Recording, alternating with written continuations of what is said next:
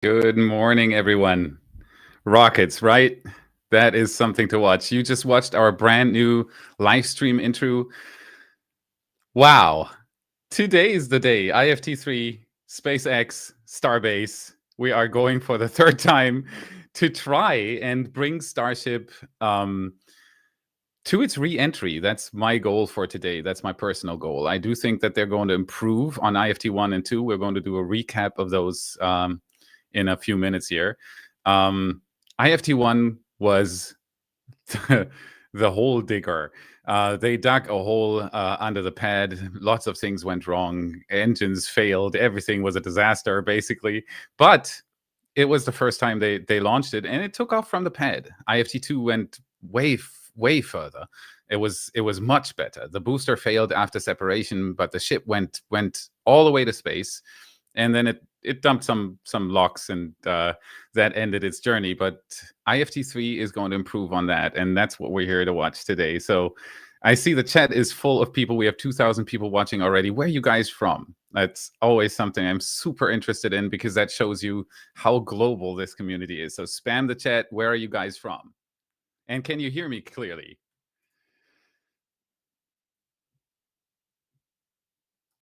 Man, this is amazing. This is the day we've been waiting for so long. And we've put so much work into preparing everything for today. Like if you've been here for the past 20 minutes or so, for like 2 minutes or so, you saw something popping up there. That's our cameras that have been running in the background for I don't know how long now, 4 weeks, 6 weeks or something like that. And there we go. We have the UK, New Zealand, Belgium, Austria, India, UK, Romania, Finland, Greece, another one from Australia, Poland, Slovakia, Egypt, India. Oh, this is just so beautiful. Australia, Sweden, somebody from Florida. Hey, neighbor. Oh, it's just so amazing. And that's what I mean. There's like the community for people here in the US. I've been here for 2 years now, a little bit under 2 years. We moved right to the next to the pads. We're like from my door, we are, I think, 10 miles away from the Kennedy Space Center pads. And when you're here in the States, a lot of the things in spaceflight happen here in the States right now. SpaceX is from the States, so a large majority of all the rockets launching are from the United States. But that doesn't mean that not the whole world is watching this. And this is the testament for it. With Japan, Philippines. I mean, look at this. Beautiful. Thank you so much for showing up tonight. We're going to have a few guests this morning. We are going to show you a few things. We are, of course, going to live stream the whole launch with our cameras on site. We might even have a camera downrange in Florida, in the Florida Keys, to catch the Starship flying by. Of course, that's dependent on if we can get the uplink and everything working, but so far it looks good. And so we are prepared for the craziest show so far in 2024. Elon Musk has tweeted, I think about an hour ago, I retweeted it as well, that they are still on track for the launch for today. So fingers crossed on the weather. We keep a close eye on the wind levels, because that might be an issue. Other than that, it's just amazing that SpaceX has brought this up for the third time. They are launching the largest rocket ever erected in the history of humankind. And that's what we're here to watch today. Okay. So I'd say the stream is still racing like crazy. I hope the moderators are not going crazy. It's normalizing now. Pakistan, lots of people from Florida. Woo! There you go. Okay, so I think the first thing we should do is watch the promo video that SpaceX released yesterday. It's a little bit of it's kind of the same thing you saw before the stream started from us. It's one of those get hyped videos, but it's done really, really well. So if we can show that right now, that would be amazing.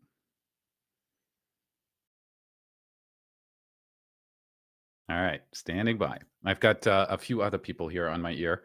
There's a whole team of people working to bring you this live stream. Yes.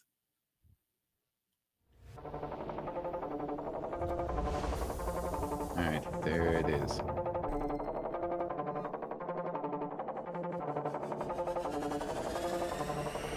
Look at those pictures.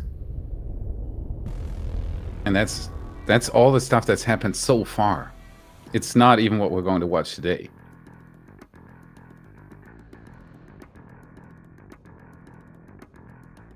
Wow.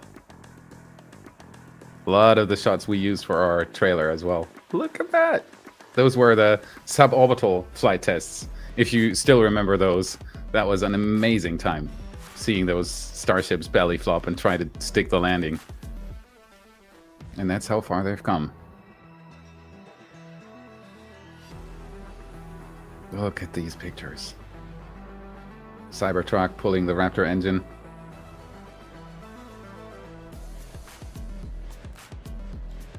And the whole control room shaking when the rocket takes off.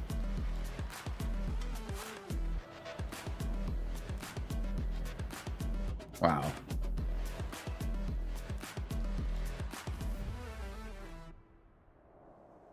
There we go. That's what we're here to see today. All right, so I was there for IFT1 on site, and I've had a lot of questions from people asking me, how is it to watch a Starship launch live?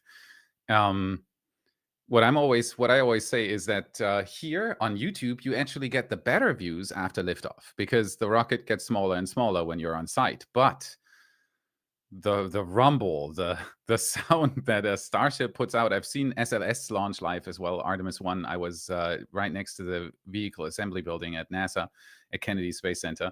And it was really, really loud, but Starship is even louder. So it's so loud that it rattles everything. It kind of feels like a small earthquake. That's why when you just saw the clip, you saw this short segment where you see the SpaceX control room and you saw the camera start shaking. That is not a fake effect. It's insane how large this rocket is. It's how much is it? 16.5 million pound-feet of thrust or something like that. It's ridiculously powerful. 33 Raptor engines on the first stage, each one capable of putting out around 250 tons of thrust. And when all that ignites at the same time, it's incredible, especially for IFT1 because they didn't even have the deluge system, that water plate that's under the pad now that spills out tons of water right before ignition. That is there to suppress shock waves. And on IFT1, they thought they didn't need that. And afterwards, they figured out that they did. But what this created was that the sound waves coming from the Starship were completely unfiltered. It started digging into the ground. Huge slabs of concrete flew out. And we saw that from 3.5 miles away. It was pretty amazing. All right. So now let's do a recap of IFT1 and IFT2. So first, we're going to show you the IFT1 flight, and we're going to talk about this, what happened during the first flight. Then we're going to talk about the second flight, and then we're going to compare both flights to get an estimate on what we actually expect from today's launch. What do we want to see improved here? So if we can bring up IFT1 next, that would be great. Thank you. That's the compare. That's IFT1. The left camera you can see there is actually me at the 3.5 miles away from the rocket. And the right picture you see that I'm covering half there. Maybe we can reduce the size there a little bit if that's possible. That or just take me out. I think it's enough if they hear my voice.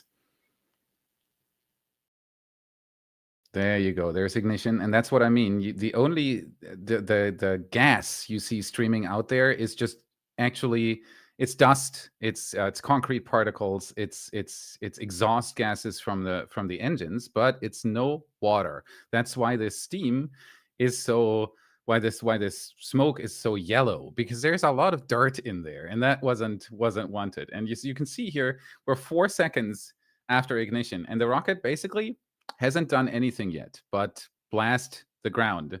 That was because initially when they ignited the booster, I think we had right from the start, we had 3 engines failing, meaning that the rocket had to burn some fuel to actually be light enough to get off the pad. That was the first thing that was massively wrong on IFT1. it wasn't supposed to do that. It was supposed to go straight up, and we're going to see that later in the comparison how much faster IFT2 was. Us standing out there 3.5 miles away, just at the border of the exclusion zone where you're allowed to be. You're not allowed to be inside that exclusion zone, and we were right at the edge of that. The view was absolutely insane from out there. You could see concrete slabs the size of a semi truck being thrown into the air, and then you can see the rocket fly. And if you look at the business end of the rocket, you just saw that flash, and you can see some dark spots there.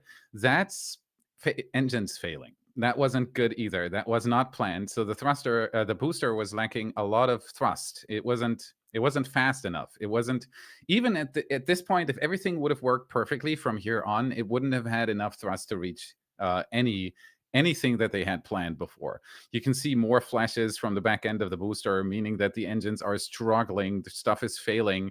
For this first launch, you also have to see that the booster and Starship still had something called hydraulic thrust vector control, meaning, yeah, there you can see the big view of the failed engines. The hydraulic thrust vector control means that the engines need to be able to move so that the booster and the Starship can control their angle of attack, their vector. And on IFT, there you can see it already struggling there. On IFT1, both ship and booster used hydraulic system, and that caused a lot of trouble. The hydraulic pressure units started busting, and everything went south pretty quickly. You can see it there. The Starship is kind of strafing through the air. You can see that by the condensate trail that it leaves behind.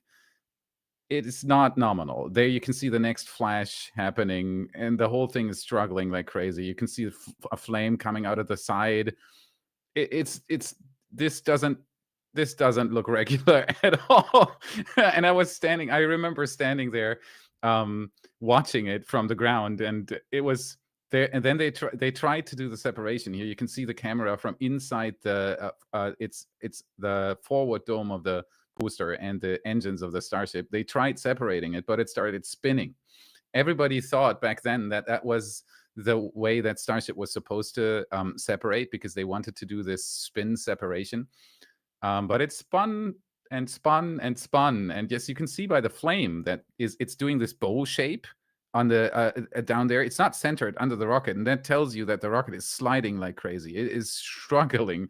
Any other normal rocket at this point would have ripped apart. Elon Musk, after the launch, he even tweeted that he was amazed by the structural integrity of the Starship, because anybody who knows about structural integrity on rockets knows that normally a rocket can't do this. The Starship kept it together, though, kept on spinning. There you can see some leaks in the tanks. It's already over, and at some point it exploded. The leaks in the tanks are likely the flight termination system that SpaceX, of course, triggered, because they saw, okay, so this is over. But the flight termination system didn't really do much.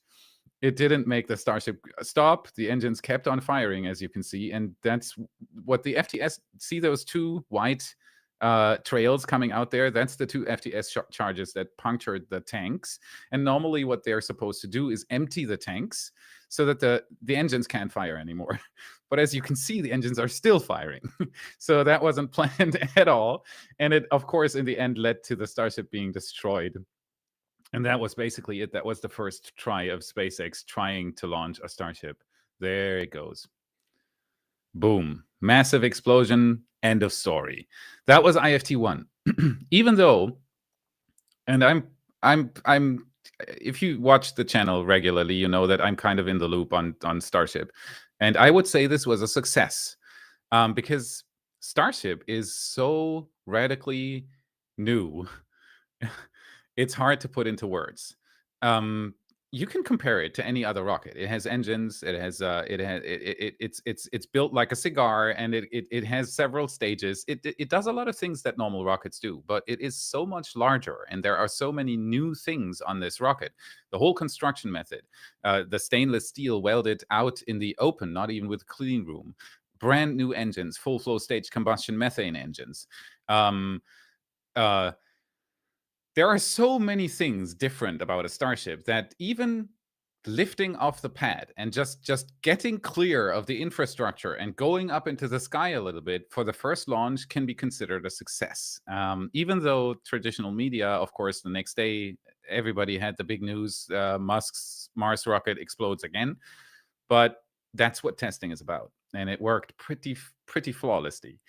So that's what happened during IFT1. We're getting a few super chats here, by the way. Thank you so much.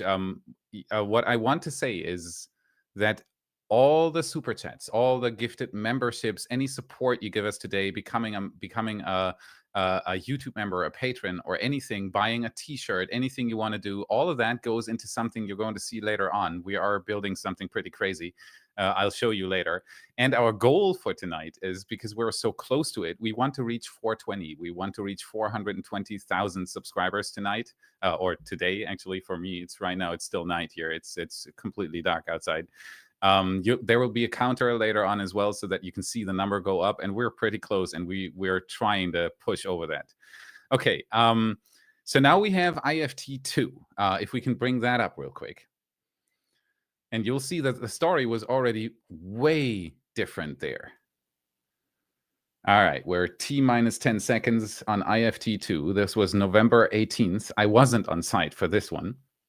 But you'll see right from the start that this is a whole different story. You see white vapor coming out largely. That's the sound suppression system, the deluge system, spewing out thousands upon thousands of liters of water. And with that, mitigating a lot of the shock waves. You can see the rocket is lifting off much quicker. It goes off the pad so much quicker than IFT1 because no engines failed. And these are all we're T plus 20 seconds, and we already have 1,000 times better result. You see the engines are firing absolutely clean. The rocket is on a nominal trajectory. Everything is working out. So that's the improvement from IFT1 to IFT2. And then I want to see so much for IFT3. We might see a flawless launch today. I don't want to jinx it, but if we see the same improvements that we saw from IFT1 to IFT2, if we see the same from IFT2 to IFT3, we are in for a ride here today. So that's going to be amazing. You can see the Starship is just going out nominally. Everything is fine. You don't see any dark spots on the booster there. All the engines are firing. Everything is great. The rocket is much quicker as well as on IFT1. And it's at that point, I think the booster is burning 2.5 tons of fuel per second or something ridiculous like that. You can see the engine shutdown there. That's staged, meaning that the outer ring goes off first, then the inner ring, and then the center 3 engines stay lit. You just saw the hot staging, meaning the Starship fires its engines, blasting the booster. And now things started going wrong. You see these puffs, these white puffs and all that stuff. This is not nominal. The booster tried to reignite its engines. Now we know that it was likely caused by slosh. There was a blocked intake, propellant intake in the booster. The engines couldn't properly relight. And you can see the thing. There it goes. That's it. Booster is gone. Yeah. That was the first thing that went wrong on IFT2. The reason for that is likely that the hot staging just went way quicker than the rocket was able to take. That's one of the changes I'm expecting to see today as well. We can already see it in the flight plan for IFT3. All the timings are slightly different there. The booster has 1 more second to do its boost back burn. So it'll be 1 second later. Considering, though, that it's just 10 seconds of a window, adding 1 more seconds on top of that gives you a 10% increase. So that 1 second is a lot. And that'll just be used so that the propellant can settle down before the engines start sucking it out of the tanks again. Because if an engine starts sucking gas bubbles, it becomes the combustion becomes unstable. And that means in the worst case scenario, and we just saw that with the booster on IFT2, that the engine explodes. And that creates a cascading effect, and then the booster goes. What we see now is the Starship continuing towards space. So it did reach space on IFT2. It didn't reach an orbit, and it's not going to reach an orbit on IFT3 either, but it was in space. We see it continuing just fine. I remember us watching this live as well. It was pretty funny because at some point you'll see this white puff. And back then I was already sitting there being like, what was that? And what SpaceX did there is they filled more propellant into the rocket than it would have actually needed. They did this to simulate a payload, because you want to, if you do these test flights, you are simulating a normal launch. On a normal launch, something. Oh, that's just passing overhead there. Yeah, that's the shot from the Keys. That's Astronomy Live, who had a telescope pointed at the Starship when it was already re-entering. So that is not a feed from SpaceX. But so what was I saying? Now I lost it. All right, it doesn't matter. So there's been a huge improvement from IFT1 to IFT2, and from IFT2 to IFT3. I'm really hoping that they're going to do the same thing. So what we have as a final video here is the comparison of IFT1 and IFT2 side by side, and there you will very clearly see what I was just talking about, how much improvement there was compared from IFT1 to IFT2. Put that full screen. Yep. And then maybe restart the thing so that we can concentrate on it, because in the beginning there we go. Okay. So we're 16 seconds from ignition. These are synchronized, as you can see there by the timers. And then just take a look.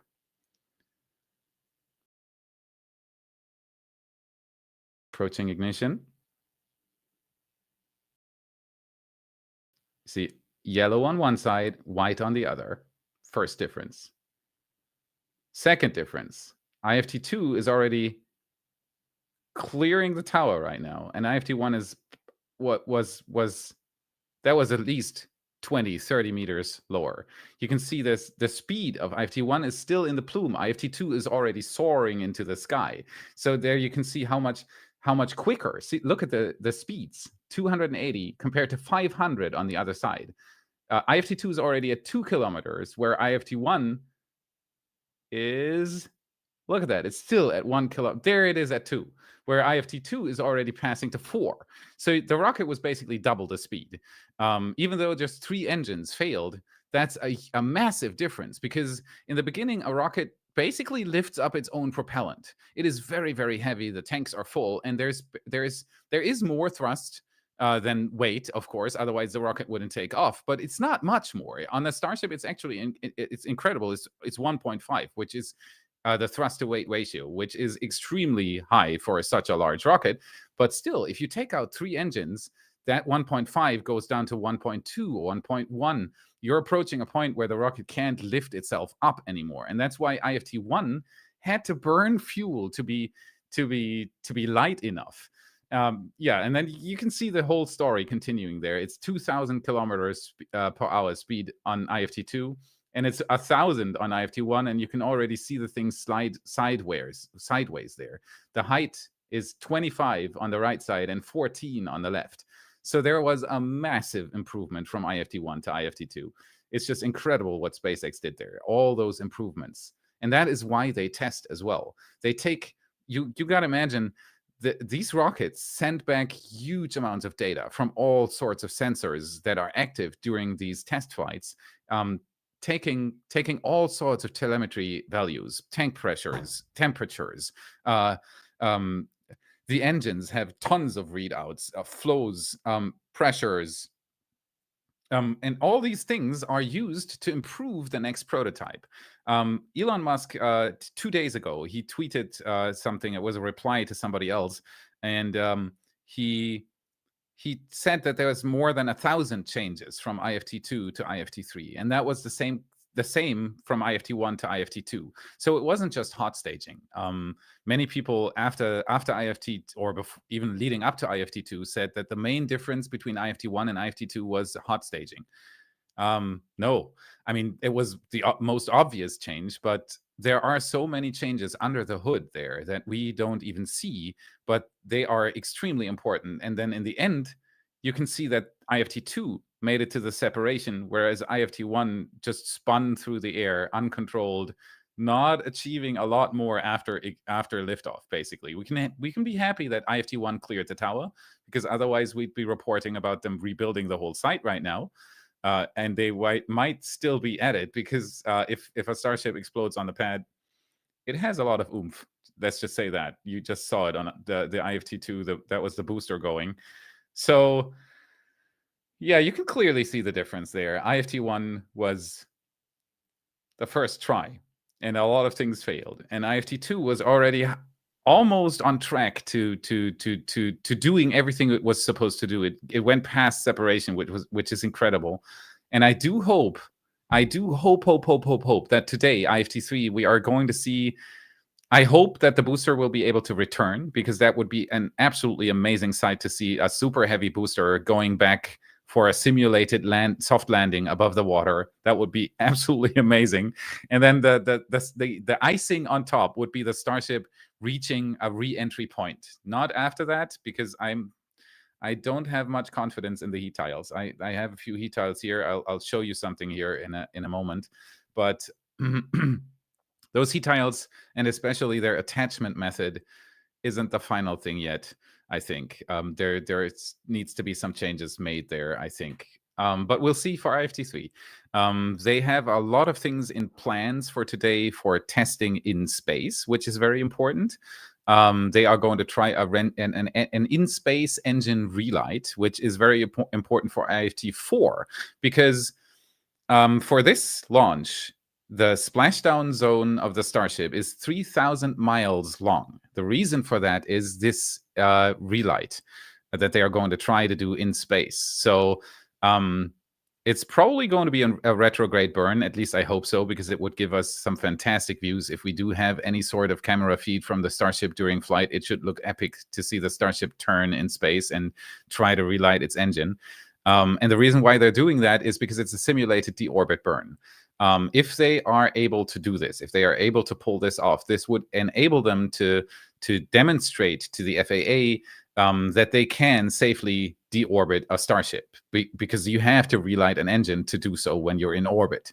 So that's number one, that I really, really hope that is going to work out today. Number two is a payload door test. And I'm pretty sure there's more to that than just opening the payload door. That's another thing for later down the road. I do think there's a possibility that IFT4 is going to have a payload, but we'll have to wait and see how fast SpaceX is with that. But their internal goal, and we know that from 2.5 years ago, I think it was a leaked email, an internal email from SpaceX, from Elon Musk towards his employees, and he said the main goal for us is to deploy a payload, because Starship needs to pay for itself. Right now, it is eating up a lot of money. SpaceX does have the money to keep funding this thing, but at some point, they need to have some revenue back from it. And that revenue are the new large Starlink V2 satellites that can only be deployed with a Starship, because they are so huge, you cannot put them in a Falcon 9. Right now, they are doing something there.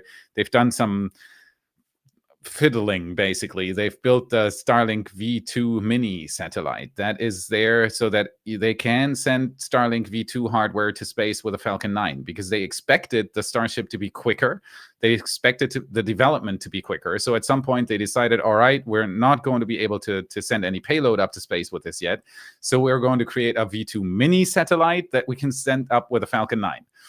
That works, but it's not what they want. What they want is Starships to deploy Starlink satellites so that they can get in revenue. And the payload door test is very, very expensive, important.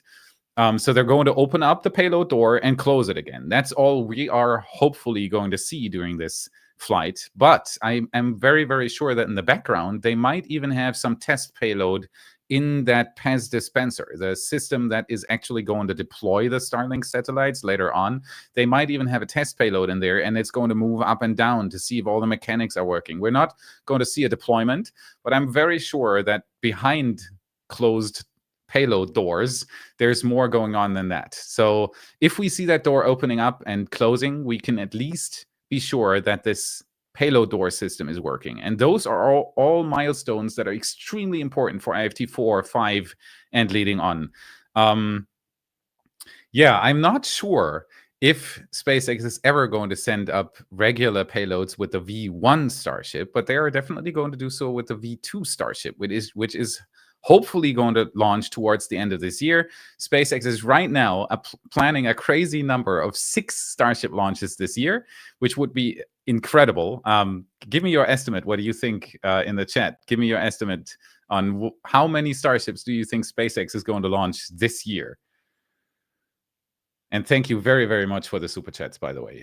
I see them going through the chat here. This is so much appreciated. We're collecting your questions, and I'll start answering some of those really soon.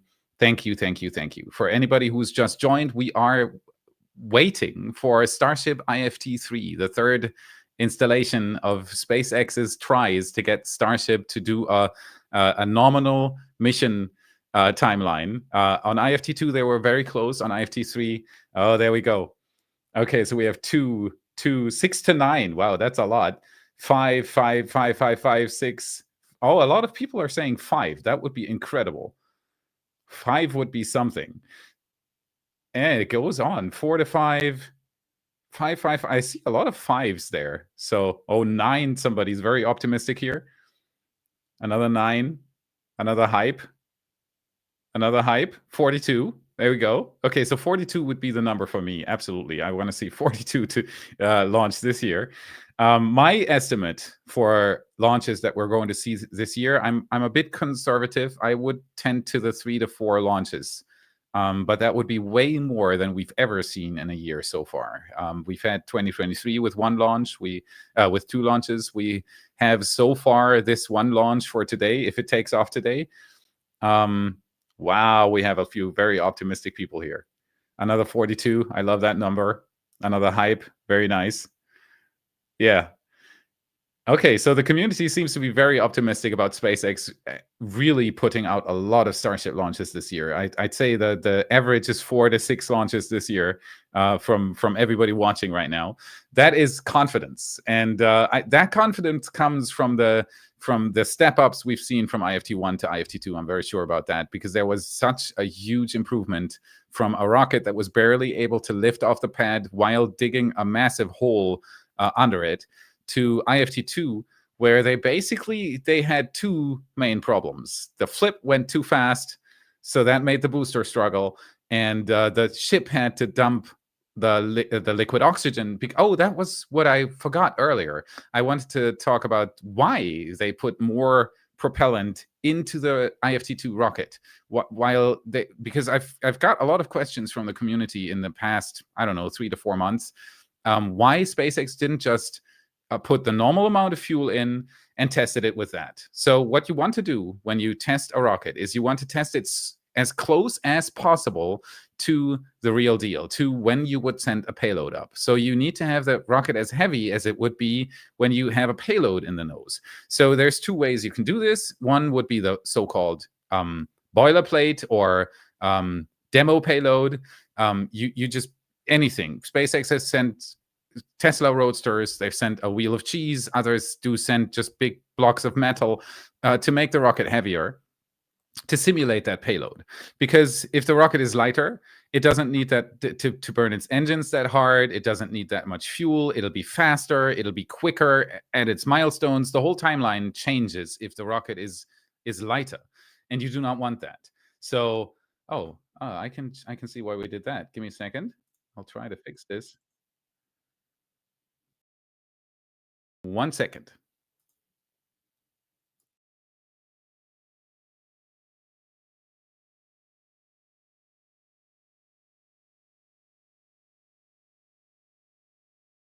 Had that problem before. I don't know what this is. This is some sort of bug in our backend. We've done a lot of custom code. We'll figure it out. We'll fix this bug and chase it down.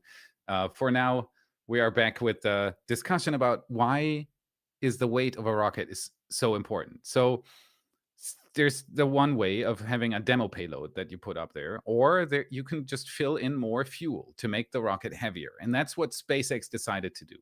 But at some point, you're past you need to get rid of that extra fuel. You can't burn it, because otherwise you'll go further, which you don't want to do.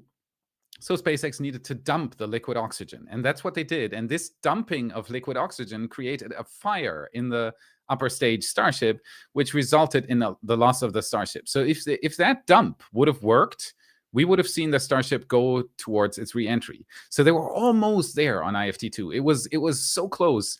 There wasn't that much missing. And so that's why I'm so confident with IFT3 that they can actually pull this off and well, at least reach those milestones of testing things in space, doing the engine relight, doing the payload door test, and preparing the upper stage for a re-entry. If they can do this, that's what we want to see. That's what we're here for today. I'm pretty sure they're going to lift off from the pad. I'm pretty sure they're going to reach stage separation, the hot staging. Then it is going to be really, really interesting to see if the booster can take this time with the changed timeline. It's going to take a little longer to spin. It's going to relight its engines a little later. It's just 1 second, but it's an eternity when it goes to rocket staging. A second is a lot. So it'll just have more time for the propellant to settle down. They have added extra slosh baffles in the tanks to reduce the sloshing of the fuel, which creates bubbles, and if those bubbles get sucked into the engines, you get combustion instability, and then the engines blow up. That's what happened in IFT2. So they've done a lot of improvements there, and according to Elon Musk, I have to say it again, there's over 1,000 changes from IFT2 to IFT3 only on the rocket itself. So it's the rate of innovation, the rate of development that SpaceX is doing is unprecedented anywhere. And that's I also often get the question if I am a SpaceX fanboy. I am not. I am a rocket fanboy. I'm a space fanboy. I'm an astronaut fanboy. You can call me whatever you want. But the reason why I'm talking about SpaceX so much is not because I'm a fanboy. It's because they are doing 80% of the news. And that's because they are so quick. It's just absolutely incredible how quickly they are with this kind of stuff. With a rocket this size, first of all, there isn't even a rocket this size other than Starship. And secondly, if there was, you can bet that there wouldn't be a test launch every 3 to 4 months. And right now, SpaceX is planning to do, for the rest of the year, they're planning to do one every other month. That's crazy. There isn't any other company out there doing this, and that's why we are talking about SpaceX so much. Thank you so much for the super chats. Let me see if we've already got a few questions here. If you have a question for me, either tag the moderators in the chat. They are going to make sure to collect your questions so that we can answer them. Send a super chat. Those, of course, are being prioritized. Thank you so much for all the support. You can see this counter up here in the corner up there. It is our crazy goal of reaching 420,000 subscribers today. This is a live counter, so every time somebody clicks the subscribe button, you'll see that counter move up, and we're going to try to do our best to give you your subscriptions worth today on presenting you IFT3. All right, let me take a look at our questions list if there is already something in there, and there is. We have a few super chats that I'd like to shout out. We have Ann Stark, thank you so much for the super chat. We have Young Quad Vet.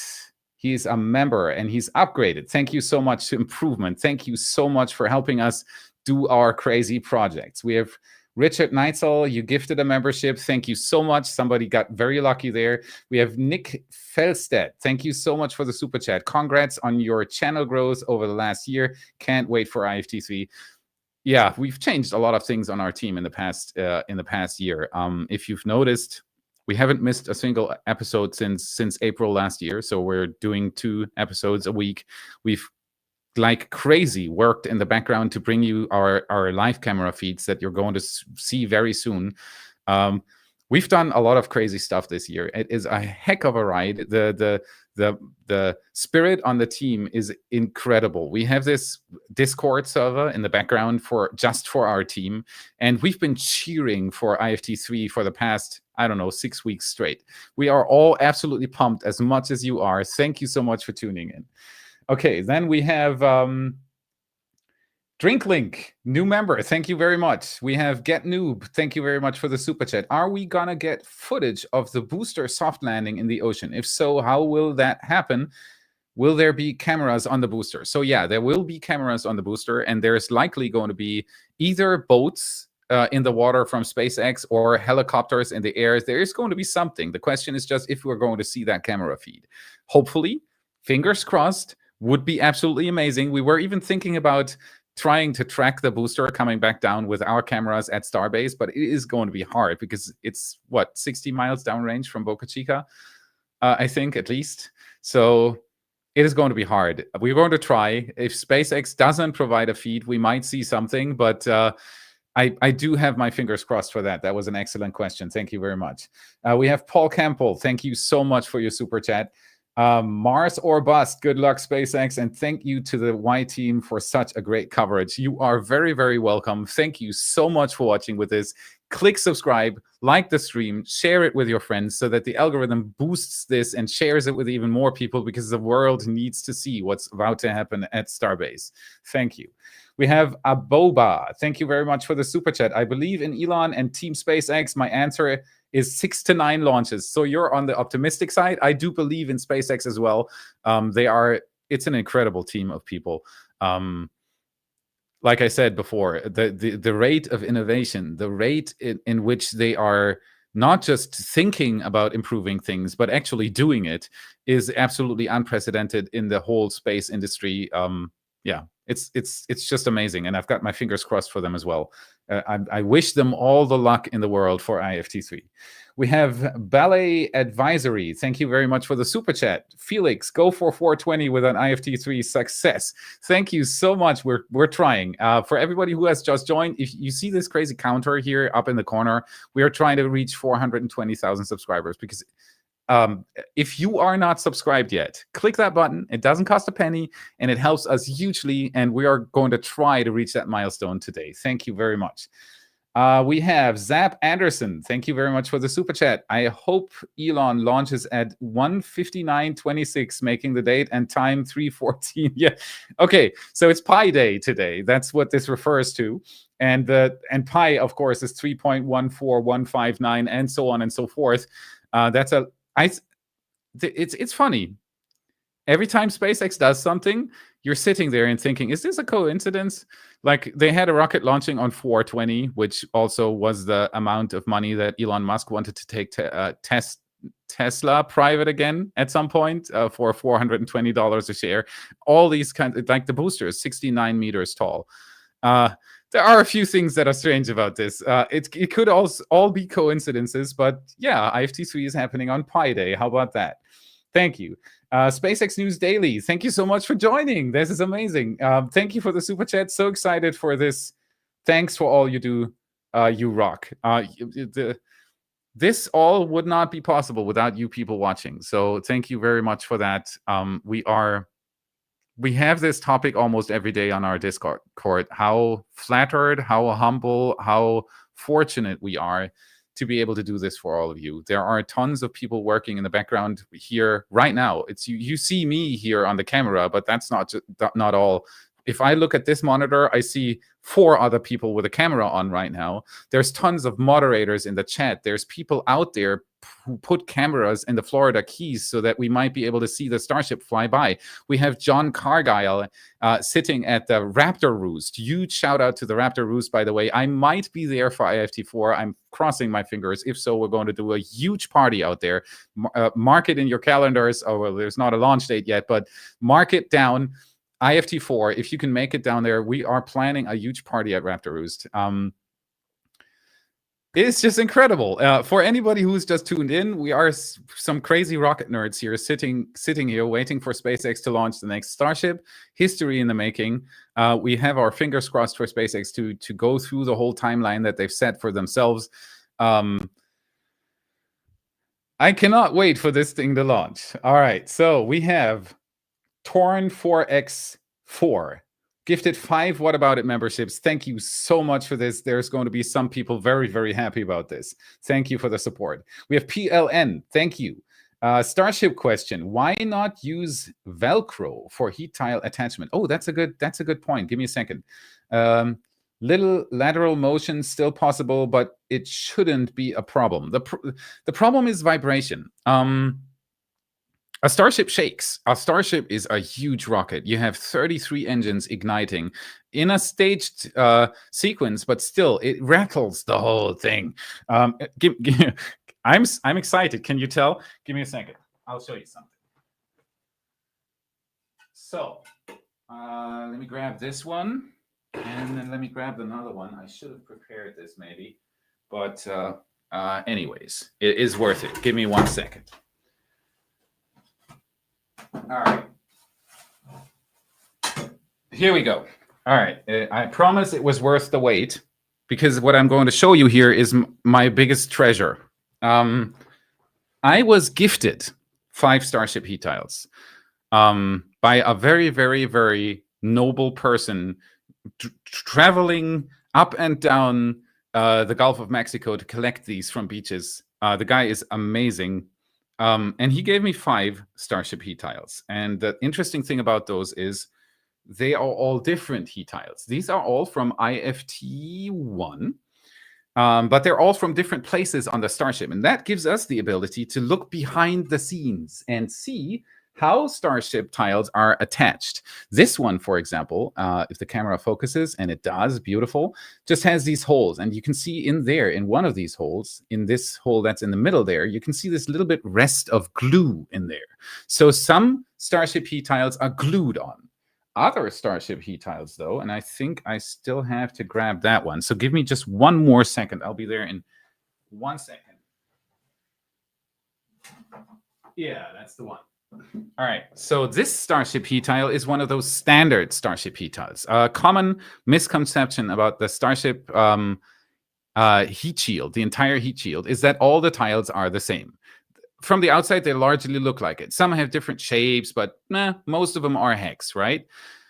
That is correct, unless when you're talking about the straight part of the Starship. As soon as you go towards the nose cone, all the heat tiles are different because they have slightly different shapes because it's a cone. So you have to adapt them to the cone shape, and that makes many of the heat tiles very different. So this is a standard heat tile. You can tell that on one side, it's just this typical hex tile, right? On the other side, though, you can tell that it is much thinner. You see these empty spaces here that's about this thick.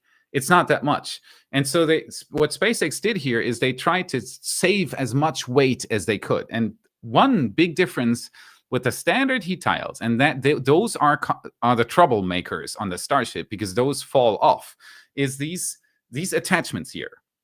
Take a look at this. You see this metal bracket here that is inside the heat tile, as you can see here. So it's inside the material, inside the silica foam. And these metal parts are connected to a pin on the Starship hull. Those pins are welded on, and it clicks into those pins. And that system, it doesn't seem to be the final version, if you ask me, because they fall off, and that's the problem. So there needs to be some sort of different attachment method, and that's what this question was about. If you could do this with Velcro, I wouldn't use Velcro. I'm not an expert, but it kind of feels to me that Velcro might not be the perfect thing to do there. While we're at the heat tiles, let me just continue this real quick, because I think I have not ever shown all of these on a stream or in an episode or something like that. Here's something special. I was talking earlier about most people don't know how different some of these tiles actually are. All right, take a look at this. This is a heat tile from a leading edge. That's a sandwich. I'll put the other one, the standard heat tile, up to it, next to it for comparison. Look at this. See that? How much thicker the other tile is? This is one of those glued on tiles as well. You can see give me a second. I don't want to drop these. You can see the glue here inside the hole. That's blue glue. That's the other method of attaching the heat tiles. And so you can see that these tiles are vastly different. It's not always just a hex, and it's not always just the same tile. In all sorts of different spots, you have different tiles on the Starship. The main troublemaker, though, again, are the standard tiles, because this attachment method with the pins is there, of course, to make them quickly replaceable, because if you glue something on, you've got a problem. Anybody who knows glue knows that it's not that easy to take it off again. So you want to have a system where you can attach the tile and take it off again and attach another one. That's why they have that system.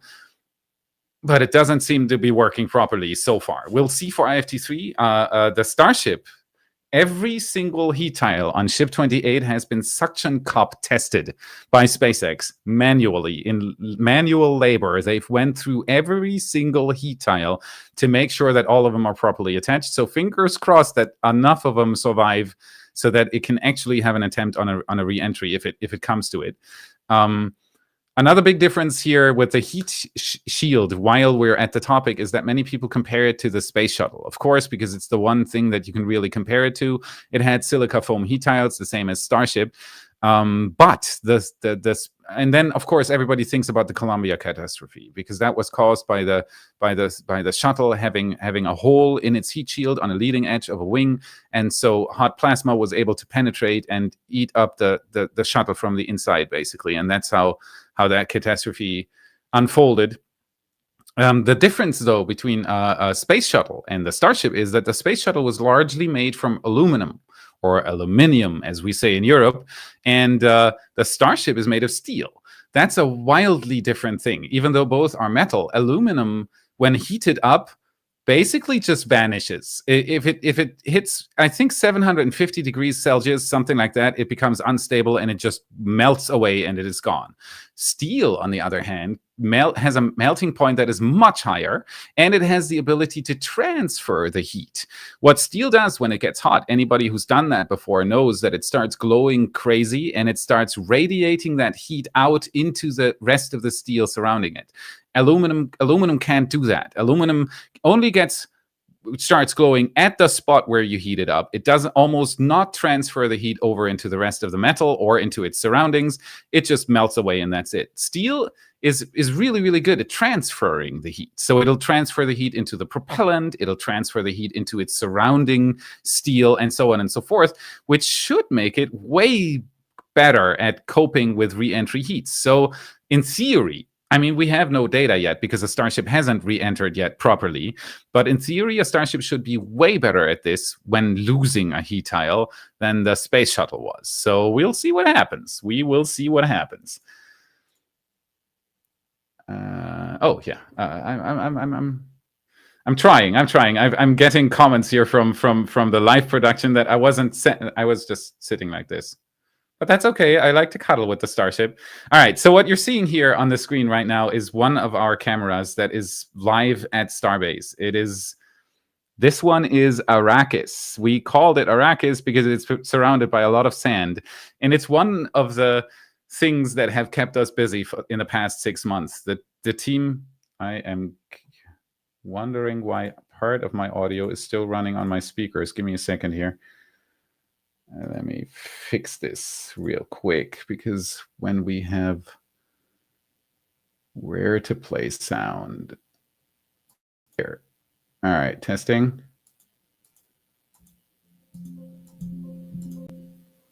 Still the speakers. I'm wondering.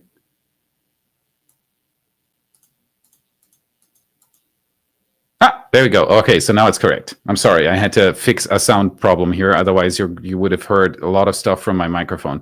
So, yeah, those cameras have kept us quite busy in the past 6 months. We've installed a lot of infrastructure out there. We have a whole network. We have a property that we can use to permanently set up cameras and so on and so forth.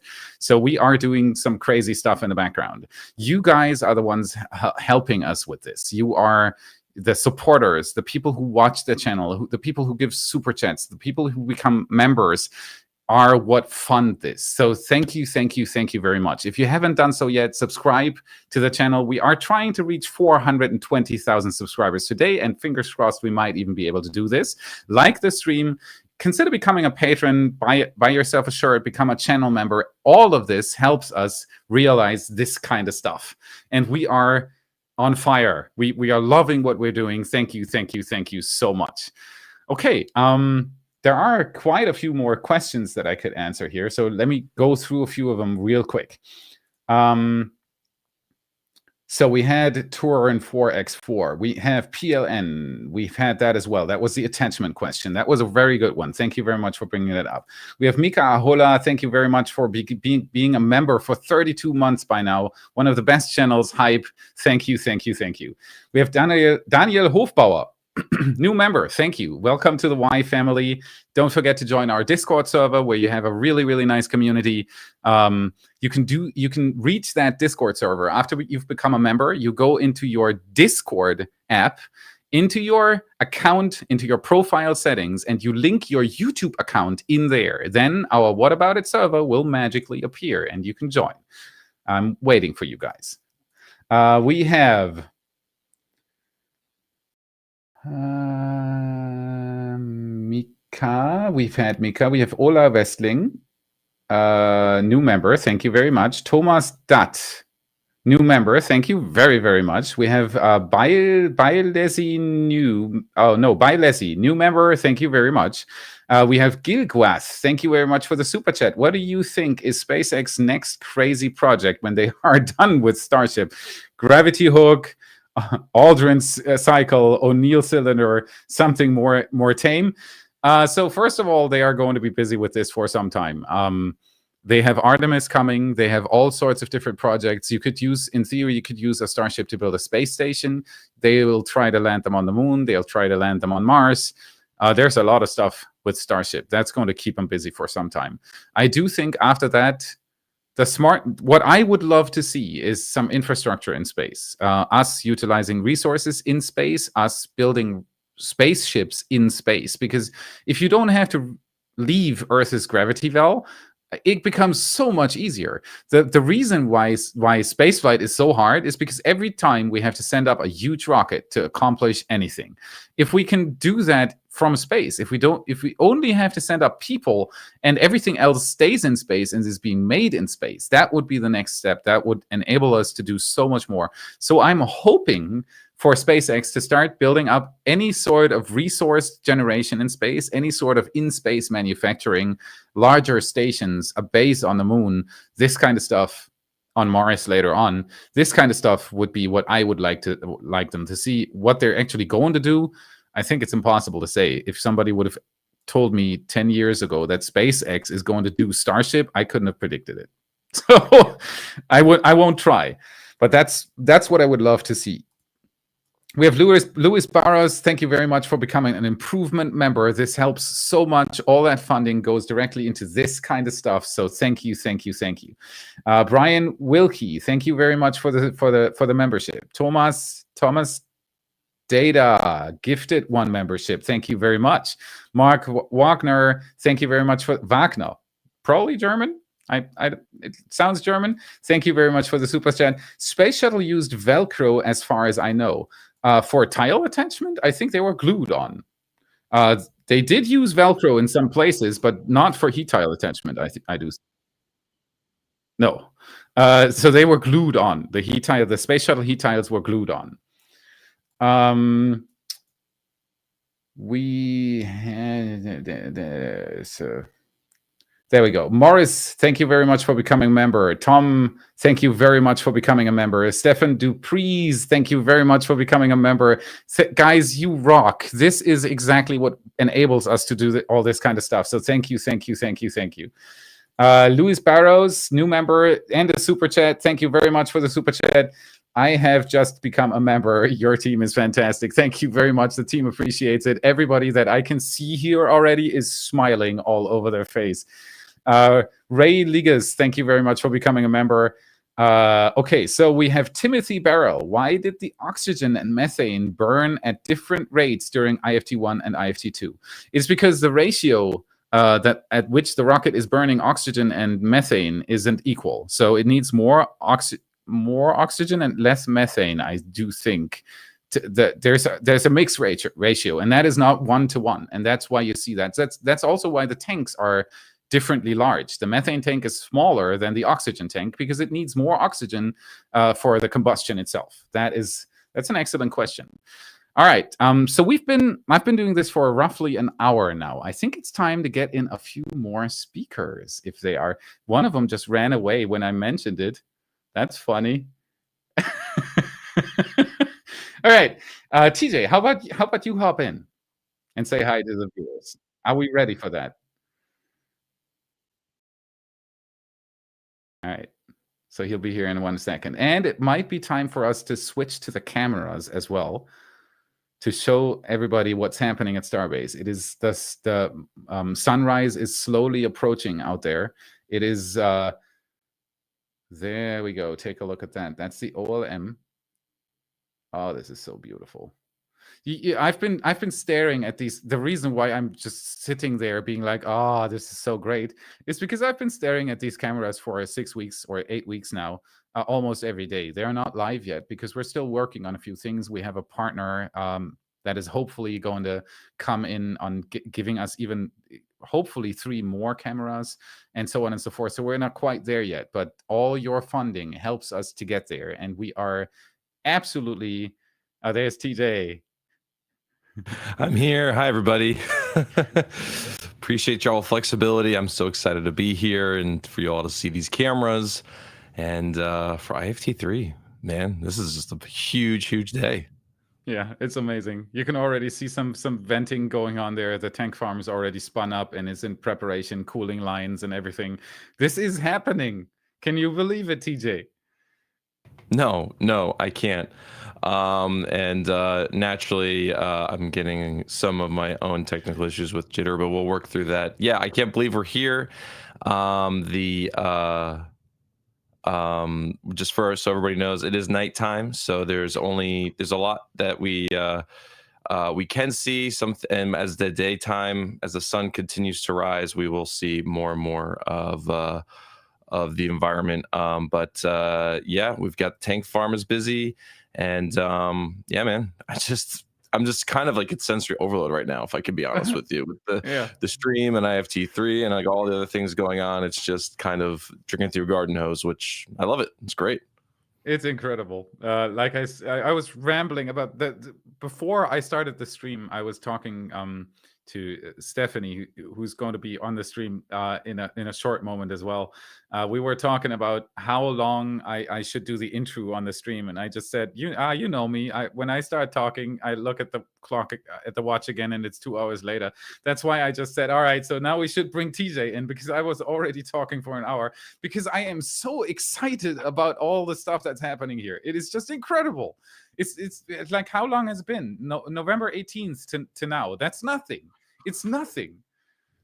And for a test flight like this, like usually it's measured in at least a year between flights. And just not only that they built a whole new vehicle, but all of the tests they've done, the repairs to stage 0, the upgrades they've made to stage 0. I mean, it's they were just doing so many things simultaneously at such an insane rate. And I think one of the things that we can credit them for is like a 24/7 operation. Like, it's not necessarily 9 to 5 operation. There's shifts, day shift, night shift, and they're running all day long. So and all night long too, which is why they're able to do so much so fast. Yeah, it's incredible. I've been to Starbase 7 times now, I think, and I've not ever. And no matter at what time of day you're out there, you can drive out there at 3 in the morning, and you'll see somebody do something there. It never stops. It never sleeps. It's absolutely incredible what SpaceX is doing out there. The speed at which they're doing this is bonkers. If we were talking, let's just imagine for a second, hypothetically, Artemis 1 did the same that IFT1 did. It blew up in the sky, and it didn't reach space, and so on and so forth. It would have taken them another 5 or 6 years to put out another rocket, because they would have been investigating, seeing what went wrong, making very, very, very sure that this is fixed before testing again, and so on and so forth. SpaceX's approach here is radically different. They put IFT1 on the pad, and they said, send it. I mean, it literally says it here on my shirt. You can't see that. It was full send was what we heard from the engineers before IFT1. They just their one goal was to get the thing off the pad. What it does after that doesn't matter. We'll see how far it goes. It's such a radically different approach. Then came IFT2, which already went so much better just because they had so much data. They are willing to waste entire largest rocket ever built to to just get test data. And the reason why they're able to do this is because their production is going so quick, their development is going so quick. It's so cheap to build them, already so much cheaper than building an SLS. I mean, especially an SLS. It's just insane. Oh yeah, what absolutely. SpaceX does out there is just incredible. Absolutely, and I'll be joining on camera in a minute.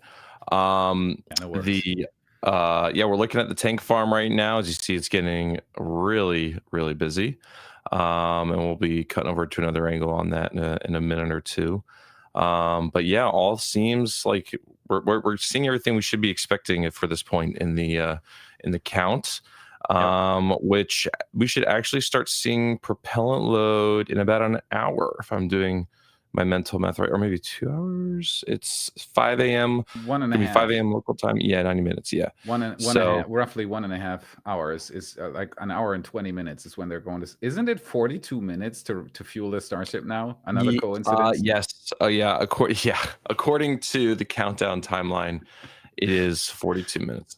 Yeah, and these like, for everybody who doesn't know, 42 or 420, 420, and 69 are numbers that kind of chase Elon Musk's projects. And every time there are so many coincidences where these numbers pop up.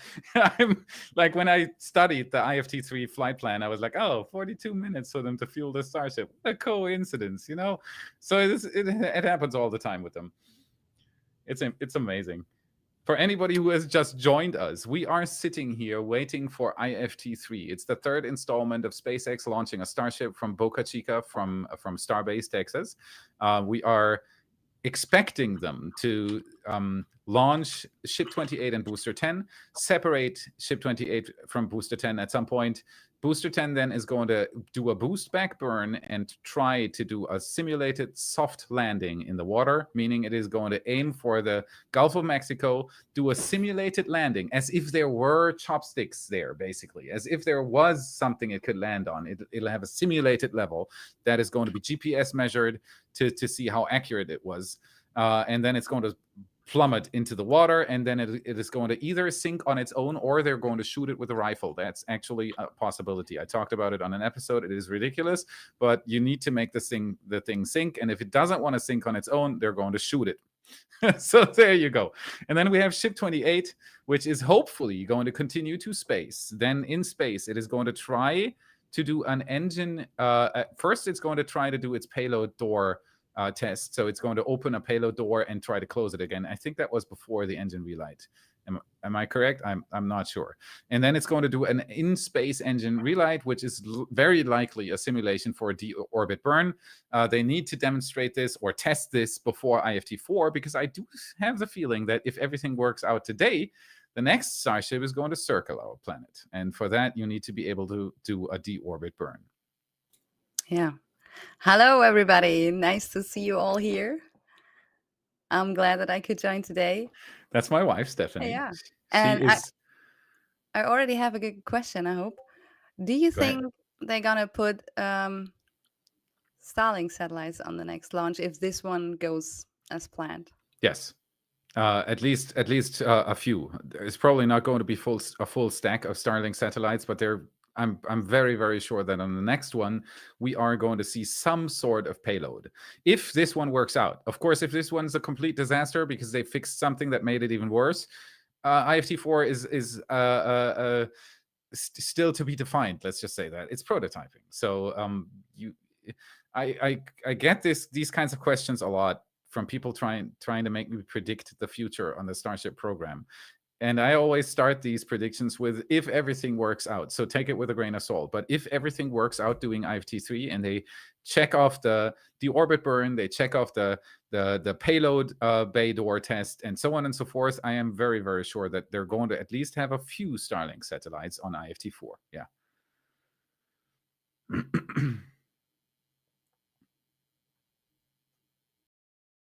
There we have the close-up view again from the pad. You see the vapor in the foreground. So the whole system is already working towards being ready to fuel the Starship, which they improved tremendously from IFT2. On IFT2, it took them, what, 1.5 hours to fuel the rocket? And now they're down to 42 minutes. And they achieved this by massively upgrading their subcooler capacity and their pump capacity. So they have way more pump flow rate at their disposal now, so they can quickly tank the Starship. The reason why they're doing that is not because they want to make us weight less. It's because the longer the cryogenic fuel is in the rocket, the more time it has to warm up. And when cryogenic fuel warms up, it turns back into gas because it's only liquid because it is so cold. So by heat transfer through the steel, through the hull of the rocket, the propellant gets warmed, and then it needs to be taken out of the tanks again because that raises the pressure in the tanks, and that's basically wasted fuel. You do not want to have that. You have to either recool this with a kettle reboiler and fill it back into the GSE tanks, and then you could fuel it again. But generally, you don't want to do that. So you want to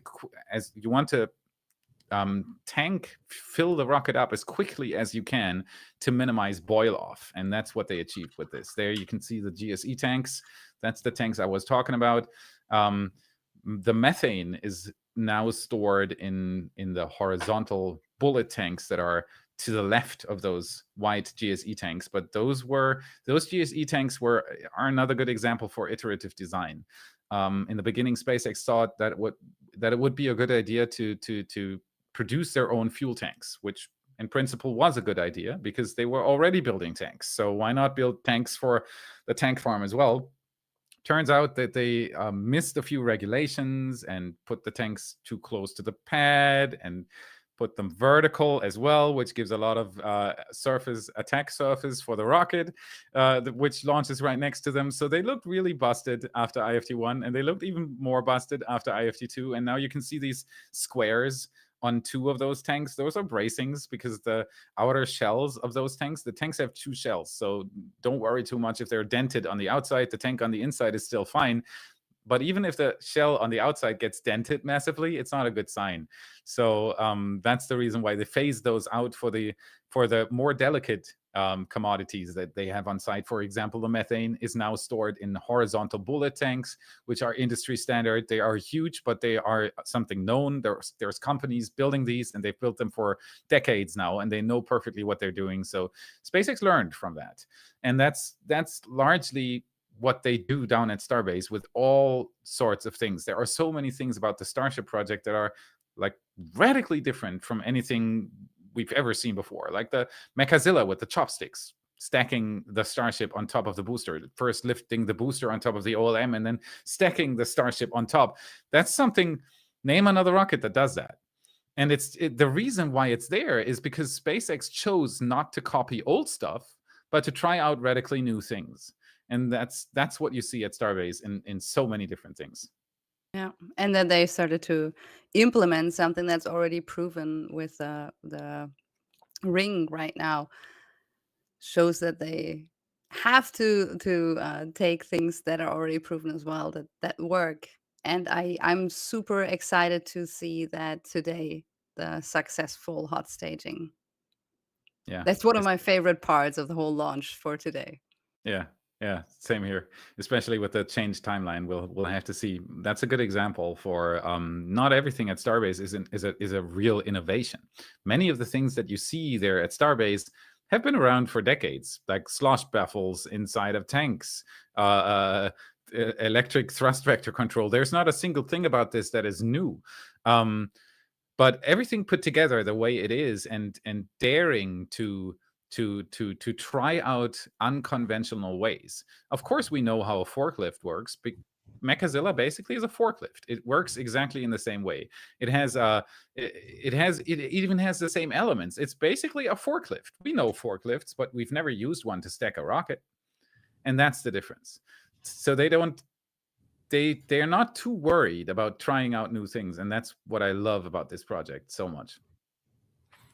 Yeah, it's kind of the SpaceX way to take tried and true methods from the space industry and outside the space industry and put them together in ways we've never seen before.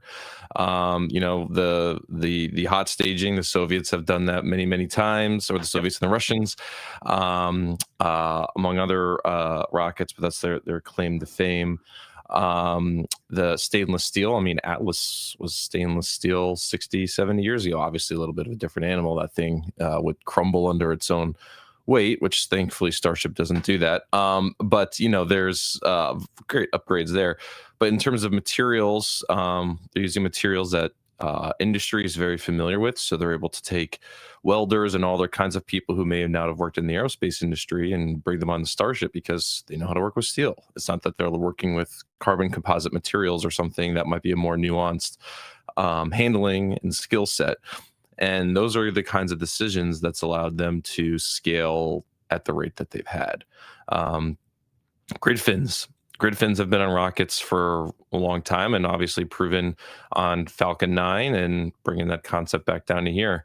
I'm even curious, you know, Elon's mentioned before with Falcon 9, they could probably get away with 2 grid fins.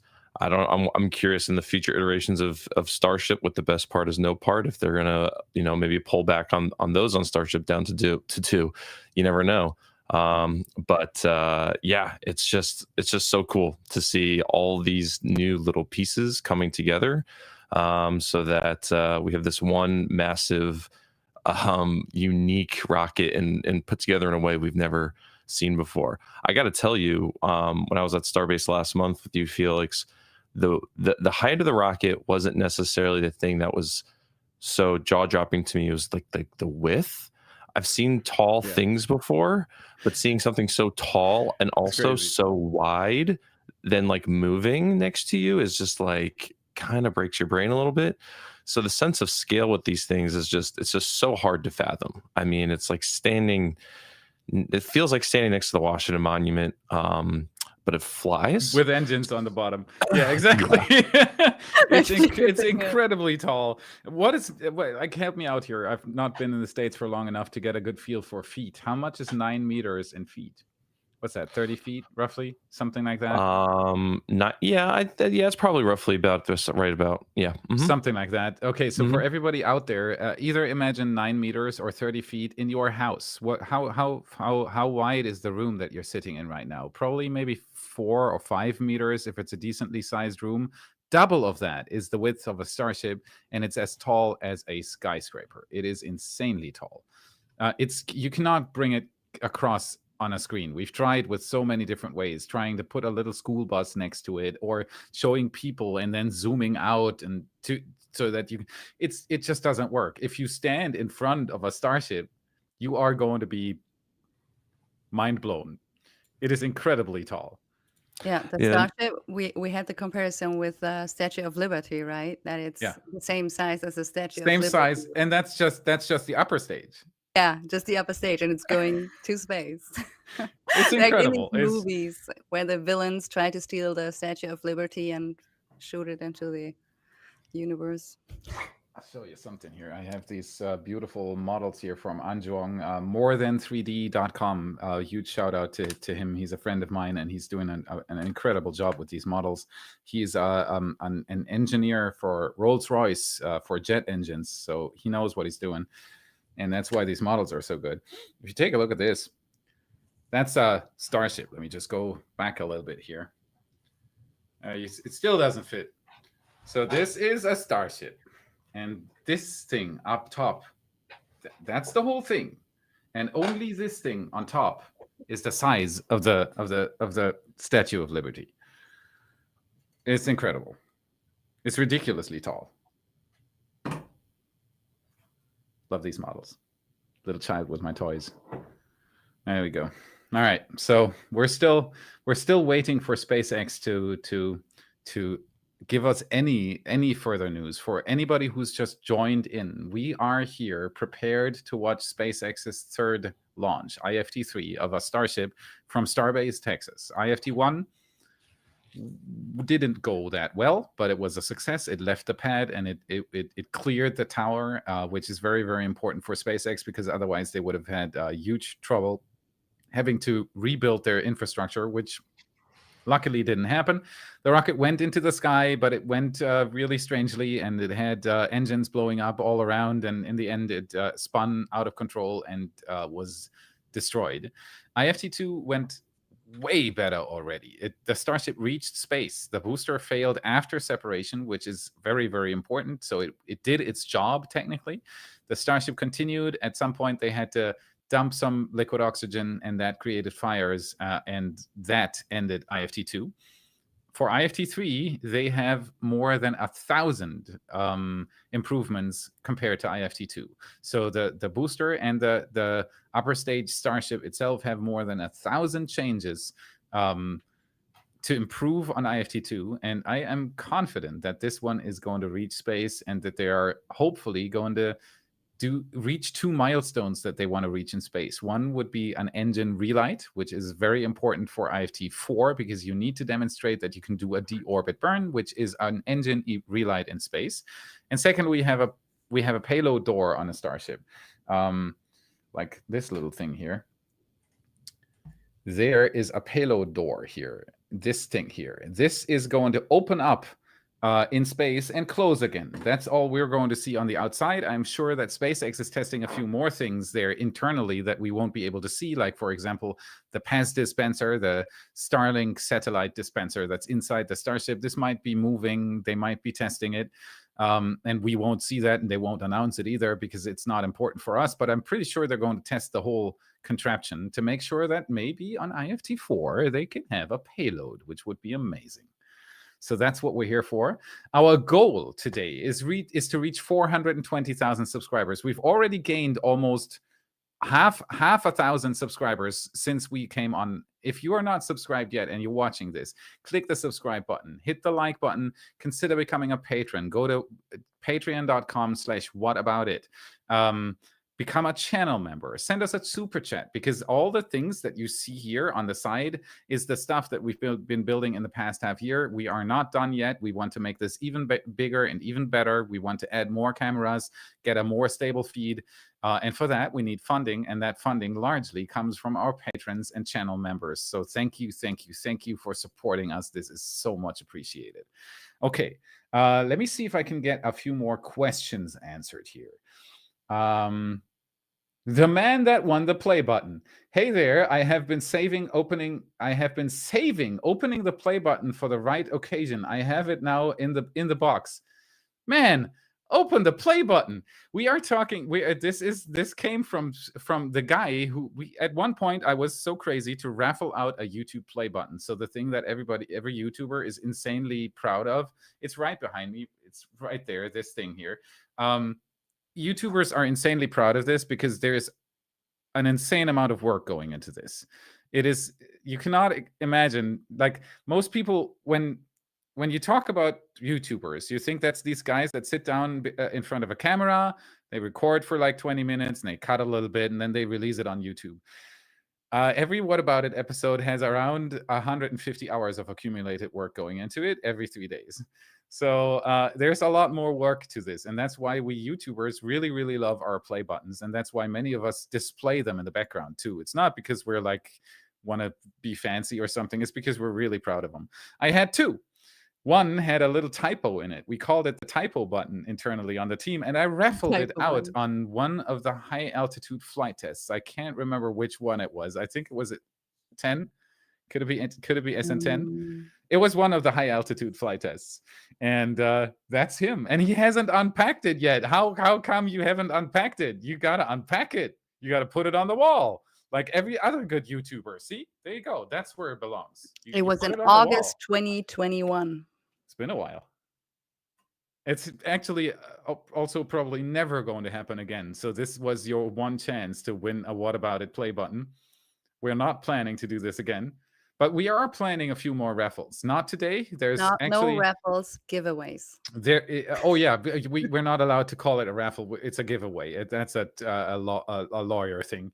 So we wanted to do a giveaway. Is that correct? Yes. That is correct. We wanted to do a giveaway today. It just didn't work out. We're going to do it for IFT4, so you have something even even crazier to look forward to. It is about sending things to the edge of We're space. not gonna do that today, though. No, we're not going to do that Yes, today. Like I but said, it's you something to can look look forward to that on IFT4. So we have a few things in the plans. And again, you guys, you supporters, enable us to do all these kinds of things. Our satellite imagery, our photographer who doesn't just take the pictures from the ground, who's also weekly on a helicopter, all these kinds of things.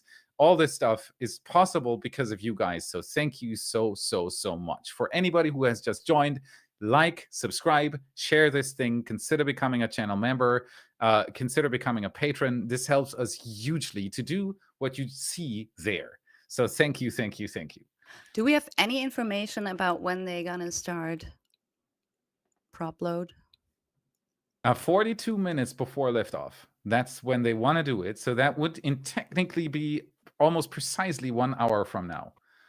And it is going to be, if everything goes as planned, it's going to be 12 minutes before SpaceX goes live, but live themselves. And then we're, of course, going to alternate our cameras between our cameras and what SpaceX can bring us, because in the end, you cannot top the camera on the rocket. No matter what you do, no matter how much you invest and how crazy you are, you're not going to top the camera on the rocket. So we are going to alternate between our cameras and what SpaceX has to give us, and that's going to happen roughly 30 minutes before T-0. They are supposed to go live, and I really hope this is going to work out today. I'm so pumped about this. This is incredible. What you see here in our live feed is the tank farm already being very active. As you can see, there are chilling propellant lines, preparing the whole infrastructure to actually be able to fuel the Starship. Because what you've got to keep in mind is that those cryogenic fuels, it's in the name, are very cold. And so what happens if you send something really cold through something that hasn't been pre-cooled before you send it through, it is going to be very cold next to room temperature. Like the pipes, for example, that lead, the propellant pipes that lead towards the Starship, that the fuel goes through, they need to be pre-chilled so that they are not at room temperature when the bulk load of the propellant starts running through, because it puts huge amounts of stress on the pipes themselves. If they cool down too quickly, it's going to make them brittle. It might make them break altogether, and you create a lot of fuel boil off, which you don't want to have either, because you've got 42 minutes to fuel the Starship, and every bit that boils off, it adds time on top of that. So you want to reduce that, and that's what SpaceX does right there. And it's amazing to see. Again, and it's impressive to see that we had, I think, almost 7 months between the first and the second launch, and now it's only 4 months. So, yeah, and SpaceX has already announced that the plan for this year is to launch up to 6 Starships. That's what Elon Musk said, and up to 6 would be every other month from now on, roughly. I mean, A we have little the bit next more, step actually. almost ready, right? We Ship even have the 29. static fire. They with had Ship 29. to cancel their testing, though. That was funny. They had a little bit of like Ship 29 was rolled out to the pads on March 7th, I think. Recently, definitely recently. And we were very surprised on the team, because SpaceX was already in preparations for IFT3, and you can't have another Starship sitting next to a full stack Starship launching. It's too risky. So we were pretty surprised. But what I do think is SpaceX expected the Ship 29 to go through that static fire, which they wanted to do quicker, but they had some trouble. In the end, they were able to pull off the spin prime test on the second try. So that worked out. But after that, they didn't have enough time left. So they had to pack it all up and move Ship 29 back to the high base. And that's what they ended up doing. So the thing is back safe and sound at the high base, tugged away for IFT3. And as soon as IFT3 is done, I'm pretty sure a day or two after IFT3, we're going to already see SpaceX roll out Ship 29 again to the suborbital pads, so that it can continue its tests. And they are going to put a lot of work into refurbishing the pad and getting it ready for IFT4. So we won't wait that long for IFT4 unless the Starship doesn't explode on the pad today. And it shows we us don't again how important it is to get the Massey site ready so that they can do all the pre-flight testing there, all the static fire spin prime tests. And there's so much improvement there. I can't wait for the site to be ready. Yeah, same here. What Steffi was talking about there is Massey's. At some point, Massey's was a shooting range. There was nothing SpaceX owned out there, but it's very close to Starbase, and it has this unique feature of having a water channel surrounding it, which is really, really cool and useful for SpaceX. So they decided to buy the place, and they've now rebuilt it into a test facility. They want to do engine tests there. Right now, SpaceX is still doing the engine tests at the launch site, not too far away from that full stack, actually. But the problem with that is, as soon as your launch cadence goes up, you cannot have a static firing Starship right next to a Starship that wants to launch to space, because it's the largest rocket ever. It produces huge blasts coming out of those engines, and you can't have another Starship next to it when one is launching. So you're blocking each other. You can either do the static fires or you can do a launch. And so at some point that would create a problem for SpaceX. So what they decided to do is they rebuilt this whole Massey site into a test range for Starships. They're going to do engine tests with Starships, and then tests with maybe even boosters. I don't know what they're going to do there. We haven't seen the booster test stand yet. Everything I think they have built so far is for Starships, but it might be wrong. But we're definitely going to see a ton of static fires out there, maybe even single engine test stands, so that they can separately test an engine and don't have to, so that they can basically take it out of a Starship, test it separately, put it back in, all this kind of stuff. That's going to be Massey's. And then you have the production pipeline, even more evolved. And I can't wait to see when they start to actually build the second tower on site. I mean, we've seen so many preparations and putting things together. It's going to be fascinating. And we finally know where it's going to go. That was the big mystery of last year. I said for a long time that I do think that the suborbital site is going to be where the tower is going to be built, because there were two options. It's either the suborbital site where SpaceX is right now doing their static fires, or it would have been expanding the launch pad area, because they would have needed more space if they would have left the suborbital pads there and built another tower additionally. They would have needed more space. And getting that space is really, really hard. Fish and Wildlife Services is really relentless with their assessments, and every time SpaceX wants to extend their footprint, there is a lot of testing, checking, assessments needed, because it's in a protected area. The area surrounding Starbase is protected wetlands, and that doesn't make it easy for SpaceX to extend its footprint. Yeah, and Felix, why don't we talk a little bit about some of the things we've observed with the upgrades to stage 0. Mainly, the first thing that comes to mind for me is the steel cladding all over the place that they're adding to the base of the tower and things of that nature. What are some of the interesting upgrades you've seen to help build up some robustness of stage 0 so that they can actually get this flight cadence they're looking for? Yeah. So the goal behind that is, if you want to have a rapid reusable rocket, you need to have a rapid reusable pad as well. It's nice if you have a rocket that can launch 3 times a day, but if you need to refurbish the pad for 2 months after each launch, which currently roughly is the case, it doesn't matter how quickly you can launch the rocket, your bottleneck's going to be the pad. And so what SpaceX is trying to do here, and I'm pretty sure we're not looking at the final design there either.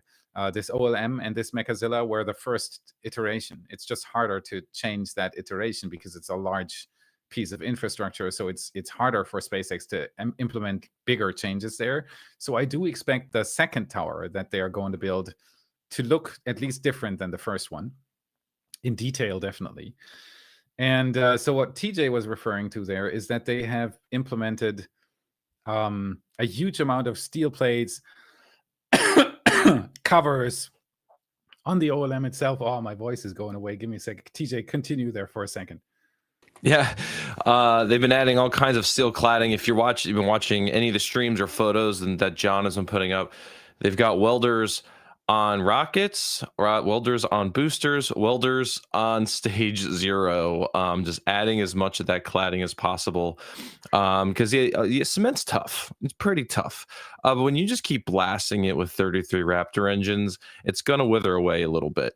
So what's much easier for them to do is to replace steel cladding rather than replace cement that they've had to pour and form and build, all kinds of structures on top of stuff. Because you can put the strongest cement in the world, it's going to break up. If you look at at NASA at the Cape. Yes, the flame trench is made of cement, very durable cement, mind you, but it does require refurbishment every so often. But also what they do is at the base of the rocket, they have what's called a flame deflector, which is made of metal. And that's basically the sacrifice, the item that gets sacrificed. They know that it can withstand so many launches, and that takes the brunt of the thrust at the bottom of the rocket. And then after X number of launches, they'll pull it out, either replace it or repair it and bring it back in. Same kind of methodology here. But with SpaceX, due to the fact that they have the OLM, they don't have a flame trench. They're just dispersing that thrust in every direction. And with the bidet they've got down there, which is another quite innovative feature, they have opted not to do the flame diverter, but it doesn't mean that the thrust is not getting sprayed or pressed in every other direction. So if you're near that rocket, you're probably going to be wrapped in steel at some point. So you get a nice big steel hug, so that way you don't get a hug from Raptor. Yeah, so that what they basically try to do is cover every surface that is touched by the flames with any sort of protection. So where they couldn't put the bidet in, the deluge system, they covered everything with massive steel plates. So the OLM itself is even more covered than it was during IFT2. And at some point, the tower is going to be covered even more as well. They've added cover on the lower levels of the tower already. But I do believe that in the end, the whole thing's going to be covered.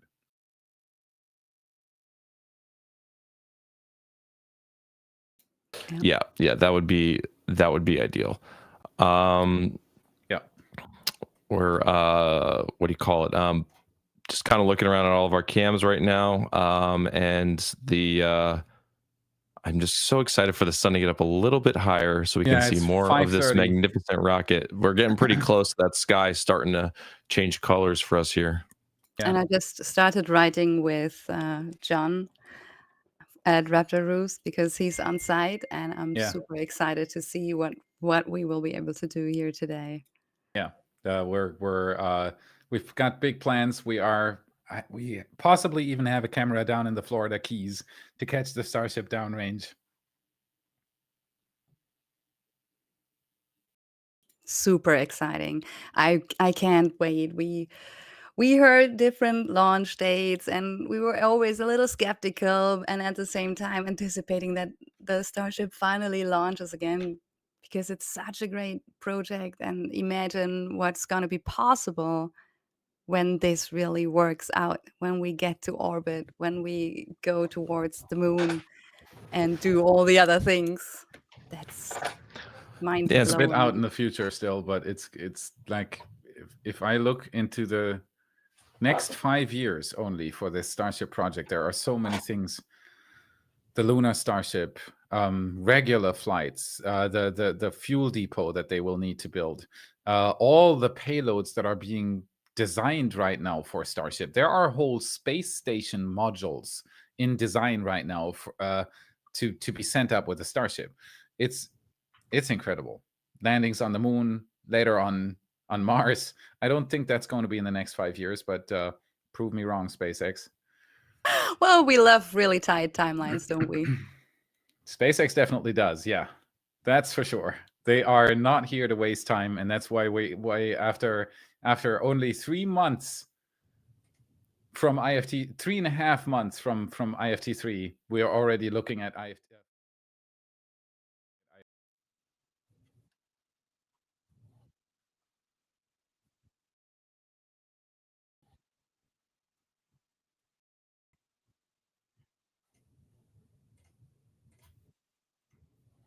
fueling the Starship.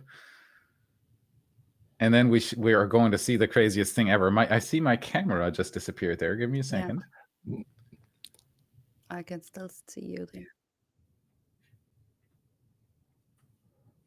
Stand by, folks. Just working through a technical problem here. Yeah, and I can already see him. So Felix will be back any second. If you just joined the stream, we are waiting for the third flight test from Starship, which is the biggest rocket ever built so far. And we're anticipating the launch to happen in roughly 1.5 hours. So we're going to soon have fuel loading to the booster and ship. And then if everything works out, goes right, we'll see ignition in about 1.5 hours. So fingers crossed for a smooth fueling process and all the valves working as intended. We can do this. And in honor of the stream and this Pi launch date we of course have a very suspicious goal as well. We want to reach 420,000 subscribers. So hit the subscribe button and make this rocket go. And thank you all so much for being here. We love this, and we're so happy that we're able to share this with you again.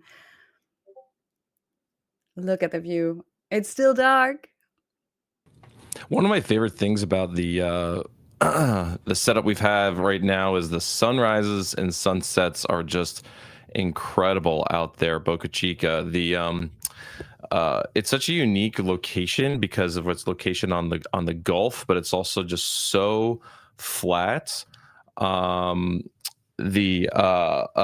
get just an incredible skyline. You know, most other beaches in this country, you know, or really anywhere, there's buildings, there's just so many things in the way. You don't get these beautiful sunrises and sunsets, and at Boca Chica you get both, and which is one of the reasons why I love seeing photos from John that he's posting pretty much every day on X and on our Patreon and on our YouTube. These incredible colors that you see reflecting off of the rocket, the purples and the oranges, and it's just such an incredible place to be. Give me 1 second. I'm working on we're working through getting the cameras sorted through there, Steffi. Yeah, as you saw, my audio is working, but the video isn't coming through. So we're kind of working through that right now. So Steffi, you are our solo person on camera right now. So perfect. Welcome to the party. What do you think? How likely is this? And you in the chat as well. I don't know how much you follow the live cameras out there, but what are the odds that we're gonna have a beautiful sunrise and a twilight launch today? What do you think? What are the odds? Let me know in the comments. Because imagine that. Not only a Starship launch. I know people love a nighttime launch, and I definitely appreciate the reasoning why, but I like watching the full rocket, so that's just something I'm a little biased towards. So if we can get some sunlight, I'm not looking for a huge delay, but I'd like to see more than just flame trench or you know, Raptor lights. You know, that would be ideal. I love that. Yeah, sunrise is around 7 a.m. So that's when the rocket's supposed to launch. Starship. Yeah, let's see. Maybe we have some more questions we can answer. If you'd like, we can also cut to the comparison. I know this was covered earlier in the stream, but it might be good for us to regroup on what we saw with IFT1 and IFT2, and just discuss the progress that's been made up to this point. So let's cut to that real quick so we can. Yeah, and I want to real quick thank Mark Austin, new member. Welcome to Daydream. And we have Kyle Hondert. I love butchering names, and because Felix isn't here, I get the opportunity to butcher your names. That is something special. John Vitalo, welcome to the Y family. And we have Paul Palagi, Jörn Grühl. That's a nice name I can pronounce. Andreas Schmitz. And yeah, look at that. Felix is back with some awesome, what are they called in English? I don't know, coffee? What does he have? The little drops that you can put in your mouth so your voice doesn't disappear all the time. So he's prepared and he'll catch you up on IFT 1 and 2 as soon as he's back. Yes, we're just taking the opportunity to regroup with the audience. Some of the comparisons between IFT 1 and 2. The biggest difference you'll see between 1 and 2 is the color of the clouds there. On the left, it's got more of a beigey color with IFT 1 because that's cement dust. And then on the right, it was more of clearer because they had the water deluge system functional, so they weren't blowing up any more cement at the base of the pad. Just a couple quick observations. You'll notice that already in the flight, they're at an altitude of 2 kilometers, and at IFT2, but IFT1, they just got to 2. Now IFT2 is at 4. And that's mainly to blame. There is the fact that Raptors are just kind of falling off with the IFT1 Starship. So yeah,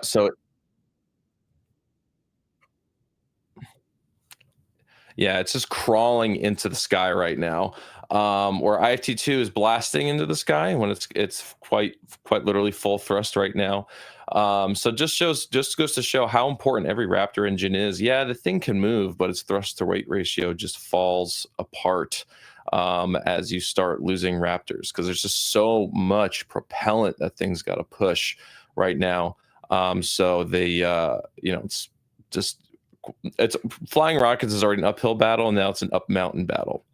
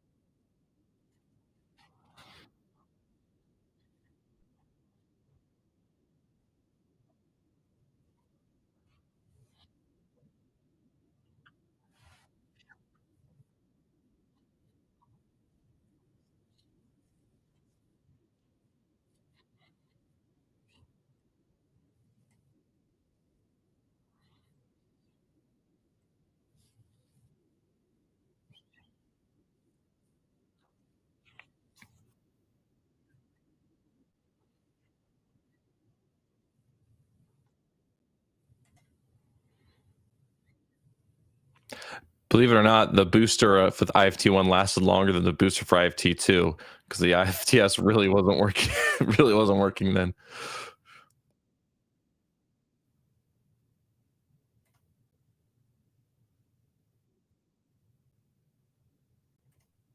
Yeah, test. Oh, he's here now. I'm here now. So I was talking all the time. Sorry. So what you're seeing there on the IFT1 screen is that the rocket's already out of control. It is spinning around. Engines have failed. You can see these two small white trails. That's the FTS system that tried to stop the rocket. What the FTS normally is supposed to do, it punctures the rockets.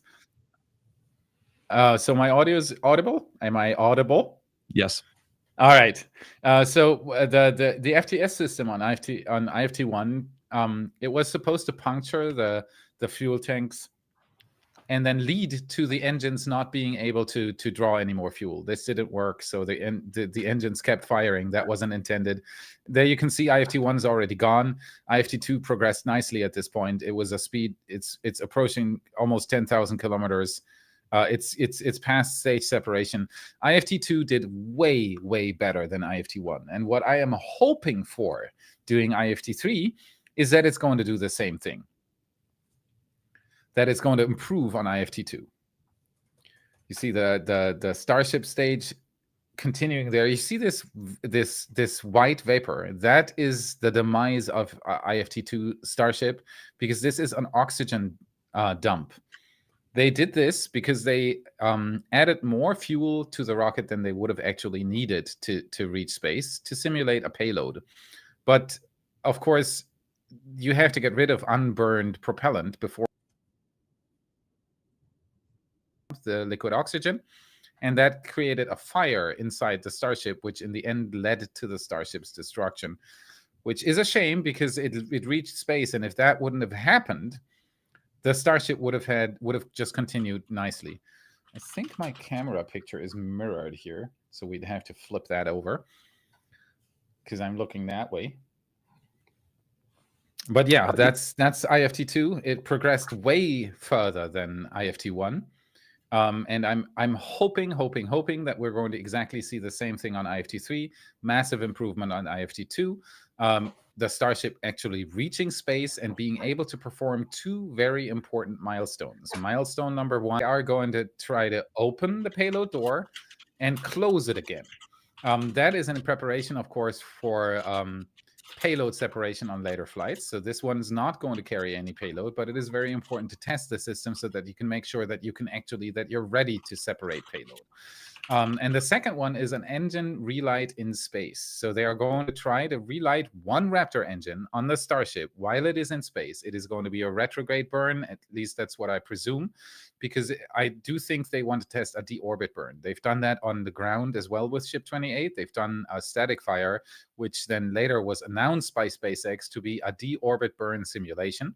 And I do think that they're going to exactly try that in space again, to ensure that IFT4 is able to re-enter in a planned way. And so if they reach these two milestones, that would be amazing. I think we can switch back to the cameras at Starbase. There you go. Beautiful. You can see the tank farm working there in the background already. So what's happening right now, we are 46 minutes away from possible liftoff of the Starship. What they are doing here right now is they are preparing the tank farm for fueling. So you have to pre-chill all the pipes, the propellant lines, everything that is connected to the Starship needs to be pre-chilled. And that's what they are doing right now. At 42, T-minus 42, they are going to start their fueling process. And at T-minus 30, we are hopefully going to see SpaceX come online with some views from the pad there. So what are our cameras doing there? We have a few glitches there. Give us a moment to sort that out.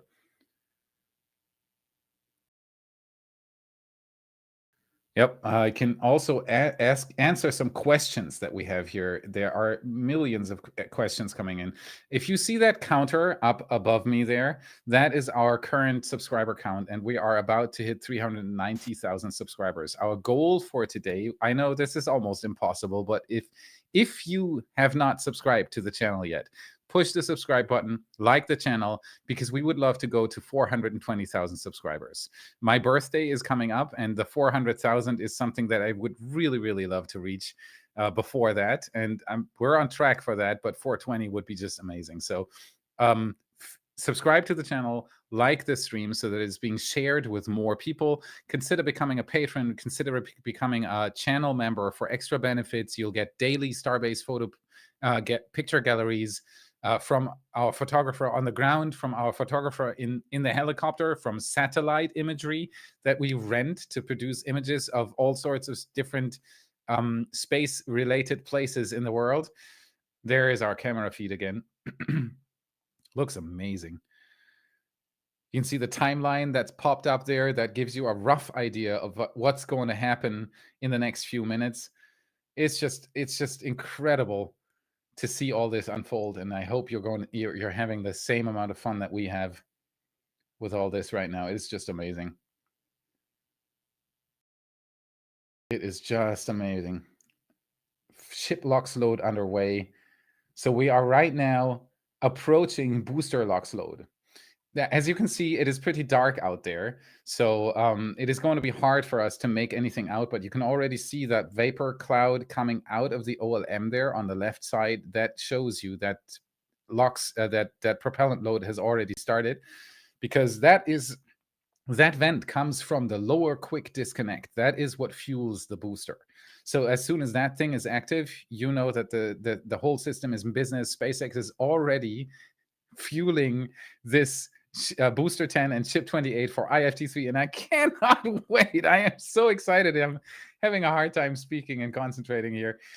Please forgive me for that. All right, I'm going to try to answer a few more questions here and shout out for some super chats, because it is amazing how much support we're receiving from you guys here. So thank you very much. Friss, the guy who won the play button, he is suggesting, if you want, I was thinking I could open the play button on the Discord chat at some point. It feels like a special moment to share. We are going to connect with you, and we're going to make that happen. That is a brilliant idea, and it's amazing that you haven't opened it yet.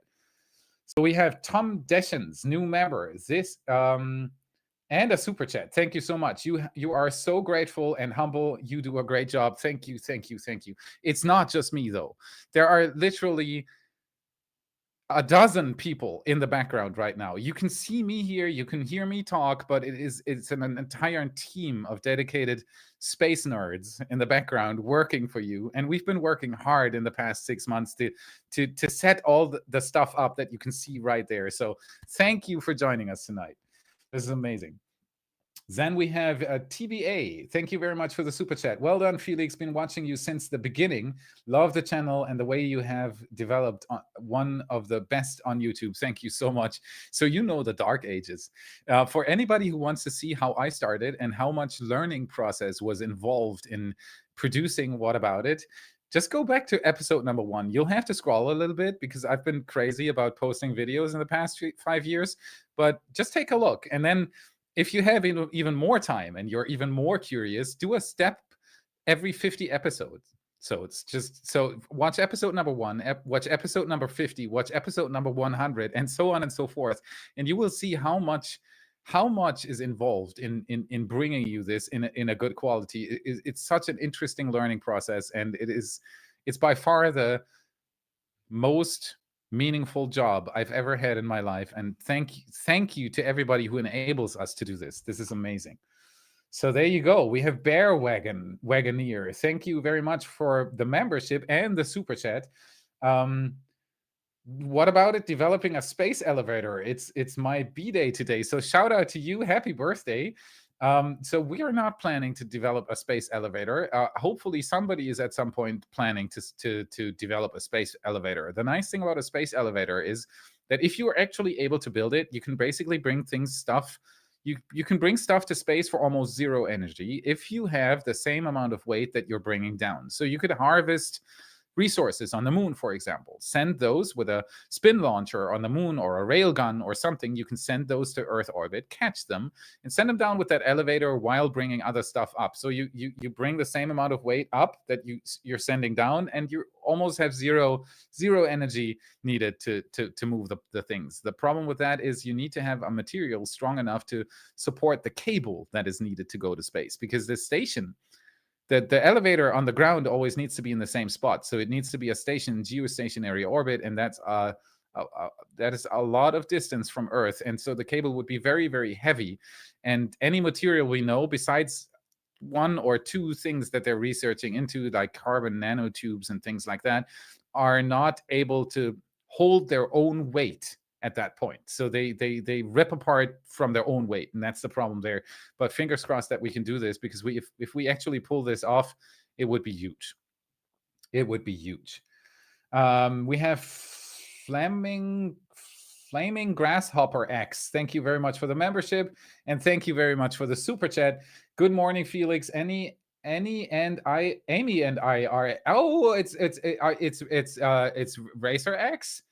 Amy and I are headed out to the beach to watch the launch. I wish there were enough bandwidth to watch you there. Love your broadcast. Hank, exactly. Thank you very much for the super chat. He is somebody I got to know during our meetups that I always love doing when I'm out at Starbase or here in Florida as well, and in Germany. I've done meetups all over the place because it's so nice to meet you guys in person. So if you ever see me announcing a meetup anywhere and you can make it, please do come. I love to shake your hand and give you an autograph and talk to you about rockets one-on-one.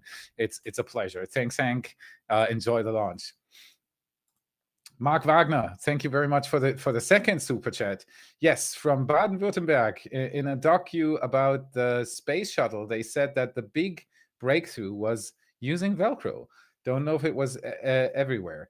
So I still don't think that the heat tiles were attached with Velcro. The space shuttle did invent Velcro for the space shuttle program, I do believe, or maybe even for the Apollo program before that. But I wouldn't know that they did attach heat tiles with Velcro. So I'm going to research into that. All right, I've never heard of that. Again, Mark, thank you. Oh, that's no. They said it was best because contracting of the aluminum with heat, cold, was causing the tiles to fall off with the glue. There might be something like that. I've never heard of that. That's interesting. I'll definitely research into it. Thank you. Charles Marchese. I hope I didn't butcher that name too hard. Thank you very much for the membership. For anybody who wants to become a member, click the join button under the video. It's for $1. I think on YouTube it's $1.99 a month. What you get for that is around 20 Starbase photo galleries a month, tons of behind the scenes stuff, the ability to chat with me directly, and so on and so forth. There are so many benefits. It's 100% worth it, and you directly support all our efforts with that. So thank you for doing this. How many launches? Derek Wright, thank you for the super chat. How many launches do you think we will see from Starship in 2024? 2, 3? So my prediction right now is 3 to 4. I did an estimate call. We can actually do that again because we have plenty more viewers now. Type the number of launches that you think are going to happen in 2024 from Starbase into the chat right now, and then we'll get a good estimate of what the community thinks. But I do think it's going to be 3 to 4 launches if everything goes right on IFT3, because this is prototyping. If something goes wrong, SpaceX has to find out what went wrong and improve that. And depending on what went wrong, this takes a different amount of time. So it is really hard to predict right now how many launches SpaceX can pull off in 2024. There we go. The numbers are racing. Thank you so much for participating. Here is your answer from everybody in the chat. So SpaceX is hoping for 6 launches out of Starbase this year, including IFT3. So after this, we would see another 5 launches in 9 months, which is almost every other month, which would be absolutely incredible. I would love to see that. Though we are in prototyping, so I do expect it to be a little less than that. But it's definitely going to be more than last year, and that's what it comes down to. If there is an improvement, you're on the right track. Last year, we saw 2 launches. One barely made it off the pad. Success for the first launch, but not much more than that. IFT2 made it all the way to space, but had trouble after that. And so IFT3, if IFT3 does what it is supposed to do, this would be a huge milestone for SpaceX. On the 3rd launch, achieving all your goals is not a usual thing. At least not if you're going for iterative design. So what's different between, and the chat is still racing. We're actually ready for the first hype train here as well. If you want to do that, that's a tradition here at What About It. Type this into the chat to show your appreciation for SpaceX and to show that you are very much hyped for what's going to happen. SpaceX is already fueling the rocket. Man, this is going to be good. I cannot wait for this. Okay, so where was I? I'm slightly excited. So SpaceX is doing something called iterative design process. It is wildly different from what, for example, NASA does with the SLS, or Blue Origin does with New Glenn, and a few other companies as well. So what they do is they research very deeply into how they are going to build their next rocket. There's the hype train, everybody. Thank you so much. I'm having a blast watching this together with you. So what the others do is they research very deeply into how to build this rocket, and then they're doing it on the first try. They're trying to pull off the whole thing on the first try. The benefit of this is, of course, you have a usable rocket, hopefully right from the start. The downside of it is it takes you a long time to get that first rocket on the pad. With SLS, we're talking about around 20 years by now. With Blue Origin, we're talking at least 9 years by now, because in 2015, Blue Origin would have theoretically been ready to launch from their LC-36. So they've had everything in place for a while now, but they haven't launched yet. Hype train, here we go. Thank you so much, guys. I am celebrating this with all of you. This is just amazing. So that's the main difference. It takes you a lot longer to get the first rocket on the pad. And that's something I've seen a lot in comments where people ask, but wouldn't it be better to do it that way? Well, yeah, your first launch will be more successful statistically because you've prepared longer, but you won't be faster. You will just have less prototypes to reach your goal, and you will have less data to check out new things. And that's what SpaceX is doing here. Most of what you're seeing there is new stuff. Mechazilla is new. The rocket, the Starship is new. It's larger than any rocket before. It uses a full flow stage combustion Methalox engine.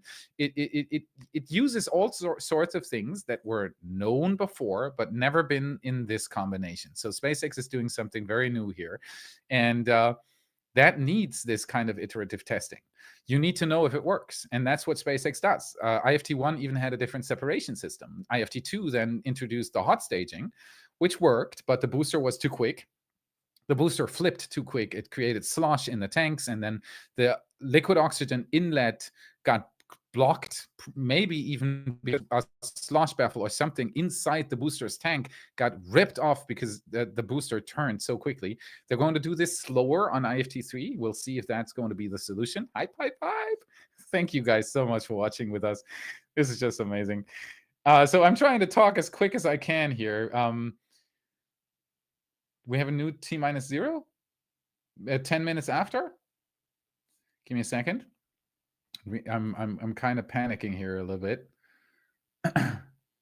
I don't know this yet because I'm frantically talking to you all, so I don't have that much time to research into something changing there. But we do have, it seems we do have a new T-0 here. This is tracking to 710, it looks like right now. So we're tracking all this with you in the background, for you in the background. And as you can see, there's a timeline on the side. There you can see what is happening right now. So right now, we're at 59 minutes to lift off. Hopefully 59 minutes, because we have a 110-minute launch window today. So if I don't even, that's a question for anybody on the team or in the chat. Is this enough time to recycle 110 minutes? So if they find a problem at, let's say, 10 minutes into the launch window, which we're tracking right now, would that be enough for a recycle? All right, I've got a message back here from the team that they believe so. I do think so as well. It might be enough because it takes them 42 minutes to fuel the whole thing. So it might barely be enough to do a recycle, which would be amazing. But of course, we're hoping for SpaceX to launch this at the first moment, at the first possible opportunity. I am expecting them to have a hold before liftoff. This is normal, so it doesn't necessarily mean that there is something wrong with the rocket. There are planned holds in that countdown, and they are used to just check on things. So they'll hold the countdown for a moment, check everything, give it another thorough review, and then they'll continue the countdown. I'm expecting that.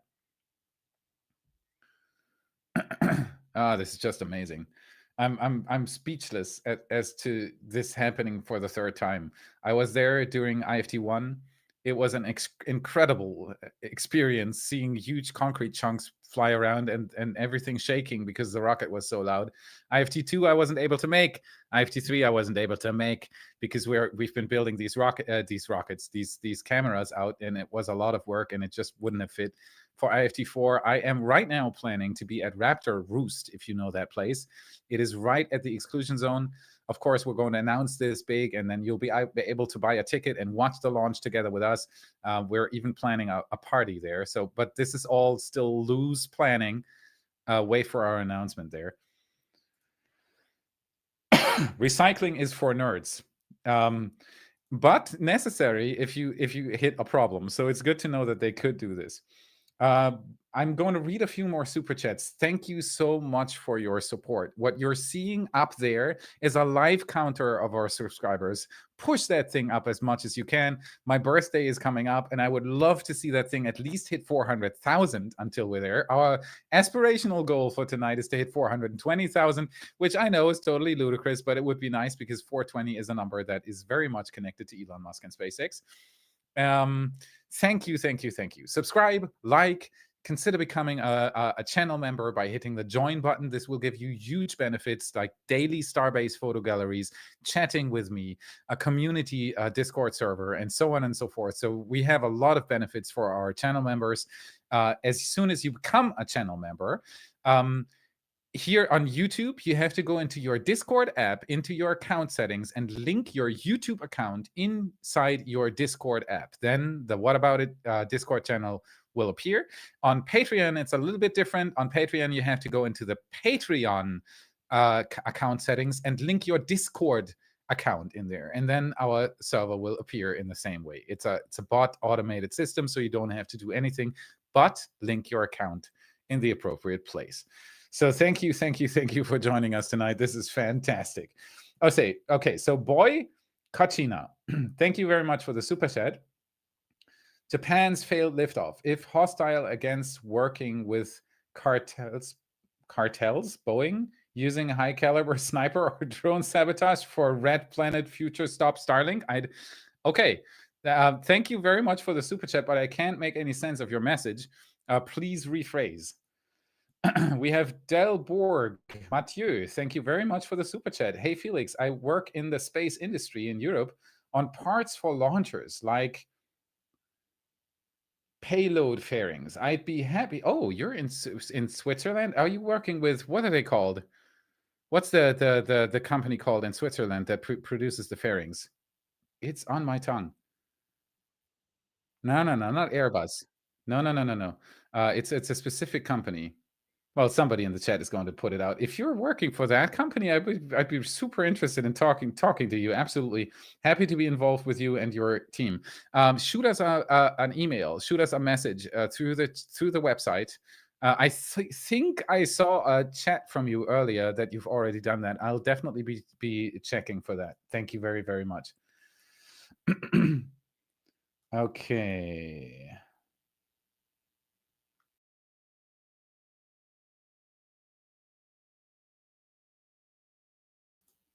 Okay, so we have another super chat from Boy Kachina, but I still can't make any sense of it. How incentivized Bezos, Xi, Putina, Boeing, etc. are to have this fail? Not at all. It's like SpaceX is ahead of everybody already. The Falcon 9 is demonstrating to the world how it's done right now. It's the cutting edge orbital rocket. There are other rockets that have different capabilities. Some have an even more precise orbit insertion. Some are quicker to be on the pad, like smaller rockets, Electron, and so on and so forth. But overall, Falcon 9 is demonstrating how it's being done right now. And that won't change with the Starship. It'll just be a different rocket.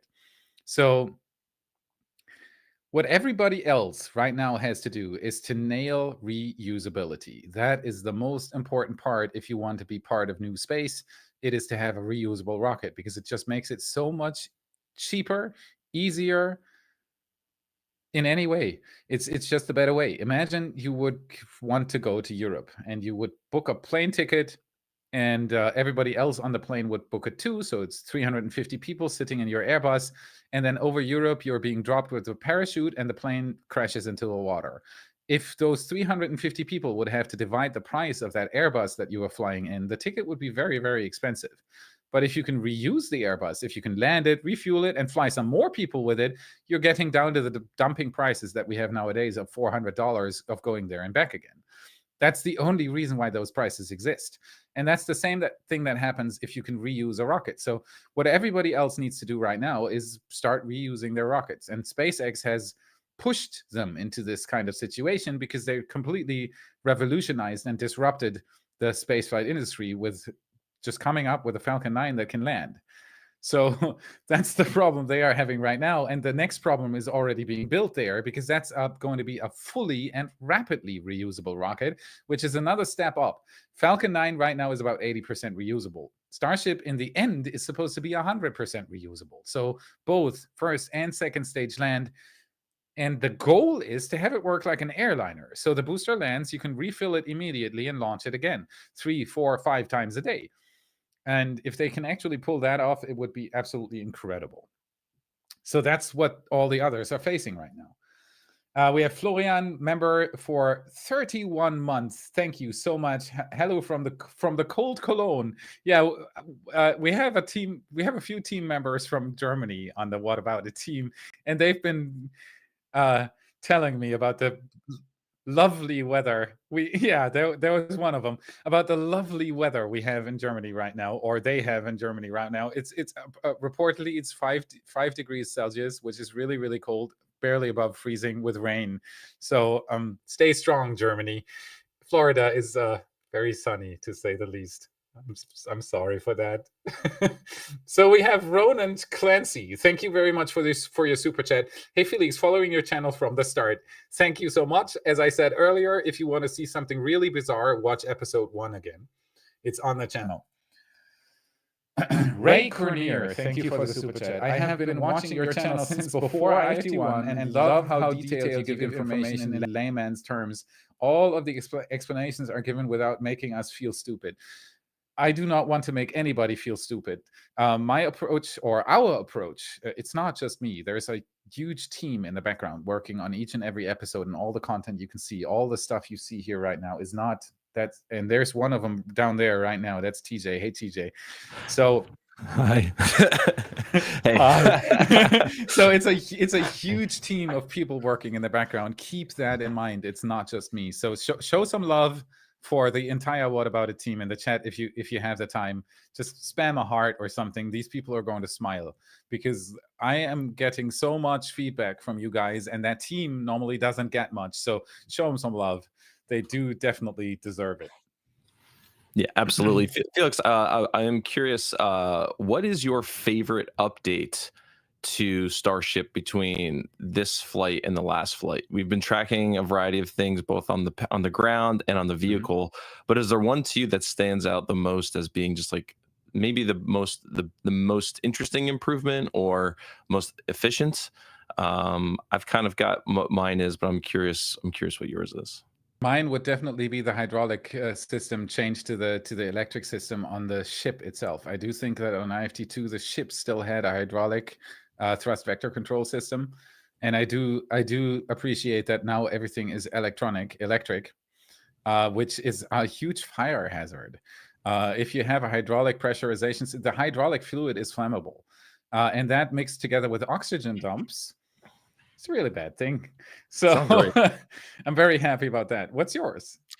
I'm really boring, and it's just like all of the reinforcements they've been adding to stage 0. It's basically like a fortress now.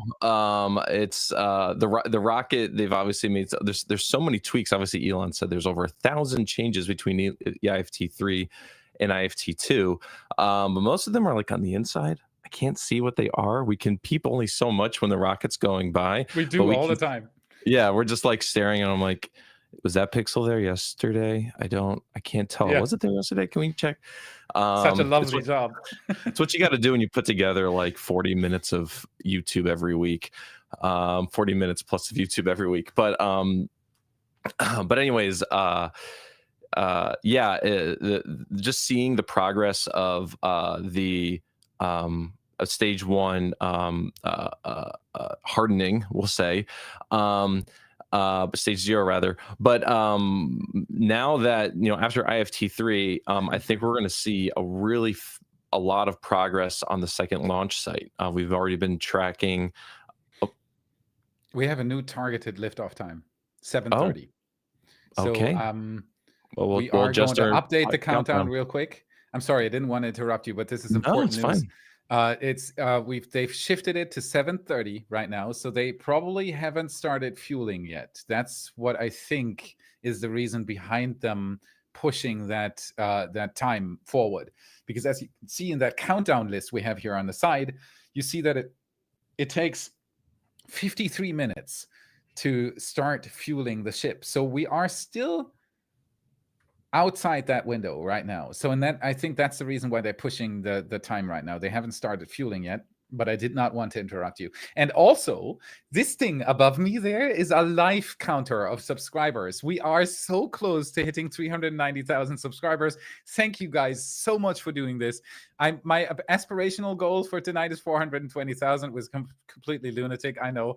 But if we do get anywhere close to 400,000, I would be absolutely amazed. My birthday is coming up, so if you want to give me an early birthday present, subscribe to the channel, like the stream, consider becoming a YouTube channel member or a patron. You have huge benefits for that. Daily Starbase photo galleries, a Discord server where you can talk to me and other people from the community, inside information, all sorts of stuff. We are making it your money's worth. On Patreon, it's $1. On YouTube, it's $1.99. That's because YouTube takes a bigger share. And to make sure that we get a meaningful amount out of your support, it's $1 more here, but it is worth $1 and it is worth $2. So if you have the money, consider doing. Oh, look at that! Look at that! Look at that counter going up. See that up there? That's you guys clicking the subscribe button. Thank you so much for doing this. We appreciate it very much. We have the 390. Woo! And it is racing upwards. Hype. Thank you guys so much. This is amazing. I just enjoy watching this kind of stuff with the community so much. So thank you guys so much for joining us tonight. It is always, I've been dancing for the past few days in anticipation, not just of IFT3, but of watching it together with you guys. So thank you very much. This is just incredible. I absolutely love it. Sorry, I was just trying to get our countdown timer in a good spot. Yes. But before you interrupted me, Felix. Yes. Once this thing goes off and does this thing, okay, bye. Stage 0, they've been kind of slow rolling some of the upgrades that they want to make to Stage 0 due to this flight coming up, but we should see pretty quickly another tower going up. There's been several components from the Cape that were assembled over at the Cape, put on a barge, brought over to Boca Chica or Starbase. In preparation of the next tower going up. We've already seen from our aerial photos that John's done with Redline Helicopter Tours. Shout out to them. Incredible company. Totally recommend you guys do the Starbase flight with them. Jax is a great guy. They're already preparing the forms on the ground for the second tower. So go take a look at those aerial photos. I'm sure some of them Felix has already posted on X. But we're already getting a good idea of what that footprint's going to be, and what that next tower is going to be. I imagine that they've learned a lot from this one, and we're going to see some changes. Maybe not to the normal viewer. They may not initially see a whole lot of changes, but to those of you who are dedicated, weekly Y viewers, you're probably going to see all these little tweaks that they're doing to the tower and to the OLM to make improvements. And that's what it's all about. Rapid iteration. They'll get that tower going, and then once that's functional, maybe they'll make modifications to this one, since they'll have another tower to kind of lean on. So it's exciting to see that. And we're also seeing at the Cape, the tower and the OLM There's legs more work on that they've built there. There's work undergoing over there now too. So they're doing some demoing, and now that they've got some flights under their belt, they're going to make some more modifications to that tower so that the first Cape launch tower is ready. It's crazy to say the first, but it's going to be one of several, maybe 2 or 3 launch locations from the Cape in just the next few years. They're not just planning that one tower. Exactly. They are planning at least three towers at the Cape right now. So that gives you a scope, a feeling for the scope that SpaceX has with this program. They are not joking around. This is crazy. To say something about what you said earlier, that I did tweet a few of those aerial images. I always do. So it is very much, besides subscribing so that we get over 400,000, I would just love to see this happen. So thank you for everybody right now pushing this subscribe button up there. This is just amazing to see. Besides subscribing to What About It here on YouTube, it is also very much worth it to subscribing to me and anybody else on the team on X, because I am crazy about tweeting things or Xing things, posting things on X. It is very much worth it. So I do occasionally post pictures that are normally just for the patrons and the channel members there, so that you get a peek and that you get the latest information. I promote things there. I talk to you in the comment sections there. So it's very much worth following me on X as well. But what the patrons and the channel members get is, like, I tweeted 2, I think, pictures of the latest flyover out on X. What the channel members got was a solid 30, 40 pictures from one flyover. And that happens each week. So, and then you have the daily galleries and so on and so forth. So there is a lot more to explore if you become a channel member or a patron. Thank you very much for pushing this button. Look at that. It is just so amazing. Thank you, guys. This is very much appreciated.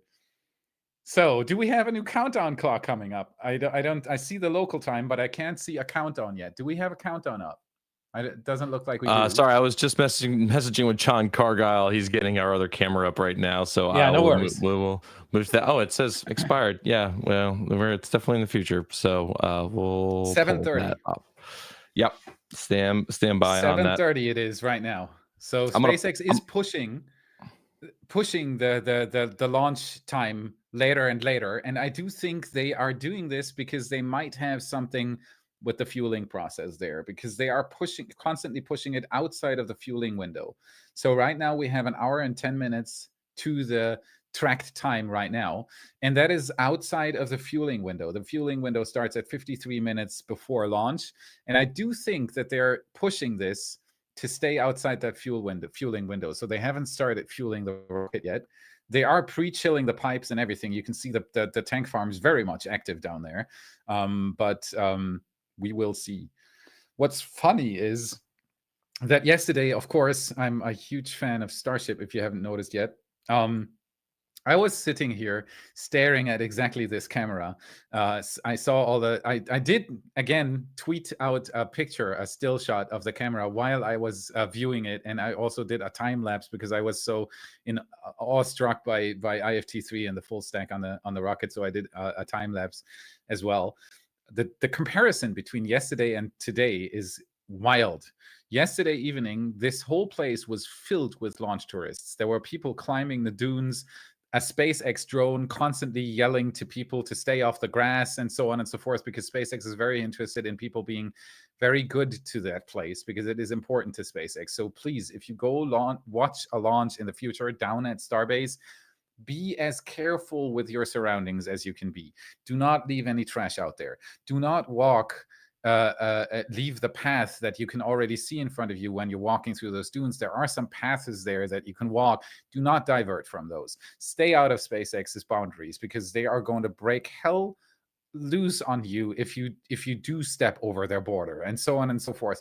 Be polite, be nice to everybody, help people if you see somebody in need, and be very, very protective of the surroundings of Starbase there, because Fish and Wildlife Services is onto them. For a reason. That's their job. They are supposed to protect these lands. So they're doing their job. Don't blame them. But be very, very nice and kind to the surroundings at Starbase. It's very much worth it. For us to be able to be so close to SpaceX, we need to observe their boundaries and protect the land around Starbase. So here's to the beautiful nature around that pad. It's in a very, very nice spot. Yeah, unfortunately, it's out a place where SpaceX literally yesterday had to fly around a drone with a speaker on it, asking people to stay where they're supposed to, essentially. We know that there's a lot of people who are excited. They want to go see the rocket. They want to go see everything, but we need to respect the access that SpaceX and everybody else down there has allowed us and everybody else to have, because it just takes one bad actor to unfortunately take that away from all creators, from all viewers, all visitors, and that's not what any of us Want. Just ask everybody to be courteous, pick up after yourselves, pick up after others. I hate to say it, but if you see people leaving trash behind, I know whenever we're out there, we do our best to try to make sure wherever we're working or experiencing is we're leaving it better than we found it. Although it's not necessarily our jobs, we want to. It is part of our jobs, actually. Now that I think about it, but we want to make sure that we're leaving this place in a good situation. So that we can keep the situation for the future. Exactly. Yeah, totally agreed. All right, we have a few more super chats here. The community is very generous with us today. Thank you for your support, for becoming a member, for giving us super chats. That's what funds this kind of stuff. So thank you very, very much. We have Sea Breeze. He's been a member for 9 months. Awesome interface and coverage. Thanks, team. Yeah, this interface looks so simple, right? TJ, what do you say? Did this produce some gray hair? Maybe somewhere between 10 and 1,000 gray hairs. Exactly.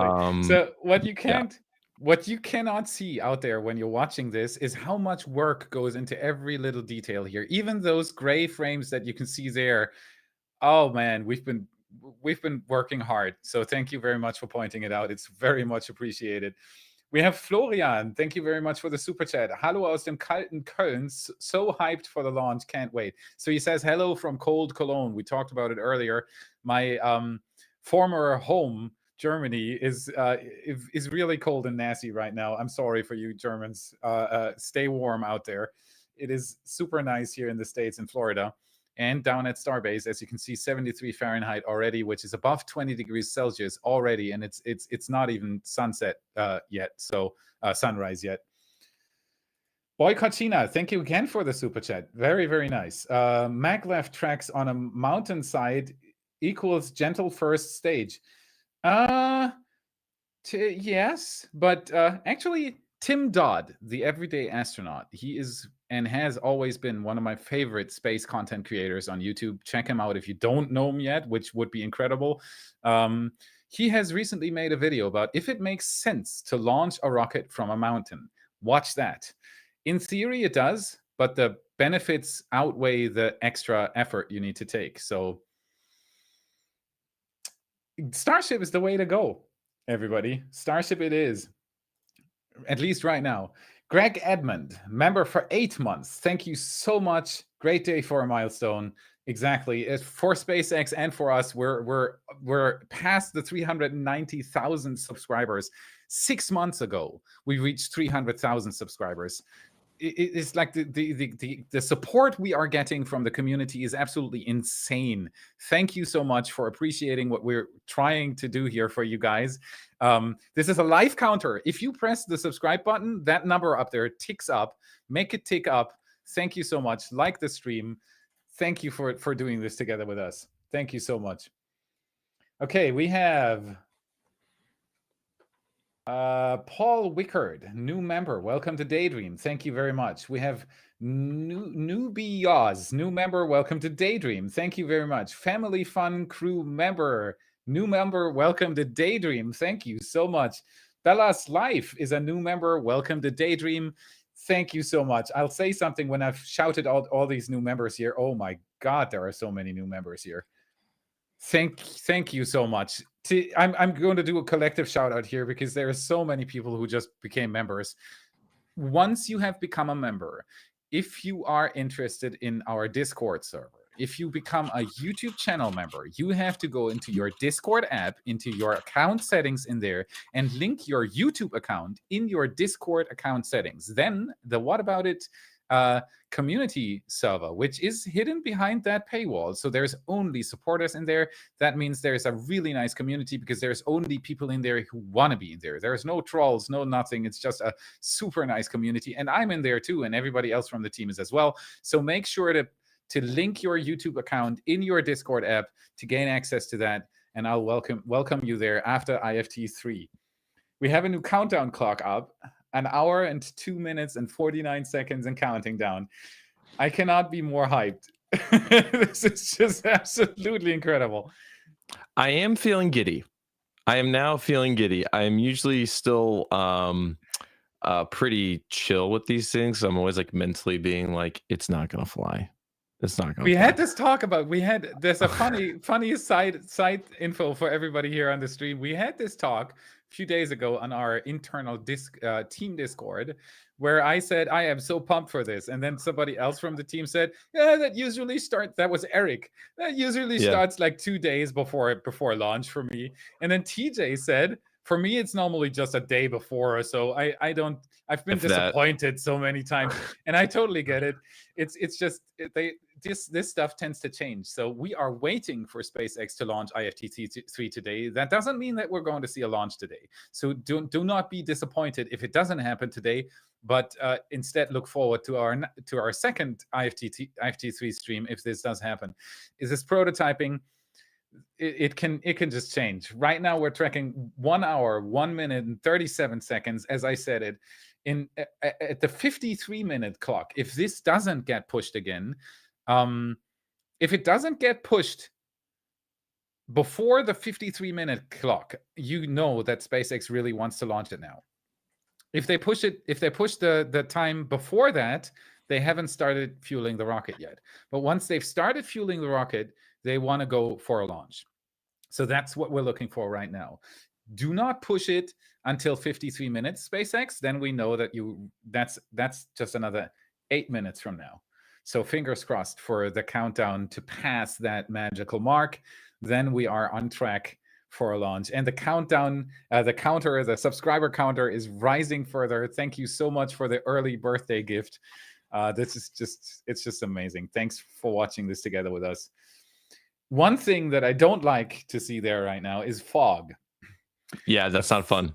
The fog is creeping up. So what you see there on the ground, the yellow illuminated stuff, that is from the tank farm. SpaceX is right now chilling the fuel lines and everything to be ready for a fueling.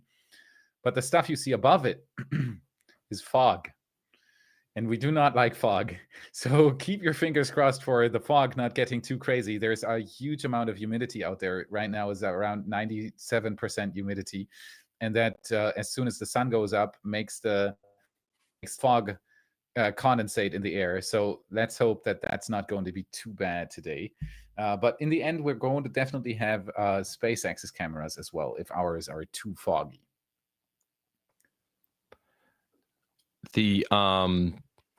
Yeah, we've been tracking this fog like every morning. We're like, what is it going to be like on Thursday? And well, this is kind of what we saw, but by pushing the launch actually a little bit, which should help visibility for everybody, regardless of where you're watching, which luckily is here if you're watching us. But this is something that literally everybody's going to be combating, and so just going to have to kind of deal with it. Even SpaceX, like basically the only shot right now that probably doesn't have any fog is the camera on the tower.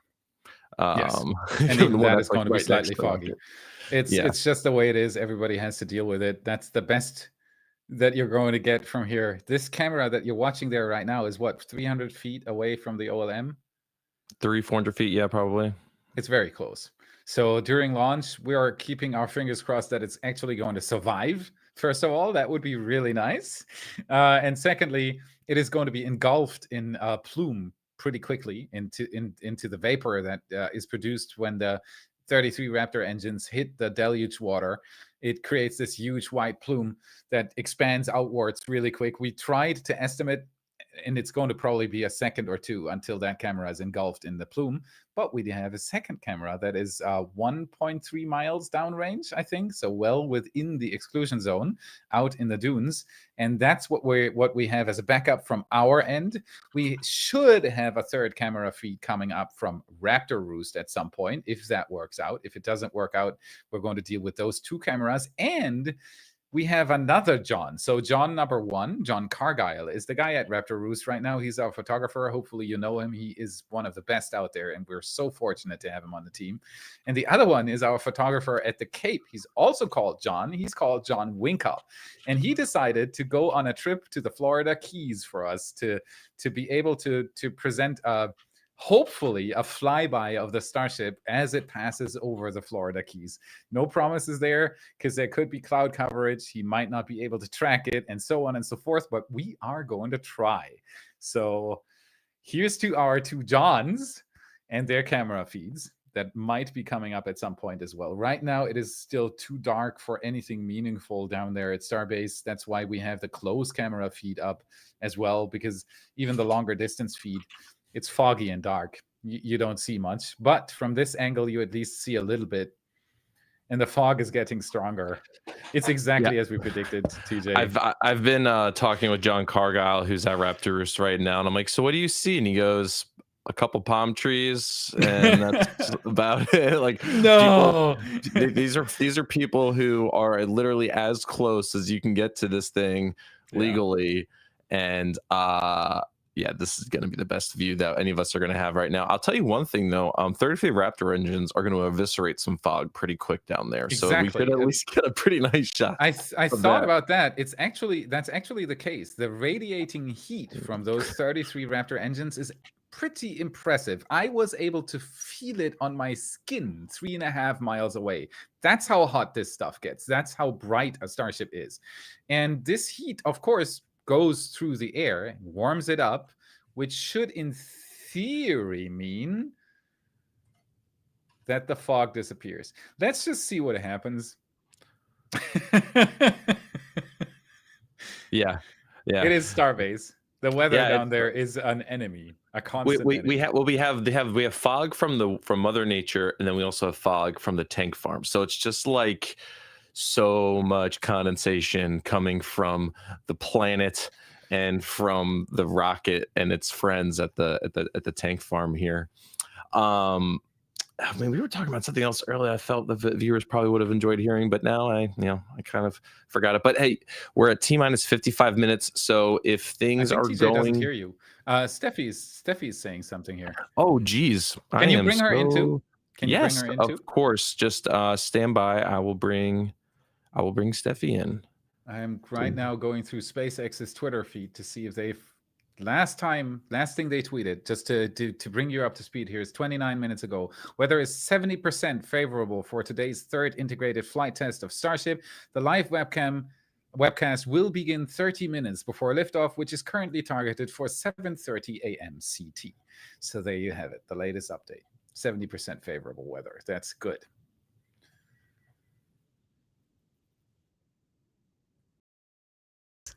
Tuning in. It's time for another IFT1 and 2 recap and talk about what we can expect for today. Absolutely. We can go through that again. TJ, would you do that? That would give me a moment to take another short break.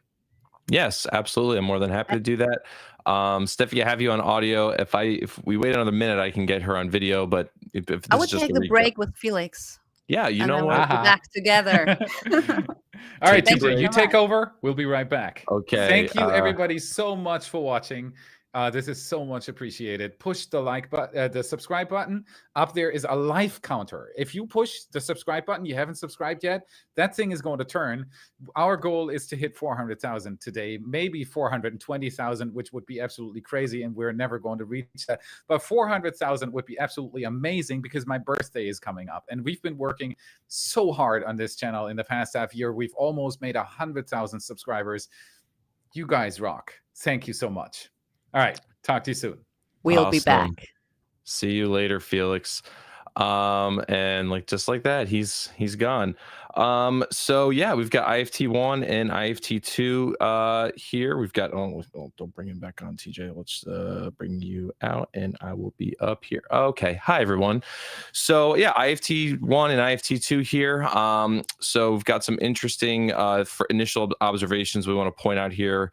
Initially, with the smoke between the two vehicles, or the steam or blast, whatever you want to call it.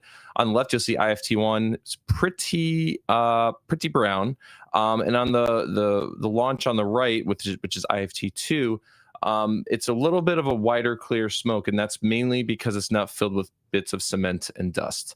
Kind of a big sad there. But obviously huge improvements made by SpaceX to stage 0 between those two flights, and they did not nuke the pad on the second time, which was incredible.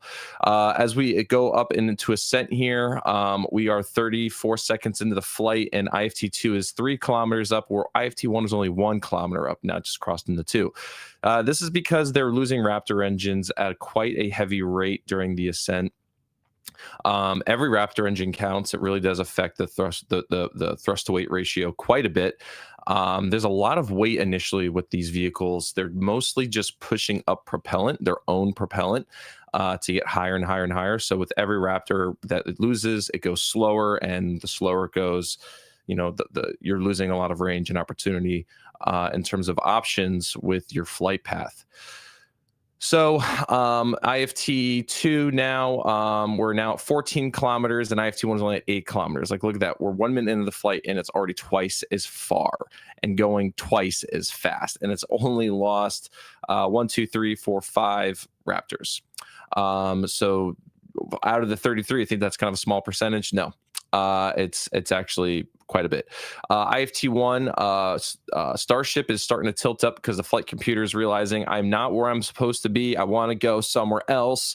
So I'm pointing myself up, trying to get more altitude, but gravity is not loving it. Where IFT2 booster is happy. That is what you want to see at that point in the flight. It's starting to go horizontal. It's going a lot faster, and obviously all 33 Raptors are happy and firing away.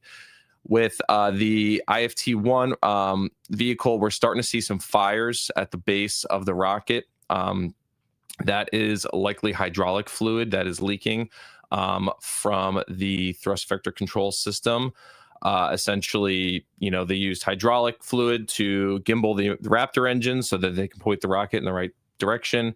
That started leaking due to the fires and the engine failures, and now it's gotten to a point where likely the hydraulic fluid pressure has dropped to a point where they've lost control of the Raptor gimbals.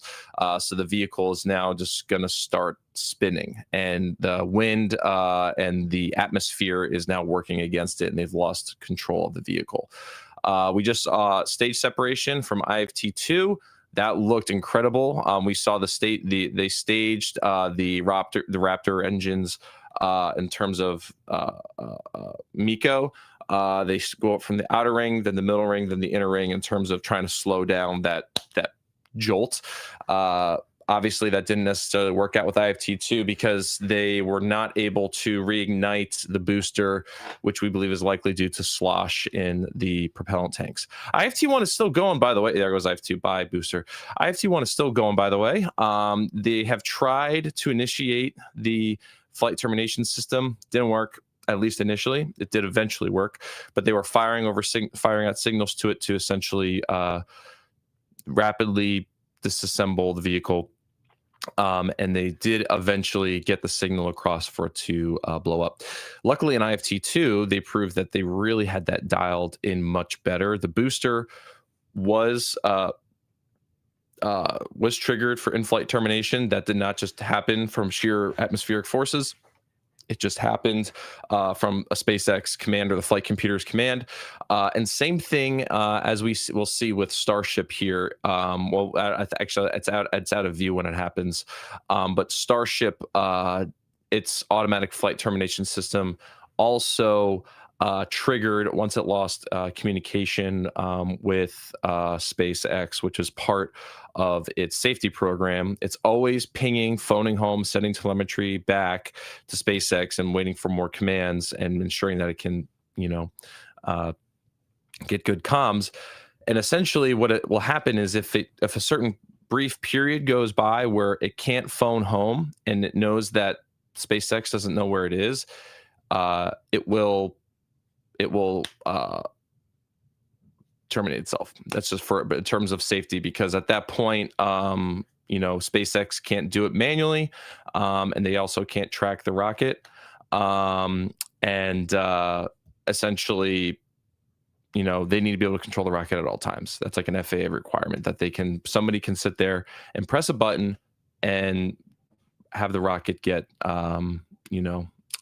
ended, essentially.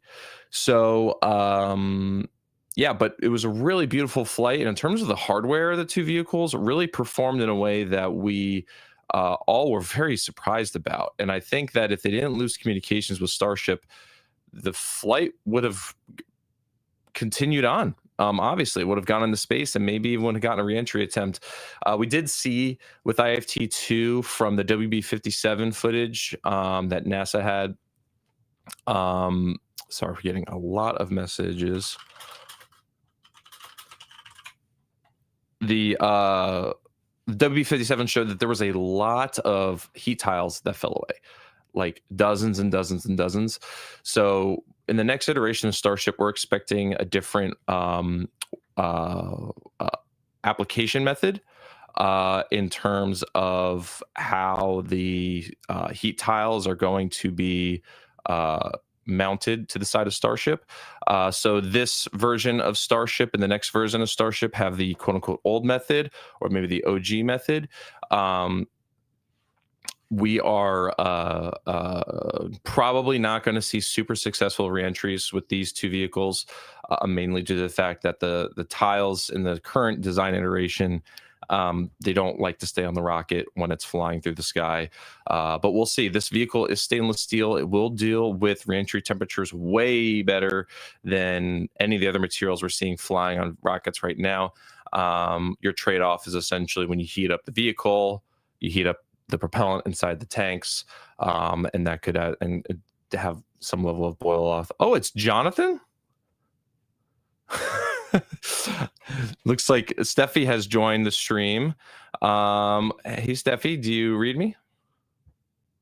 Yeah, thank you for having me back. I'm super excited to be here again. We're under an hour, even with the further pushed out launch time. And I'm super excited now. This is getting real, everybody. It's amazing. I can't believe this is happening.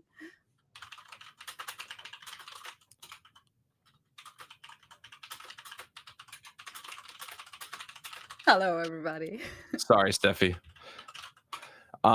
So I'm going to bring back on our countdown timeline here because we are getting pretty close to propellant load. Everybody can imagine what it's going to look like together, and hope for the best for the fog to come up here. One standby, guys. No, it's just the name. I didn't change my name officially. I'm still Stefanie. You can still call me that. Yeah. It's a fun thing, yeah. Making sure we get Felix back on stream here. So stand by with that, everybody.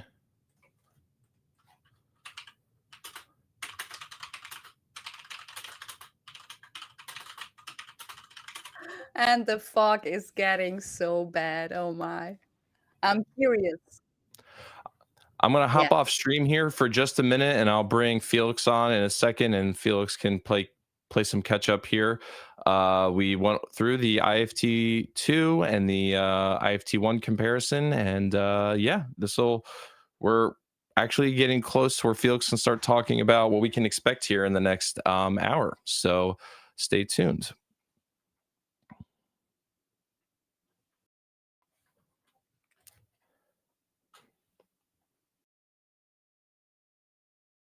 Fantastic.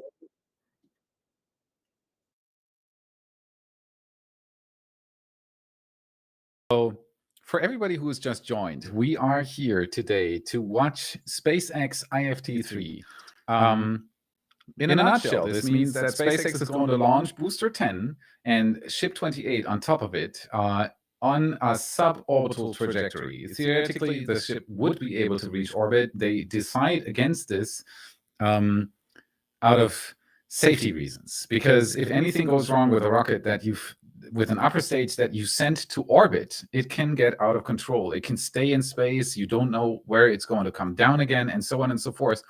So that's the reason why SpaceX is actively deciding to go on a suborbital trajectory. With that, they can ensure that that Ship 28 will here I am. Hey, that Ship 28 will go down, re-enter above the Indian Ocean. There is a 3,000-mile stretching re-entry zone over the Indian Ocean. The booster is supposed to go. We have a echo. It says we have an echo.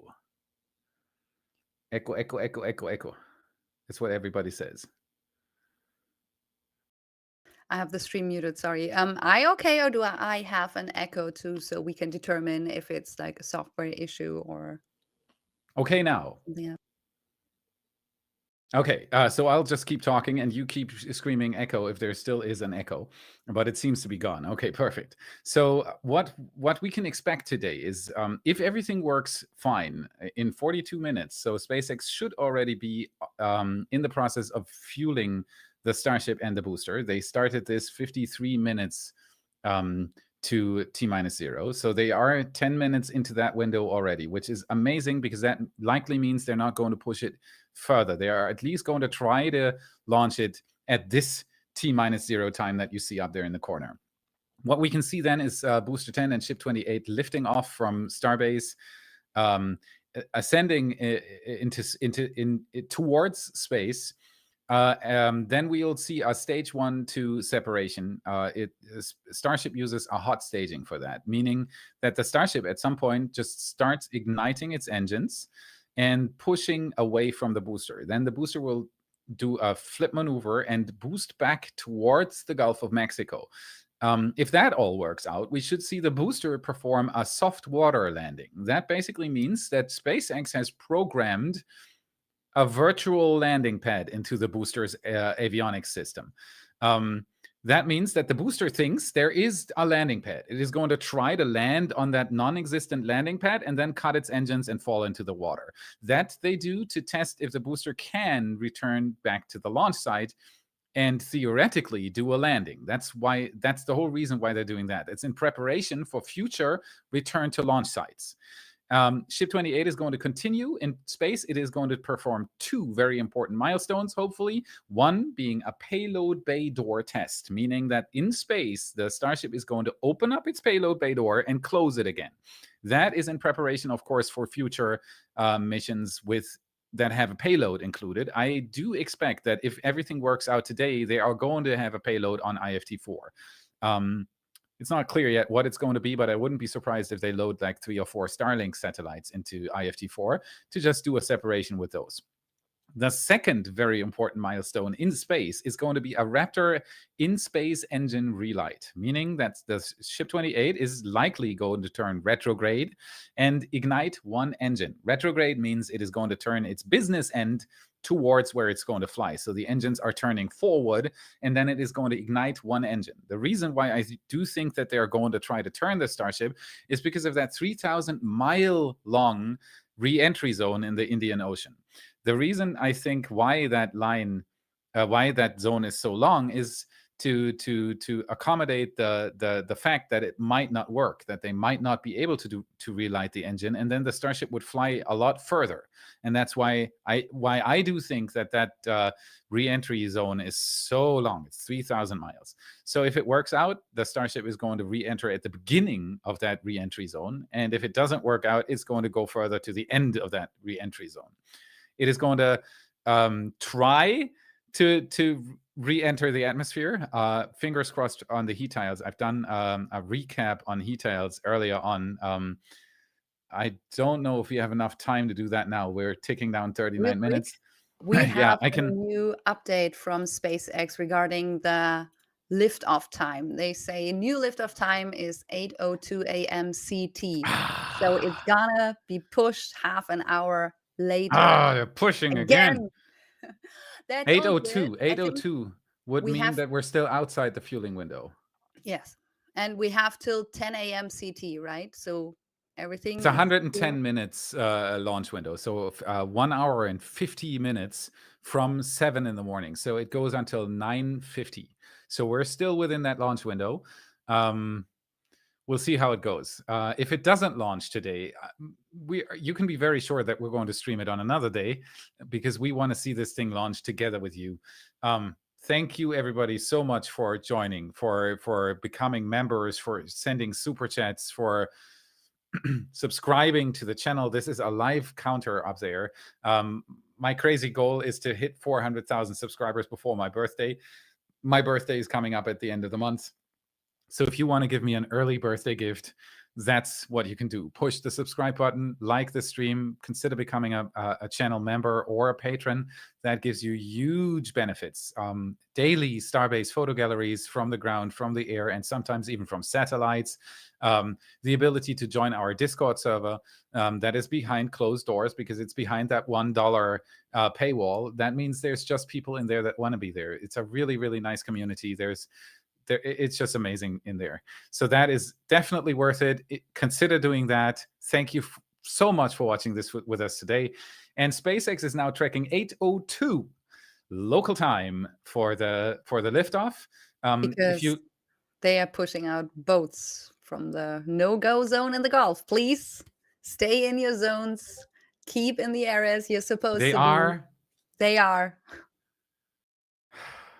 That's something you don't want to hear. So what this means is that there is, of course, a restricted zone in the Gulf of Mexico because the booster is supposed to touch down there, right? It's supposed to do its soft water landing simulation that I talked about 2 minutes ago.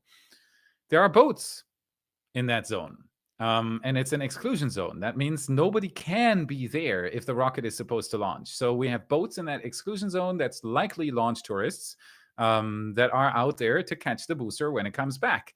Problem, though, is that normal boats can't catch a booster. And that is why SpaceX is very interested in pushing these people out of that zone. And it is, in my opinion, the stupidest reason for a launch not happening. So please, everybody, if you're watching this stream from those boats, get out of there. Thank you. We want to see this thing launch. And if you could have gone to South Padre Island. You get a really nice view there. That's frustrating. I've been getting some updates from John Cargile too, actually, in relation to that. The police have unfortunately had to get involved with somebody firing a green laser at SpaceX drones. So they've already arrested that person. So SpaceX is now dealing with a lot of people getting involved who shouldn't be for whatever their motivations are. So it's slowing things down for them, unfortunately. That's what I talked about earlier. If you ever decide to visit Starbase, no matter if it is for a launch or not, if it's just because you want to take a look at the truly epic site down there, behave. The main reason why we are able to get so close to all this is because there hasn't been any incident. Do not point lasers at SpaceX drones. Do not drive your boat into an exclusion zone. Do not leave your empty Coke cans in the dunes in Boca Chica, and so on and so forth. Behave, be nice, but I don't think that our audience would actually do that. I like our audience. So, yeah, blame the guy with the laser and the guy with the boat who didn't know what to do. Yeah, the boat thing could sometimes innocently happen for people not checking the keep out zones. It's actually pretty easy to check that zone. Yeah, no, it is easy. It is easy. You're supposed to. For Crew 8, I was out with a boat with a shout out to Starfleet Tours, a friend of ours and an amazing guy providing boat rides for people who want to see a launch from a boat. And we were able, because it was it wasn't Crew 8, it was Peregrine, I think. Was it Peregrine? Yes, because they send their payload to the moon. Exactly. And so the Peregrine was covered with Columbia from the sportswear manufacturer Columbia. They had provided thermal blankets for the lander itself. And so they were out to take pictures, and I was very fortunate to be able to be on that boat because they were allowed inside the exclusion zone. That is something you have to ask for permission. You cannot be inside an exclusion zone if you do not have permission. And it is very easy to observe those exclusion zones because there are apps that show you a clear border on a GPS tracked system. So, yeah. And one benefit. Yes. Yeah, one benefit with this is there is no problem on the rocket. SpaceX is pushing this out. You wanted to just say that? I just wanted to say exactly that, but keep in mind, it's not the rocket. And we're approaching 69 up there with the subscribers. 690 coming up, 390, 690. So yeah, the benefit of this is they are pushing this out because of silly boats inside the exclusion zone and not because they have problems with the rocket, which is great. That is awesome. And it's also there's one massive benefit for us because the sun is coming up. The more Yeah, SpaceX sunrise. is pushing this, the easier we will have it with our cameras, because during daytime, these cameras produce a crystal clear picture, and in the night, it is much Sunrise harder. is scheduled for 7:38 a.m. CT, and launch is it scheduled should for be 8:02. So this should really be fantastic it's something to look forward launch. to. Yes. So We good. have an updated countdown as well, Felix. Thank you. So that is the new SpaceX estimated T0. So fingers crossed. So we're all just going to keep hanging out here and enjoying the beach a little bit. Yeah, Yeah. we're still 10 minutes out from the fueling process starting. So we're still in the green here. SpaceX hasn't started fueling the rocket yet. I'm like, this is what my hands look like out of view right now.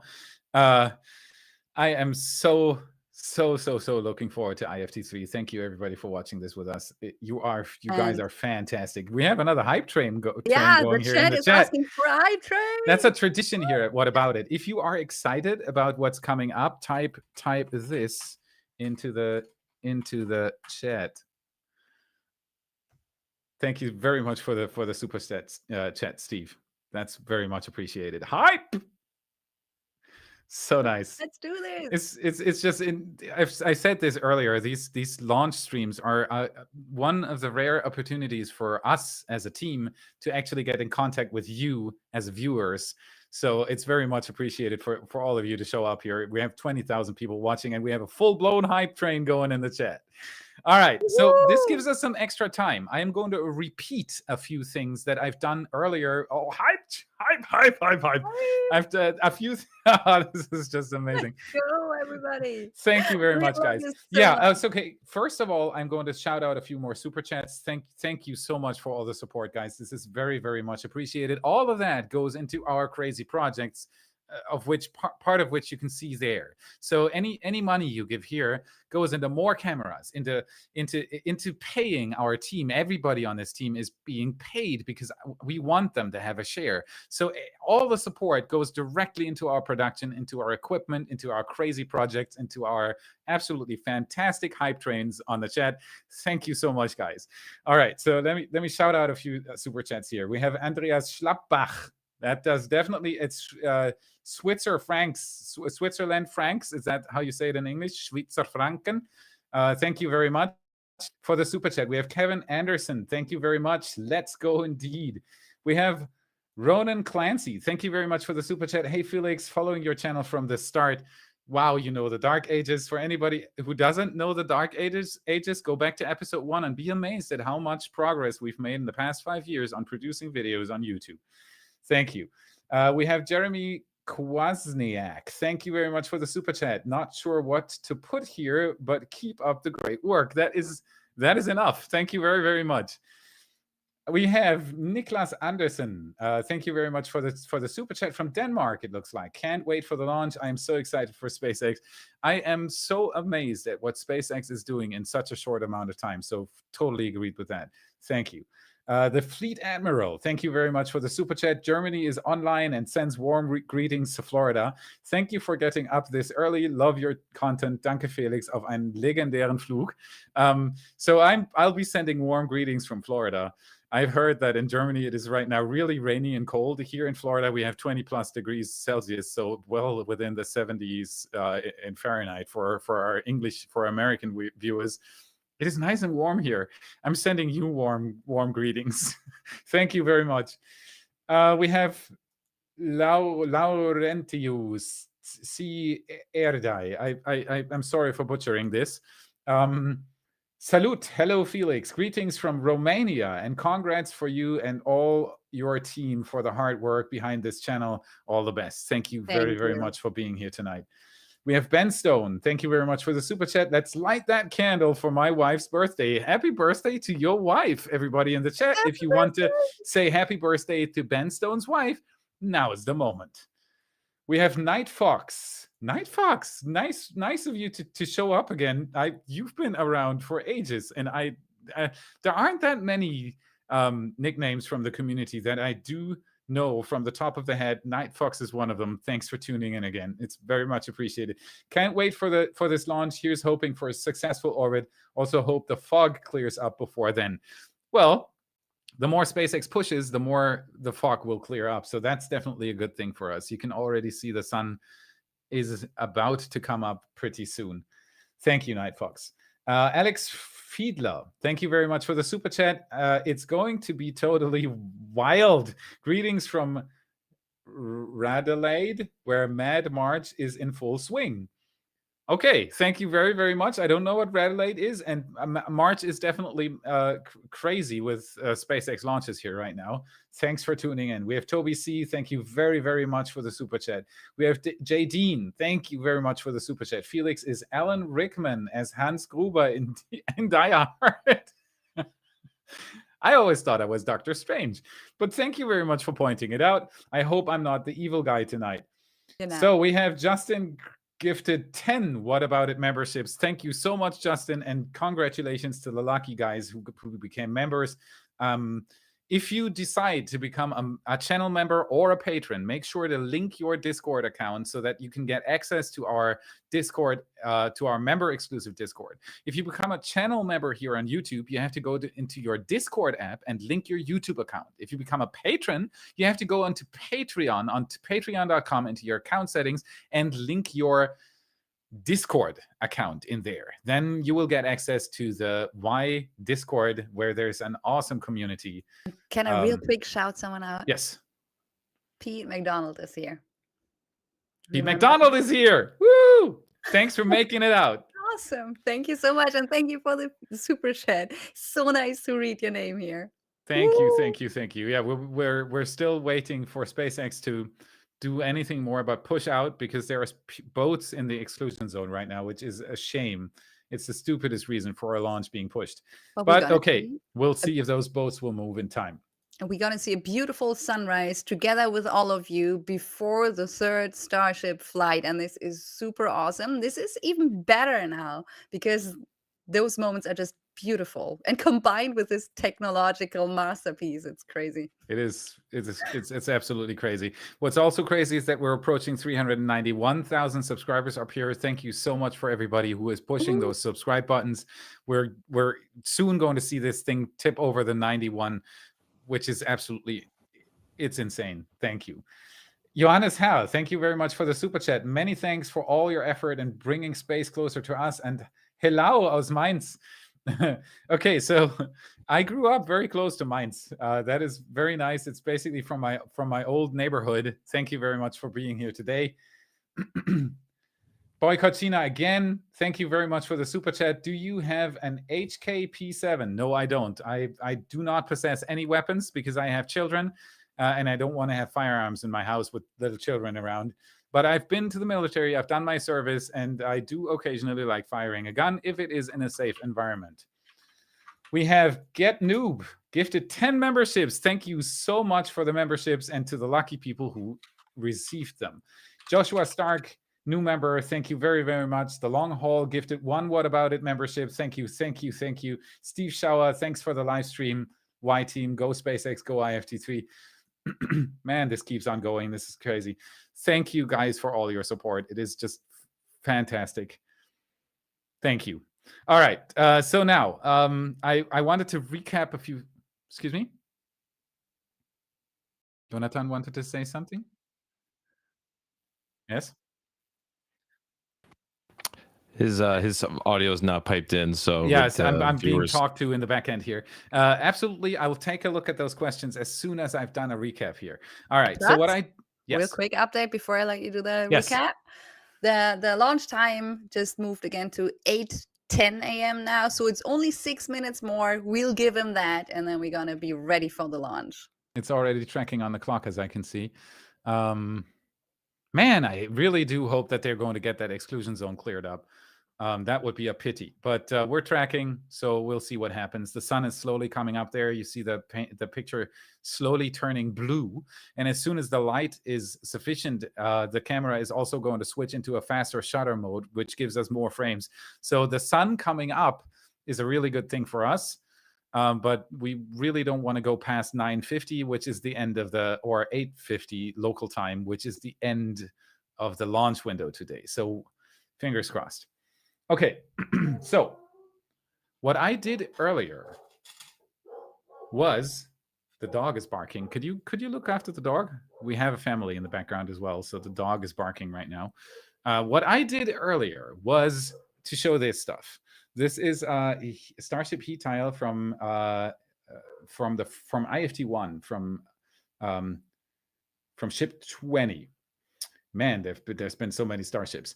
It exploded above the Gulf of Mexico, and that resulted in tons of heat tiles being dropped into the ocean. They floated, and a very, very generous person gifted these heat tiles to me. Thank you, thank you, thank you. So what this is a standard Starship heat tile. I'm going to move a little bit back to show you the whole thing. That's what it looks like, typical hex tiles. And then if you look at the back, you see that it's largely empty. This here, it's just, if I put my finger here and I move it out, it's about this thick. It's not that much. So SpaceX is trying to save a lot of weight here. But what's even more important is that you can see the metal bracings that connect the tiles to the Starship. These boys here are this thing up here goes into a pin that is attached to the hull of the Starship.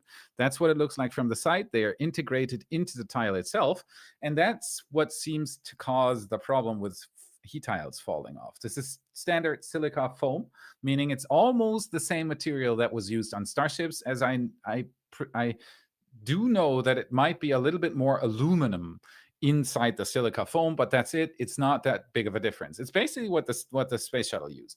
But what is even more important is that most people do think that all these tiles are basically the same. They are not.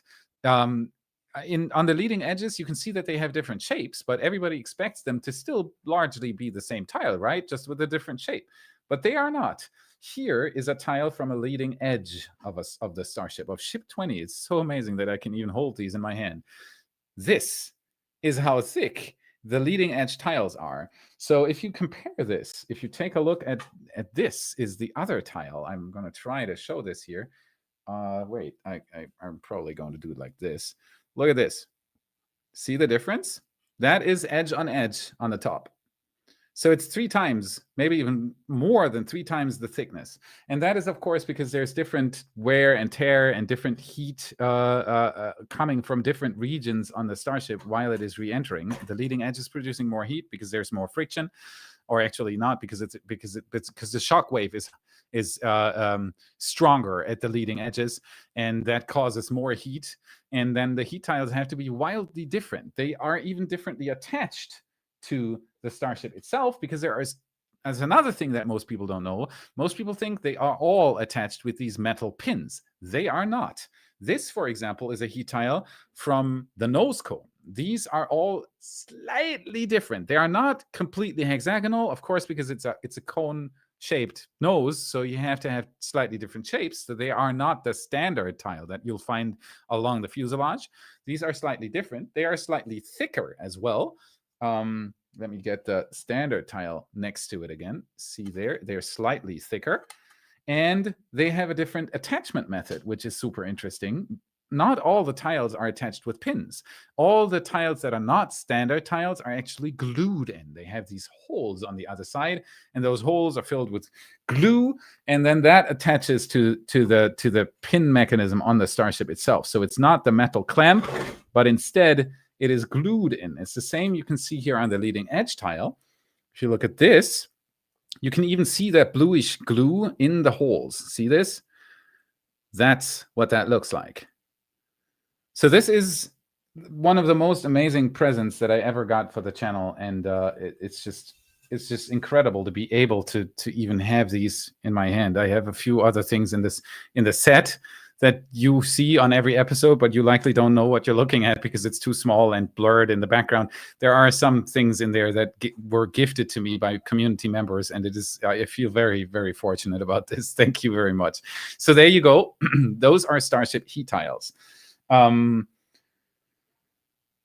What we could do again is an IFT1, IFT2 comparison, but for that I would need the video to come up again, the IFT1 and IFT2 comparison video. That would be really nice if we could bring that up right now. Okay, there it is. And remove the countdown list real quick so that it doesn't cover the other side.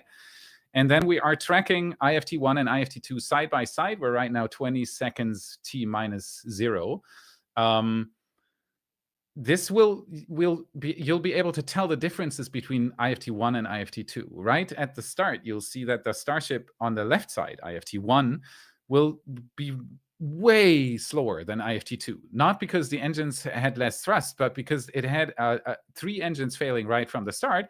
And one thing you got to know about rockets is that in the beginning, when it's fully fueled, the difference between the weight of the rocket and the thrust the engines put out isn't that big. See there how much slower the IFT1 Starship is taking off compared to the IFT2 Starship, especially if you look at the speeds up on top. You see that one is at 210 right now. The other one is above 400 already. So that is because if you look, you see it. I watched IFT1 live, and I was looking at the rocket, and I had a painful facial expression because you see all those flashes coming out of the back. That means the engines don't properly work. On IFT2, you see this clean picture. Everything worked absolutely flawless until separation. So there's your first main difference from IFT1 to IFT2. The engines performed way better.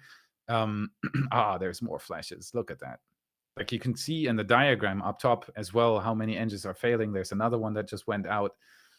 The booster just didn't perform the way it should have, but it was a first flight. So it doesn't necessarily mean that IFT1 was a failure. It was actually considered a success, and I do tend to agree with that, even though it didn't make it far. IFT2, you can see the picture. It's at 1,700 kilometers per hour at this point, where the IFT1 is barely making it to 1,000 right now, with double the height on IFT2 as well. So you can see that by the vapor trail on IFT1, you can see that it is sliding sideways because it wasn't able to keep its correct path. The avionics, at some point, they have conflicting readings. The rocket knows it's not high enough, so it is trying to pitch higher again so that it can gain more altitude before going down range. So everything was going wrong at this point. And that is also very close to where everything basically, you see those flames coming out of the side there on the booster. This is all very unnominal. And on IFT2, you see it's just cleanly going up, no problem at all. 43 kilometers at this point, 4,000 kilometers per hour, just nicely going upwards. And what this shows you is how much improvement there was from IFT1, from the whole digging rocket that failed to separate. I mean, look at this. It's just a sad thing. It was amazing to see IFT1, of course, because it was the first launch, but it wasn't as planned. IFT2, though, still, it's before stage separation. Everything's absolutely nominal. Now, at this point, we're approaching stage separation. There you go. Booster engines are shutting down on IFT2. IFT1 is wildly out of control at this point. This is unsavable. You'll see the FTS detonations there soon, while IFT2 is separating. That's where IFT2 went south with the booster, because it separated so quickly that they're likely fuel slosh ripped parts off and made the engines ingest bubbles, and all that stuff makes it impossible to relight the engines again. They start exploding, as you can see there. That wasn't good. IFT1, meanwhile, you can see those 2 white condensates coming out of the rocket. That's the FTS system, so it's already been triggered, but it didn't work as intended. Even that didn't really work as intended on IFT1 because it was too small. It wasn't able to stop the engines from firing. That's what an FTS is supposed to do. It's supposed to drain the propellant tanks so that the engines can't run anymore. But as you can see, they're still firing. So they improved that as well. IFT2, you can see the booster is already history. It exploded, but the ship is still continuing nicely. So even that worked on IFT2. On IFT1, we didn't even have a separation. So the ship continues upwards into space. You see IFT1 is at this point absolute history and out of business. IFT2 is still continuing to space, though. It's reached an altitude of 125 kilometers, so well above the Kármán line at this point. It's accelerating further. You can see the LOX and CH4 is being consumed nicely. But at some point, SpaceX needed to dump excess liquid oxygen. You can see that they're both, you see that LOX bar is a little higher than the CH4 bar there on the lower right corner. And that is because SpaceX decided to load more oxygen into the rocket. There's the dump. To load more oxygen into the rocket because they wanted to simulate a payload. That would have been all fine and dandy, but the liquid oxygen had to be dumped. And at that point, the liquid oxygen created fires inside the Starship. And that's what led to the demise of the Starship. You'll soon see some extra puffs and then an FTS ignition, because the Starship itself recognized, I'm not going to continue this journey, because the connection between the flight computers and the rocket and the engines got destroyed during that fire. And so as soon as the flight computer detects I cannot reach what I need to control, the FTS is triggered, and that was it for IFT2.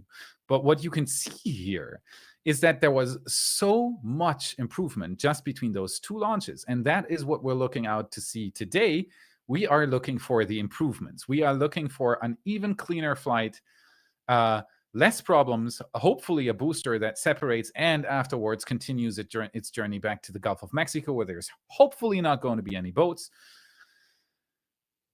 And I think now we can bring me up again as well. There you go. Okay, so this is the live picture again. Is this a live picture?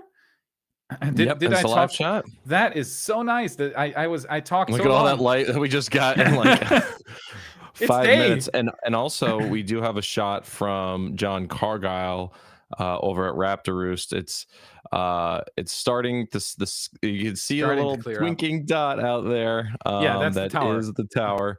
You see the flash? Yeah, everybody's getting excited because it's now more than that palm tree there you see in the foreground, or the remnants of the palm tree. Yeah. There's they can see a flashing light, so everyone's very excited about that. Did we hear anything back from John Winkopp yet from the Keys? I've not started receiving a feed from him yet, so I will shoot him a poke and see how that's going. Yeah.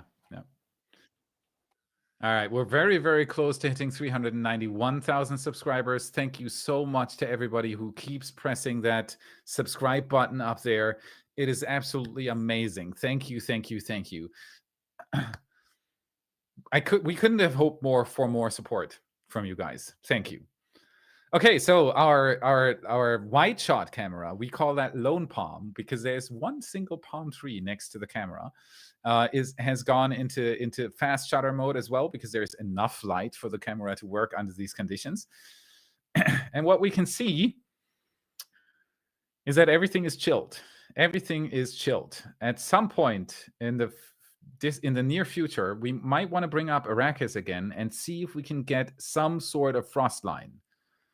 If you zoom in on that, can we get any frost line? Because that would be an indicator. Zoom on top of the OLM and let's see if we can find a frost line. Copy that, standby. Because that's what we're looking out for next, is did they start fueling the rocket? Because as soon as they start fueling the thing, they are done pushing back. That would be our sign. Less than 100 people going for a 391, by the way. Thank you guys so much. This is incredible. It's just incredible. Thank you so much.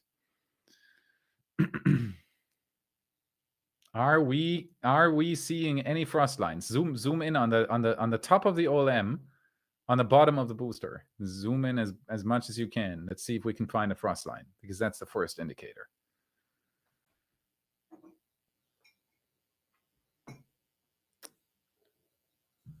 Let the thing focus. Of course, with all the fog, it has trouble focusing, but there it is. All right. It does look like there might be a frost line. Can we set this to manual focus? Yeah. We're trying to pull focus on it right now. There's a lot of condensation, unfortunately. Yeah, there is. For everybody else viewing out right now, there is a lot of fog in the air, so it is pretty hard for our camera to focus on that, and it wasn't an auto setting, so we're trying to fix that right now. I do not see any frost line yet, so we are standing by Waiting to see the first frost line there. This, what you're looking at here is the business end of Booster 10. 33 Raptor engines are inside the orbital launch mount. You can't see those from the outside. This orbital launch mount basically is a very genius idea by SpaceX to get rid of some parts that normally would be inside the rocket, like the startup process for the outer 20 engines. Normal conventional rocket has all its startup systems inside the rocket, so that it's not the pad starting the engines. In this case, it's the pad starting the outer 20 engines, just because they need to start once. For the boost back burn, they are not needed. It uses the inner engines for these kinds of things. So the outer 20 engines just need to light once, and SpaceX decided to put all the necessary parts to make them light up in the OLM. So technically, it's a part of the rocket. It's an extra stage. That's why many people refer to it as the stage 0. The picture is very chopped right now. Can we switch to Lone Palm?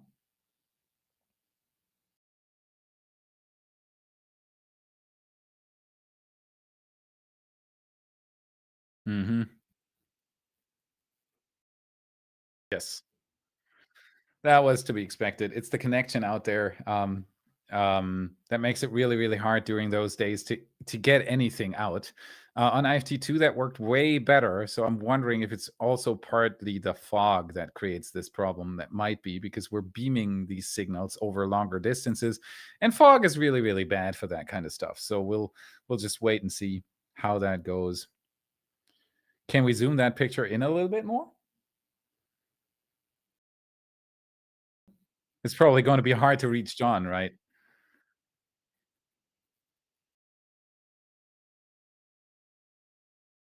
Yep, very nice. Yeah, it definitely looks like SpaceX is in the fueling process right now. Definitely looks like it. It is so foggy out there. We could show the fueling diagram that we prepared for today, so that people get an idea of what that fueling process actually looks like from the inside of the rocket. Because when you look at this, at the countdown procedure, you see all these positions there with a T-minus number next to them. They start the LOX fueling here, and they start the CH4 fueling here. But what does that actually mean? Thank you so much. My wife just brought me a coffee. Oh, and the cup is the right one. Let me just... Failure is not an option. The motto of IFT3.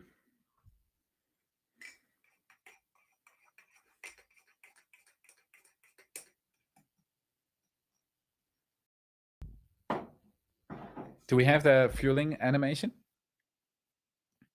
All right. Absolutely, no problem. So yeah, what you can see there is a lot of vapor from the tank farm. The fueling process is... It definitely looks like the fueling process is happening right now.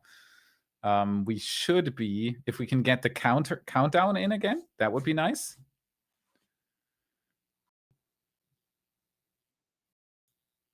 No, I mean the timeline. The timeline. There you go. Thank you. So right now we're at 44 minutes to liftoff. So we are about to see booster LOX load starting. Ship LOX load and ship fuel load have been underway for roughly 10 minutes now. 9 minutes on the LOX and 7 minutes on the fuel. And soon we're going to see the booster start its fueling. And the reason why those are staged are so one starts earlier and then the next one comes is because these tanks are filled at different rates, and SpaceX wants to ensure that all the tanks are topped off right before ignition. So I do think that when does top off happen here in this timeline? Normally, load complete at 250. So it's basically right before ignition that the Starship is fully loaded, and they do that because as soon as you pump your cryogenic fuels into the rocket, it starts heating up on the edges. The Starship itself is warmer than the liquid oxygen and methane. And so it starts turning that, it starts raising the propellant's temperature, and that makes it boil. And that turns it into gas, and that raises pressure in the tanks, and so you have to vent this pressure out and fill new propellant in, and that way you're basically wasting propellant. And to keep that waste to an absolute minimum, they are timing this with different stages for different tanks so that all of them are filled up at the same time, 2 minutes and 50 seconds before ignition. So that's why they're doing all this, and that's what we're still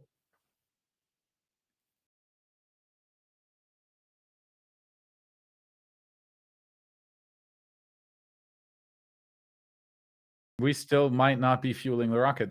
That's why we might not be seeing any frost lines yet.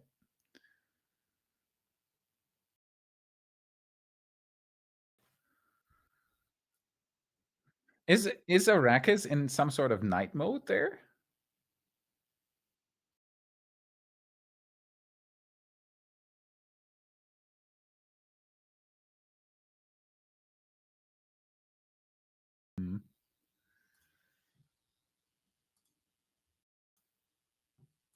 Let me just check something real quick.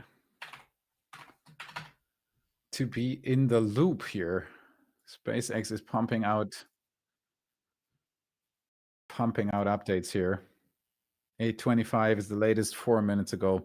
So it is being pushed. Reason unknown. Keeping an eye on winds. Now targeting 8:25. The problem with that is I'm a pilot. I can tell you a little bit about wind here. At night, there's normally less wind because there's less thermics. Thermics are created by sunlight hitting the ground and then warming up the air above the ground. The sunlight actually doesn't warm up the air much. It just warms up the ground.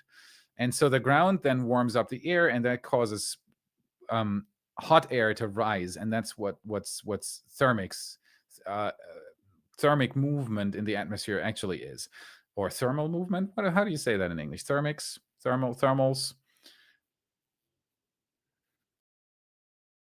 Thermal convection. So the hot air rises up, and that creates winds, and that's why there is more wind during the daytime. So as soon as the sun comes up, wind starts picking up. So the more SpaceX pushes this, because of multiple reasons, it seems, the more they'll have to deal with the wind, and that's why 4 minutes ago they said they're tracking the winds as well.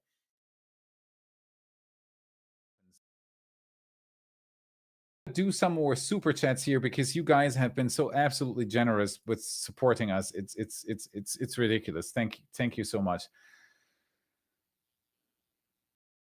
Helena.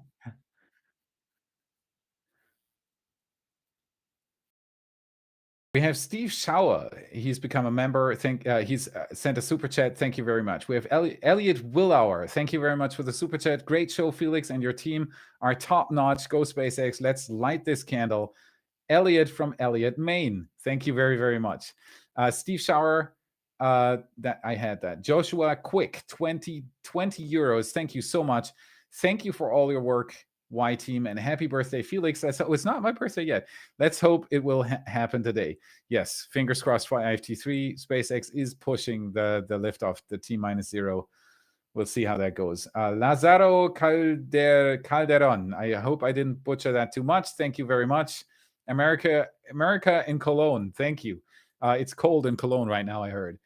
Adam Blomfield, thank you very much for the super chat. Thanks for the great contents on Starship. You're welcome. The Saboteur, thank you for tuning in again.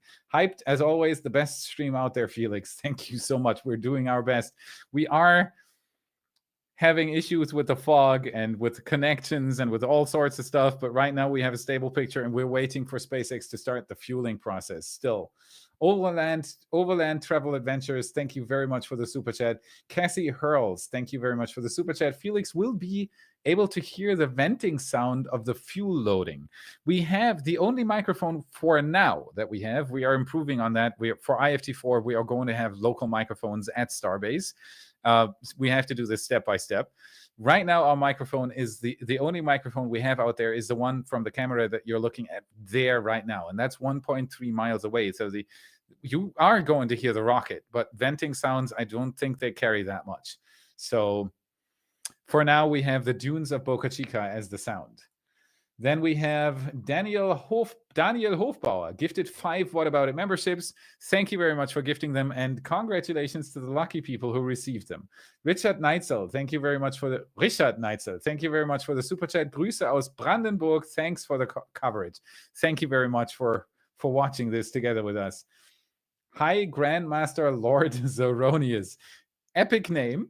Thank you very much for the super chat. Happy birthday. See you guys in 1 hour. It's been so long. No talk back in the Discord gaming days. See you have done well. Can't wait to see history happening live. So there's a funny side fact there, is that we are sometimes in our Discord channel, we've had dedicated gaming servers. That's a side project of ours. It's called Why Gaming, and we've done this with the community excessively. We've played Space Engineers. If you know the game, we've played 7 Days to Die. Our server was called 7 Days to Why, and so on and so forth.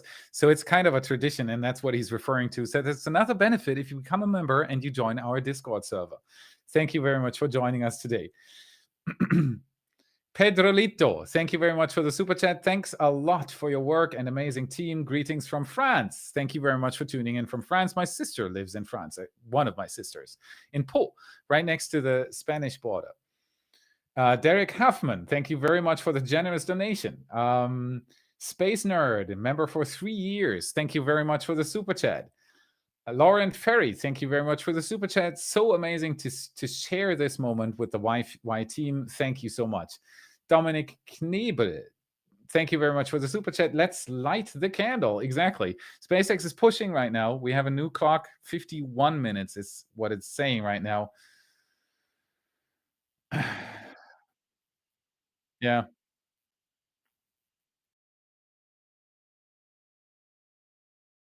Yes. But that's good to know. Nice. So we will have a picture from the Florida Keys downrange, 2,500 miles downrange, to try and catch the Starship flyby. Pixel Fun EU. Thank you very much for the super chat. Hello from Germany. We hope the ship makes liftoff. We hope the same. Fingers crossed. Overland Travel Adventures. Thank you again. Waking up on the West Coast. How is it going? Catch us up. Yeah. So what we're looking at right now is our close-up camera at the pad, and you can definitely see a lot of activity at the pad. The tank farm has spooled up and everything, but SpaceX is tracking multiple issues to proceed to T-0. Earlier we had boats in the splashdown zone for the booster. Now they are tracking wind. We'll have to wait and see how this goes. It's hard to tell right now. Everything seems to be ready. SpaceX is tracking. They're right now pushing. We have a 110-minute launch window. So that goes from 7 a.m. Central Time, which is the clock you can see up there. Okay, propellant load seems to be underway. I just get the info. So we might be tracking right now. This might be the last push. This might be the last push. Oh, this would be incredible. We might actually see a launch today. I just got the info that propellant load is underway. So fingers crossed. So we are likely past the 53 and 51-minute milestone that you can see there. Next up would be 52 minutes, booster LOX load underway. We'll see ice, typical frost lines forming on the Starship. That'll be the first indicator from the outside that it's actually started. But yeah, we are tracking towards the launch, even though our cameras are glitching out like crazy right now because of fog and tons of extra data connections that are out there. IFT2 worked just fine. We are going to improve for IFT4, but so far the camera feed is reasonably stable. We have the camera down at the Florida Keys. We have John's wide shot camera from Raptor Roost. Shout out to Raptor Roost. Anybody who's watching from out there, you guys are amazing, and I'll be down there for IFT4. I can't wait. That is going to be really cool. The fog is clearing up slowly. This is the picture from Raptor Roost. This is right outside the exclusion zone. So the closest you can possibly get to watching it in person is Raptor Roost out there. And you can sometimes see that flash in the distance over there, just slightly above the horizon in the middle of the screen. That is the launch tower. So that gives you an idea of how much fog there is out there right now. It's a lot.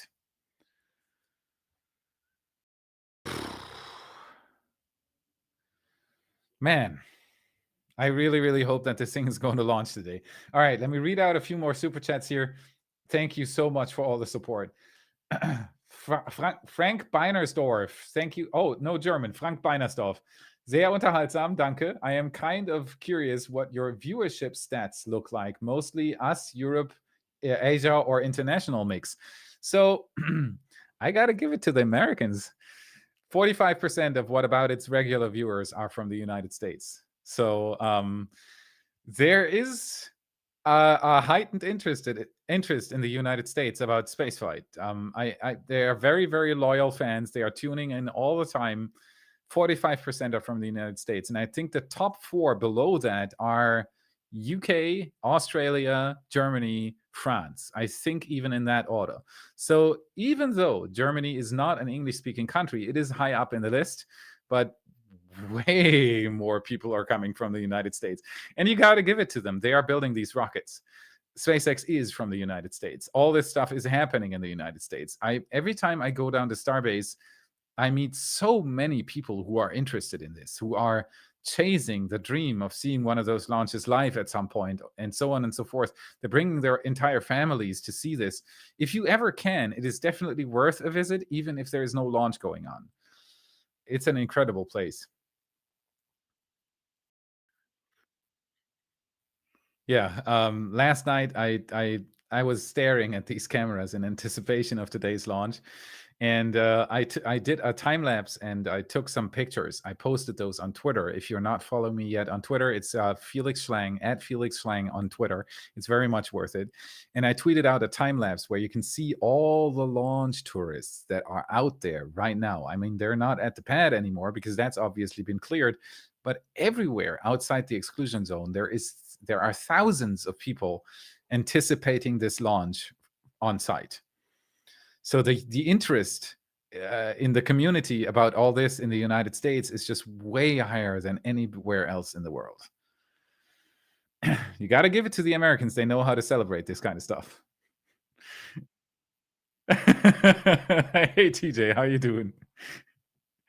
Sorry, I just chirped up. I just chirped up in the background chat saying, "Yeah, that we do. We That love you definitely us do. some rockets. We like big, loud things that push stuff around on the ground, on the sea, in the air, in space, everywhere." The path from here on is uncharted. That's what I tweeted yesterday, and it's absolutely true. This invention, this Starship, is not just a larger rocket. It's not something that can bring up more Starlink satellites. It'll do that, of course. But it is the first fully reusable rocket if it works out, which is going to be a game changer for the space industry. It's going to lower launch costs so much down that hopefully, fingers crossed, in 20 years, you might be able to buy a ticket to go to low Earth orbit for, let's say, 50,000 or so. It's not going to be as cheap as going to an amusement park or something, but you're going to get a week in space for it. So prices are going to go down significantly due to this one change. Falcon 9 is a great rocket, but it's only 80% of it being reusable. Imagine how much a flight ticket to Europe would cost if you would get the plane, if you buy the plane ticket, you get on board of your Airbus or Boeing or whatever you prefer to fly, and you fly to Europe, and over Europe, it drops you with a parachute and the plane drops into the water. Wow. How much would that ticket to go to Europe cost if you would have to divide the price of the airplane by the people sitting in it? It would be insanely expensive. You could it would be $500,000 easily, no problem. The only reason why it's $450 dumping price on the internet right now, if you want to go, is because you can rapidly reuse the plane. It just, luggage goes out, fuel goes in, more people go in, and it flies back to the United States. And that's what creates this $450 price tag on a round trip. If we can manage to do this with a rocket, and Starship might be the missing piece. If we can pull this off, that's what it is going to create, from $500,000 to $500 per trip. That's the difference between non-reusability and reusability. And on the Falcon 9, the problem is turnaround times are months, roughly 20 days, and it's only 80% of the rocket can be reused. 80% to 100% is a big difference, because the upper stage, reusing the upper stage is insanely hard. That booster on any rocket pushes the upper stage so fast on separation. It is so fast already that there is so much kinetic energy in the upper stage that after orbit insertion, if you want to get it back down again, you have to get rid of that energy. That will either consume a huge amount of fuel, because you could do a retrograde burn and slow it down that way, or you have to have a heat shield. Either way is really, really hard to do. Way number one is not even feasible, because you would get rid of all your payload capabilities. And so you have to, there are a lot of things that SpaceX needs to figure out to make that upper stage reusable. And the one way that SpaceX went to make this even possible is scale. Make the rocket larger, then you have more margin. That's why the Starship is so large. It's not so large because Musk wanted to have the biggest rocket ever built. If he could have done it in half the size, he would have probably tried. But making it that large gives you the scale you need. The wiggle room is much, much larger on a large rocket. And that's why it is so tall, the largest rocket ever erected. Yeah, Elon's, one of his famous sayings is the best part is no part. Well, big rocket equal more part. And I'm sure he would have absolutely tried to make a smaller rocket if that was an option. But the math is the math. They were trying to figure out, okay, how much payload do they need to get to Mars? And even to low Earth among orbit, other places. Yeah, exactly. And just kind of reverse engineer back from there. Okay, if you want to do it fully reusable and have a usable size payload, you could do a smaller fully reusable rocket, but you're going to be sending up, a couple pounds, whereas at what point is it really worthwhile? So it just scales from there. So Steffi just wanted to give us what's the update? Of now as well, and I was wondering if we want to show the super animations. Yes, we can. If we have it prepared, we can show a fuel load animation that we had prepared, but I don't know if we can show it on screen right now. So I need just a few more minutes, guys. My apologies. I will show it as soon as I have it. Yep. So booster LOX load has started. Did I hear that correct? Nice. Okay, so we are in business. Booster LOX load is started. 1 minute and 30 seconds ago, probably, because it's the T-0 that we're tracking. And as you can see in the countdown, at T-42 minutes, booster LOX load underway, and that's exactly what's happening. Fuel load should be underway now as well. So now we are going to have the frost line creeping up on the Starship until engine chill starts, which is the next major thing that's visible from the outside, because you'll be able to see some vapor coming out of the out from under the OLM, because you need to chill these engines, because it's the same thing as why they are chilling the propellant lines that lead towards the Starship before they start fueling it, is because you have to gradually cool those down and bring them down to a low temperature so that they won't immediately boil off the fuel while it is running through them, and so that they don't cool down too quickly. And that's the same with the engines. If you have a room temperature engine and you, with turbo pumps, pump cryogenic fuel through that room temperature engine with turbo pumps, right? It's going to be quick. It's going to cool down so rapidly that that lines inside the engine itself rupture. In the worst case scenario, the whole engine blows up, and that's why they do an engine chill, and that's going to start at 19 minutes and 40 seconds before liftoff, so that you can nicely and gradually cool those engines down until you do your final launch decision. And that's what's going to happen at 19 minutes and 40 seconds to liftoff. So that's what we're waiting for right now. Thank you all so much for all those super chats. The countdown, the counter you see above my head is a live counter of the wise subscribers, if you want to give me an early birthday present, hit the subscribe button. My personal goal is to hit 400,000 subscribers before my birthday, which is going to be at the end of this month. It's roughly 2 weeks away. And if we can make that happen, I am going to jump around. I'm going to find something special for you guys to do. Thank you so much for pushing that button. While you're at it, hit the like button. Consider becoming a channel member or sending a super chat, become a patron.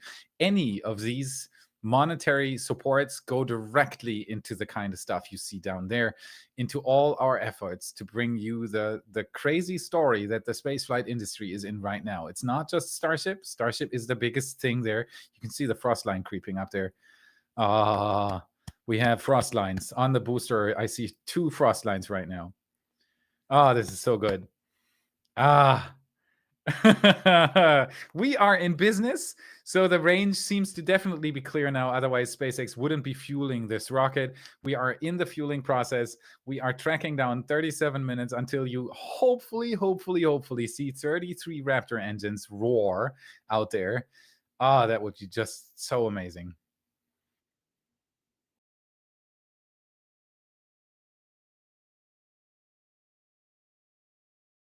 You can see the blinking dots out there. That is the view that you're looking at here right now is Raptor Roost. That is a place that is very close, like it's literally 10 feet away from the end of the exclusion zone. So this is one of the closest spot you can legally watch the launch from. It's 3.5 miles away from the pads. You can see the fog in the air there. It's like how hazy it is on the horizon. Those blinking dots you see out there in the distance, that is the launch tower, and that's what everybody is staring at right now. 36 minutes to go. All right, I'm going to read a few more questions and super chats here while we stare at that frost line going up. It's just amazing. It's just amazing. I can't wait for that thing to launch. We have Roger Ramjet. Thank you very much for the generous donation. That is very much appreciated. Tim Davidson Sterling CO. Thank you. We have Dom Telly. Thank you very much for the super chat. Where is your cowboy hat? My cowboy hat is actually in Stefanie's room. If you bring me on screen in a minute, I can wear it. Stefanie just suggested that she could wear it on screen if you want to. The reason why I'm not wearing it is because I'm wearing headphones, and that hat doesn't fit over the headphones. So at some point, I stopped wearing the launch hat that is still known by some part of the community from the early days of the low altitude flight tests that were absolutely amazing to watch. You can see the frost line is creeping up further on the booster. They're very visible at this point, and on the ship as well. So we have 4 frost lines building up there, and it's in the fueling process. And I can't believe that this is happening again. This is just amazing. Dom Telly, that was the hat. So my wife might be wearing it for you. We have Frank Beinersdorf. Thank you very much for the super chat. Sehr unterhaltsam, danke. I'm kind of curious what your viewers. Oh, that's the viewership stat. We had that before. Romaine Mayman. Thank you very much for the super chat. Hello, thank you for your work. Get a beer on me. You must be dry with all this live comments. So I have water and coffee. I tend to not drink beer on screen. But thank you very, very much. There, we got it zoomed in a little bit. Thank you so much for the support. This is amazing. I even found a place here in Florida where I can buy my favorite German beer, so I'm very happy with that. Judge Dredd, thank you very much for the membership for 2 months by now. Super chat, thank you. Get yourself a beer. I am the law. I am definitely not going to drink beer on camera, no matter how much you say it, but thank you very much. I'll get it afterwards. So we have Boy Kochina again. Thank you so much for all those super chat. It was a Herr Gruber joke. Don't say yes, no on Pew Pew. Yeah, I got it. Thank you very, very much. Thanks again, and all the best to all. Thank you so much. We have Investment Joy. Thank you very much for the super chat. If I super chat, it is slightly increases chance of launch, right? Super excited, glad to catch the stream. Yes, absolutely. If you super chat, the chances of a launch today are rising with every super chat that you're doing. No, I'm of course just joking, but thank you very, very much for all the support. Pedro Santos, thank you so much for the super chat. Oh, this is just crazy. Guys, thank you so much. Stuart, thank you so much. Hello, Y team. How many successful launches and re-entries do you think it will be before we see a catch attempt with the chopsticks? Do you think they will be waiting for the second tower to be completed before they try? Okay, so I do not believe that we're going to see a catch attempt this year. I might be wrong, but trust me on this one. It would be disastrous if they try to catch and they don't. So they are going to make very sure that every system works repeatedly. So they are going to do a soft touchdown with the booster today, hopefully. They're going to try that again on IFT4 to have 2 data points. Because if the booster crashes into the tower, that would be disastrous for SpaceX. It would slow them down by at least half a year, maybe even a year. So you do not want to have that. And when they do start catching, they are going to have a huge dogleg maneuver in their return. That means that the booster first aims for the water while it is coming down. And as soon as SpaceX absolutely and definitely knows that everything is fine with the rocket, they are going to start aiming for the pad itself. That's a dogleg maneuver. They're definitely going to do that. Look at that beautiful rocket. Oh, this is incredible. All right, fueling seems to be continuing just nicely. So that is what they're going to do. I do believe that we are definitely going to see a catch attempt next year. And now comes the next big thing. Let me just finish my sentence before I talk about that. I do believe that the first catch attempt is going to work, because SpaceX is doing exactly that already, minus the chopsticks. A Falcon 9 landing is almost exactly the same thing as a super heavy landing. It is bigger, it has more engines and so on and so forth, and it is slightly heavier when it comes down again as well. But it doesn't matter if you try to land on chopsticks or if you try to land with your legs on a boat. It's both the same thing. On one with one rocket, the landing level is just higher. It's just a virtual level for the computer to know, when do I touch down. I don't touch down when the bottom of the booster is down. I touch down when almost the grid fins are down. But that's the only difference. All the avionics, all the coding, all that stuff is absolutely flight proven. I'm very sure that SpaceX will use about the same software to control the super heavy booster that they use to control the Falcon 9 booster, because it's almost the same system. It's got the grid fins. It's largely the same thing, different values in the software. So I do think that there is a really good chance that the first booster is actually going to be caught when they try. And now we're talking about my wife wearing an epic launch hat. And I have to do this. Yeehaw! Yeehaw! We're good to launch. She's so American. She I is love so it. American. Actually, that was gifted to me by he's called S Padre on X, Gene from down there. He has horses, or still has horses. I don't know. He's known on Twitter for being a very caring and loving person, and he gave me this hat in person when I was down at Starbase for the first time. I did a fan meetup, and he showed up and he gave me that hat, and since then it's one of my dearest possessions. It moved back to Germany, and then when we moved to Florida, of course we took it with us again. So it saw quite some places on this planet. Yep. Yeah, it did. That's the launch hat. And as said before, during the high altitude flight tests, I did wear that hat during launches, but it doesn't fit anymore. I'm sorry. All right, we see the camera panning here from top to bottom of the rocket by now. Now we see a lot of grass in front of the rocket. It's probably because we lost connection to the camera. It's what you see here. This is not us being drunk. This is the camera getting the start signal to move, but not getting the stop signal to move. That's another fun aspect that, oh, look at this close up. Oh, can we zoom this out a little bit? Is it possible? Of course. Yes, it's possible. We have the technology. I don't want to touch anything here, but TJ says it's possible. So we'll make it happen. This is Booster 10's business end on the OLM right now. with a lot of fog surrounding it, but now we have a clear picture of the pad. We had to restart the whole camera because it had a nervous breakdown, but now it seems to be working reliably. It doesn't like it when a lot of people are watching them, and we have almost 30,000 people on stream, so it got nervous. Arrakis is just nervous. Exactly, guys. Sometimes you just have to give the camera a break. Look. Arrakis is new to this. There you go. That's a drop frame right there. That's the typical gray that you get when you drop a frame. It's because of connection issues. It's just really, really hard doing these conditions to get a connection down there. So we will be sending you, we will be showing you this feed as often as we can, but we can't promise anything, obviously. Right now we're looking at Raptor Roost, which is still extremely foggy. There we go again. Here's the close-up again. Look at that beautiful shot. SpaceX is now live too, so we'll be pumping their stream in momentarily, everybody, as well. SpaceX is live by now, so we will have their stream on feed soon with their audio as well, and we'll try to be as quiet as possible when SpaceX says something, because their call-outs will be very important.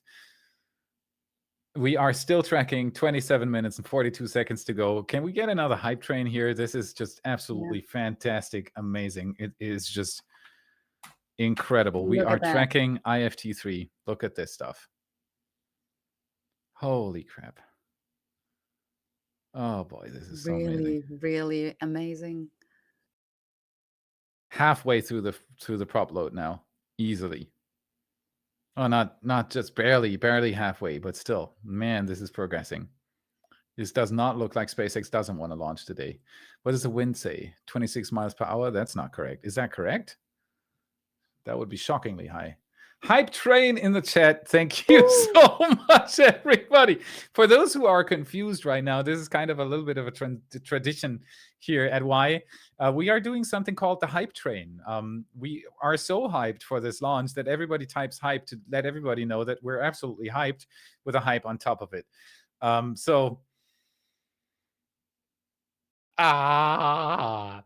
I don't even know what to say anymore.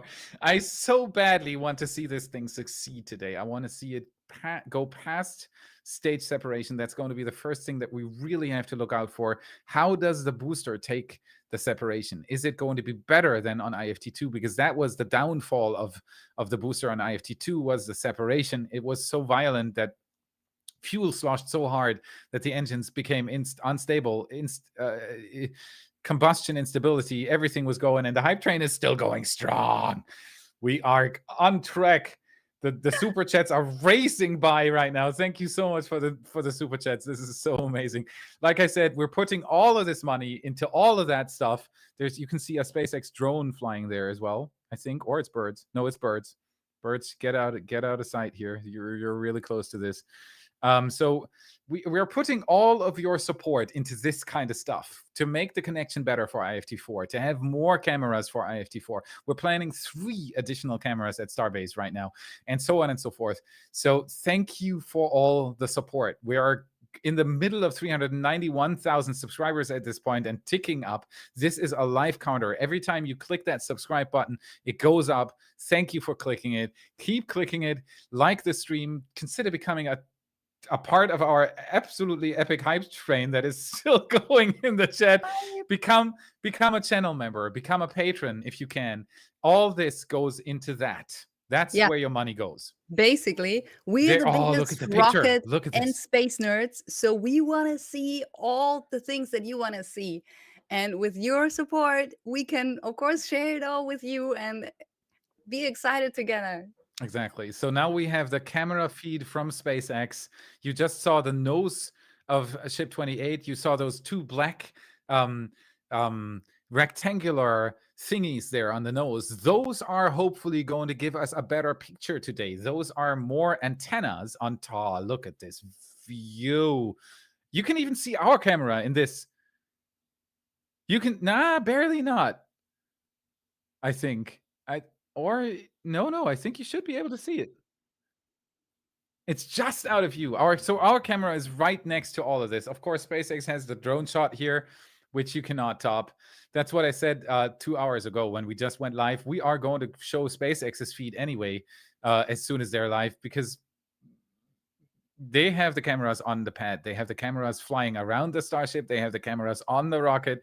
You cannot top this anyway. So that what I was talking about, those two black, there you go. On each side, you see those two black rectangular thingies. Those are additional antennas, and they should give us a really clean camera feed. At least I hope so. You want to have SpaceX talk here for a moment, if we can? Yes, absolutely. I should start hearing them in a moment. Maybe the audience can hear them. out of the way. We did, and even got a little extra. For Flight 3, we've added some ambitious tests highlighted by an attempt to transfer several tons of propellant between the tanks inside Starship itself, as well as the first ever relight of a Raptor engine in space and the opening and closing of Starship's payload door. When Starship takes astronauts to the lunar surface as part of NASA's Artemis program, it will be refilled in space by a Starship tanker spacecraft before boosting itself into a lunar orbit, like you see here. Transferring a large amount of cryogenic liquid in space has never been done by anyone, ever. So we'll be looking to get data on some of the fundamental physics in play here, like managing pressures, temperatures, propellant settling, all as we prepare for eventual ship-to-ship transfers. The ability to refill starships once in orbit will be critical for landing on the moon and is a key technology for enabling deep space exploration and ultimately flights to Mars.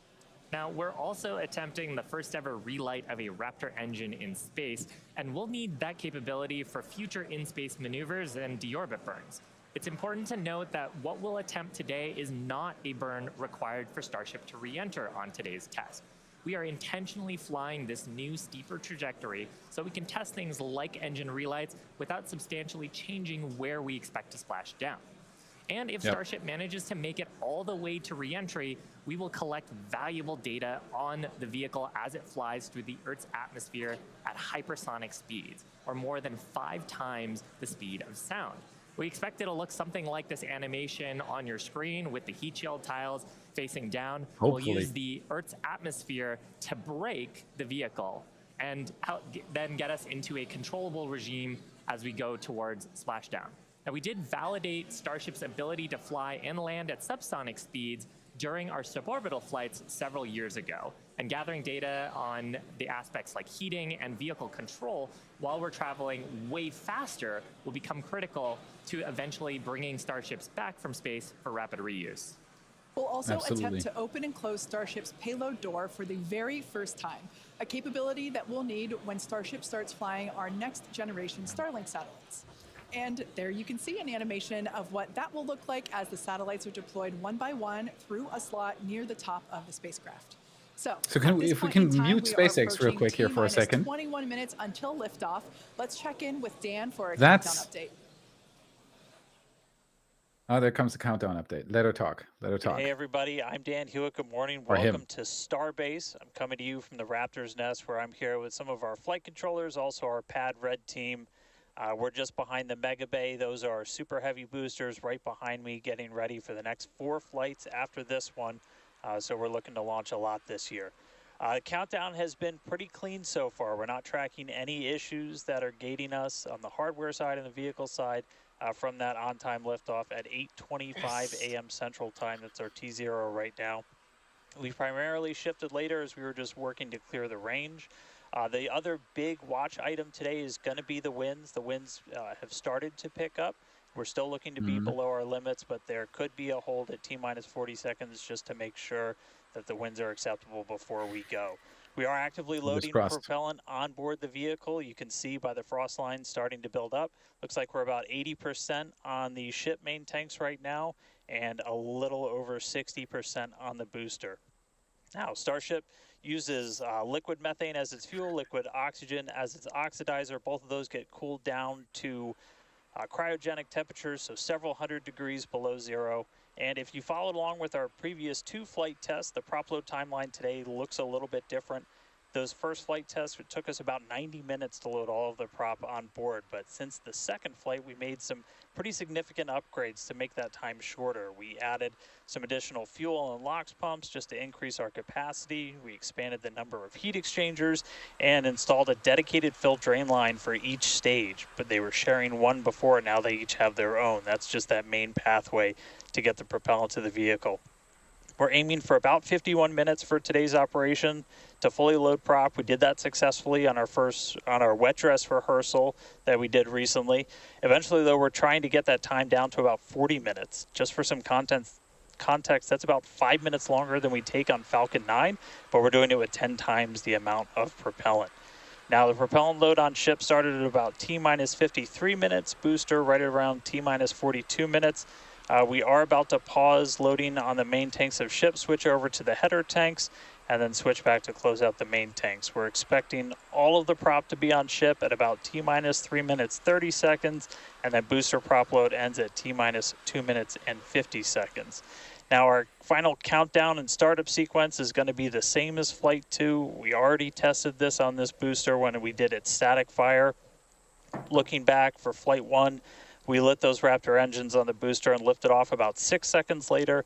Flight 2, we reduced that time by almost 2 seconds. That just helps reduce the stress on the ground systems, improve the efficiency of the rocket.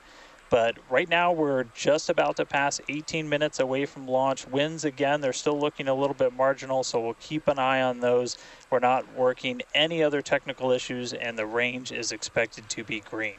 If we can't make our test today, we have backup launch opportunities in the coming days. Could be 24 to 48 hours, all just depends on how far we get into the count. So check back in with everybody in just a little bit. For now, though, I'm going to send it back to Kate and Shiva out at Hawthorne. Thanks, Dan. The countdown is continuing to progress, so let's take a closer look at the world's most powerful launch vehicle ever developed. Starship is comprised of 2 elements, the ship, which has 6 Raptor engines, and the Super Heavy booster, which has 33 SpaceX here real quick. engines. Starship is capable of about... So right now, our camera feed is better than SpaceX's. Eat that. It took a while, but for the brief moment, yes, I will right take the now win. our camera feed is extremely nice. Can you put that up full screen real quick? This is what we've been building, and this is what we were hoping to show you today. And I'm so happy that right now it is at least working. And as soon, of course, as I say, put it full screen, it goes away. No, there it is.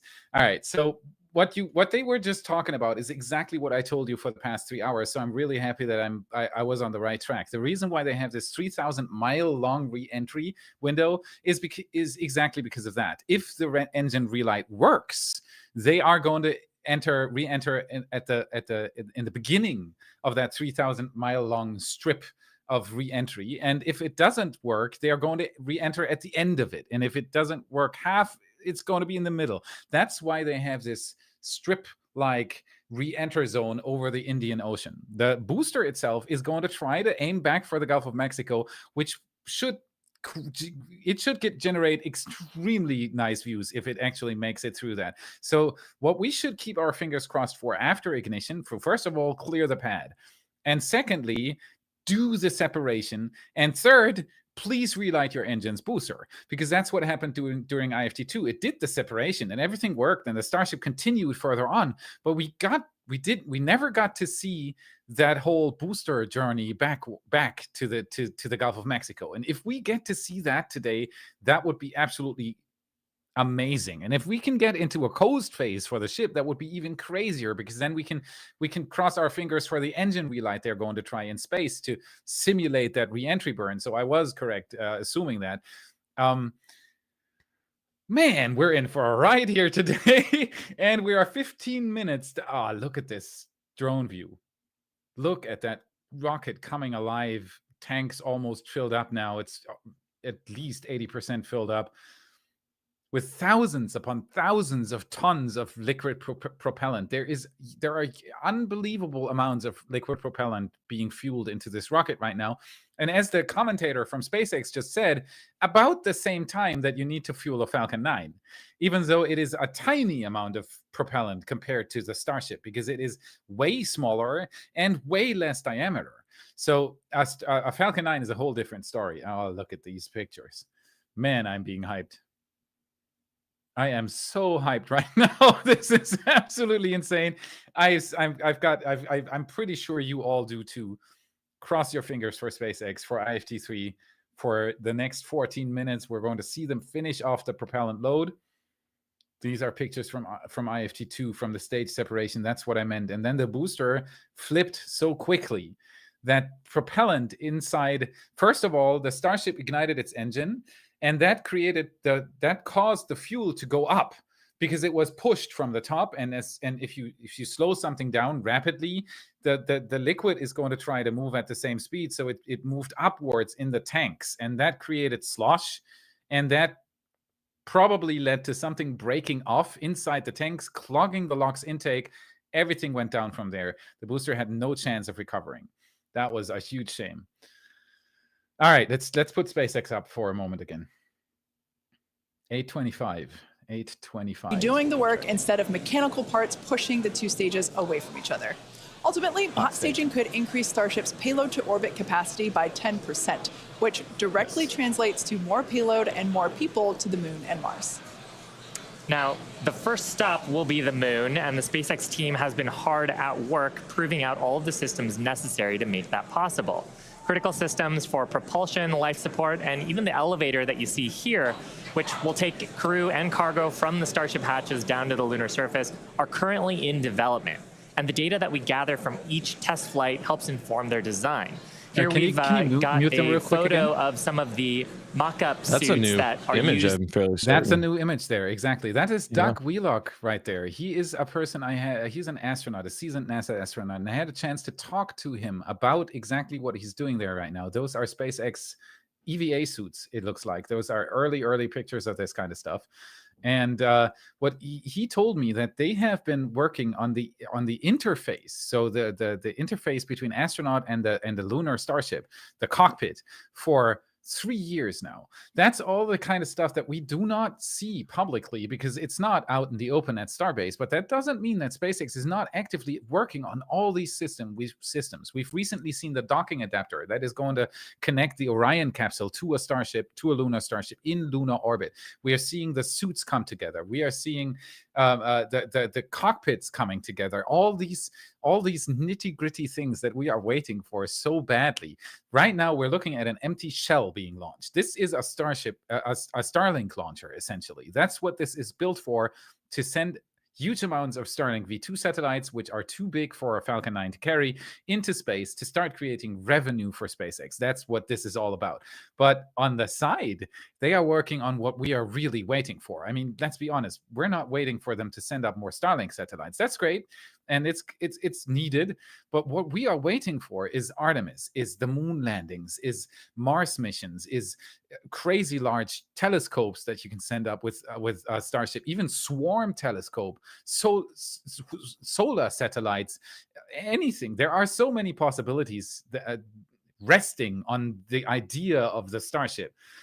We have a live graph here right now with fuel load. SpaceX is really giving us the good content here.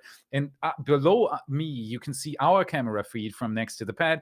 Above me, you can see our sub counter. Every time you click the subscribe button, that thing goes up. Thank you so much for subscribing to our channel, for liking, for supporting, for becoming channel members, and for sending super chats. I'm not shouting them out right now, but I do see them in the chat right there. Thank you so much. All right, let's go back to SpaceX real quick. Wind is 36 kilometers per hour. That's not nice, but not too bad. Overcome its weight, your thrust to weight ratio goes over 1, it's going to lift off. We don't have a command to actually release the hold downs once it starts up. Just also a reminder, actual liftoff happens a few seconds after you see those engines ignite. So you'll see fire, and then a few seconds before Starship really starts to take to the skies. Our range team just going to keep on making sure land, sea, air are all clear as we really count down. But that's the latest. Nice. We're just coming up on 10 minutes before launch. Everything looking good for Starship's third test flight. I'll toss it back to you guys in Hawthorne. Great, thanks, Dan. Now, if you've been following SpaceX over the years, you've no doubt heard us talk about our goal of full and rapid reusability. Nearly all of the Falcon boosters flown last year and this year have been reused, or as we like to say, flight proven. We've landed Falcon 9 and Falcon Heavy boosters 283 times since first doing so in 2015. And with Starship, our mission is to take reusability even further by reflying both stages with little downtime between flights. And we plan to fly as often as possible. As we mentioned earlier, rapid and complete reusability is critical to enabling routine spaceflight. The team at Starbase has been hard at work developing and manufacturing the hardware that will ultimately take humans back and forth to the moon and Mars. Now, even though we are not recovering Starship today, test flights like these provide the critical data that we need through every phase of flight. They are. And that data informs future missions and gets us to that future where Starships are being recovered and rapidly reflown. Our teams are also working on the ground systems that will support rapid reusability. When we start recovering Starship boosters, we'll want them to return to the launch site for a quicker turnaround, as you can see here depicted in this animation on your screen. This is when the tower reveals its dual purpose. After launch, the arms or the chopsticks on the tower will help guide the booster into position to ensure a soft landing. Now, if you're thinking that this sounds hard or even impossible to do, well, that's the inspiration for naming them chopsticks. Some of you might recall a little film called The Karate Kid, where Mr. Miyagi famously taught the main character, Daniel, that if he could catch a fly with chopsticks, he could accomplish anything.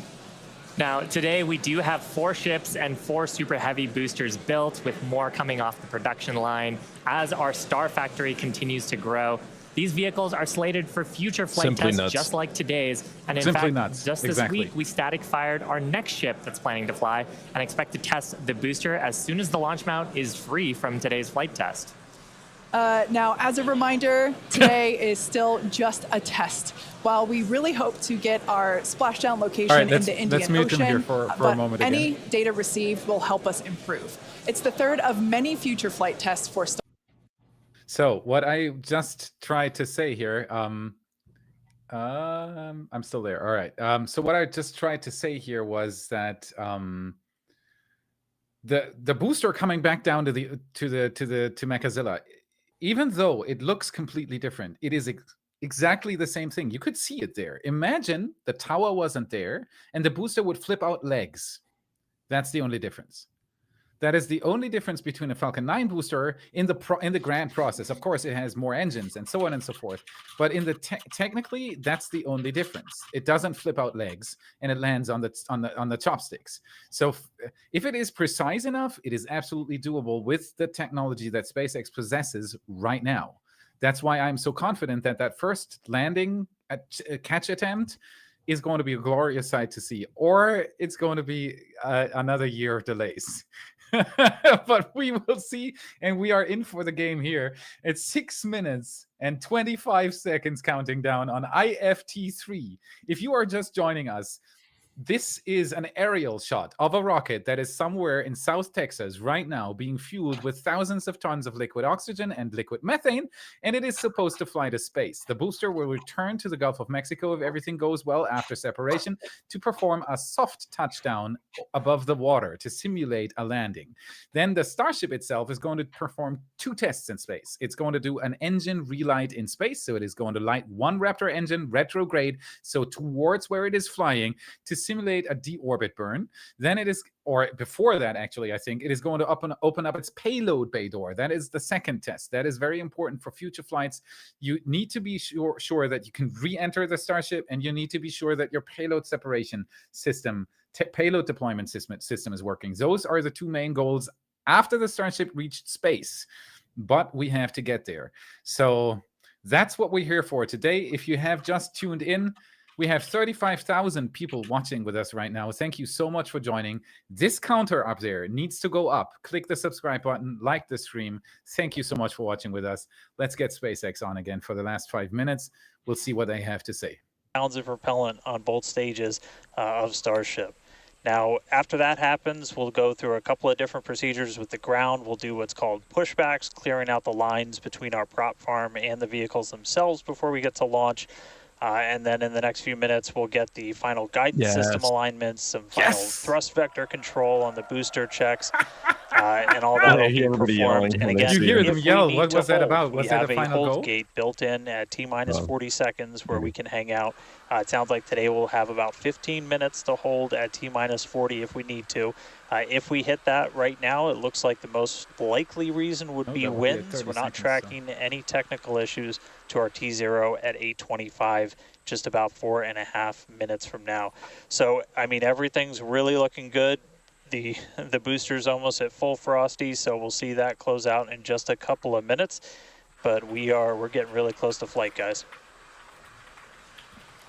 The excitement is definitely growing here in Hawthorne, SpaceX headquarters. Friendly reminder that our T0 counter up here is an estimated T0. They often do a hold at T minus 40 seconds. So our T0 counter may say 0 and it's still on the ground, and it's probably because they're in a planned hold of some sort, but that's just a rough estimate so we all can be at our computers and phones and tablets or whatever and ready for launch. Back to SpaceX. Anything that would trigger an abort prior to T minus 40 seconds becomes a hold. So that's a really cool feature to allow the team to wait for final checkouts or assess prop levels, engines, avionics, vehicle pressurization. It's really helpful to ensure a liftoff. Yeah, and that's something that is very different from Falcon. I'm sure people have watched our launches, and then we get right down past prop load and then have to scrub because of weather or scrub because of an issue on the vehicle.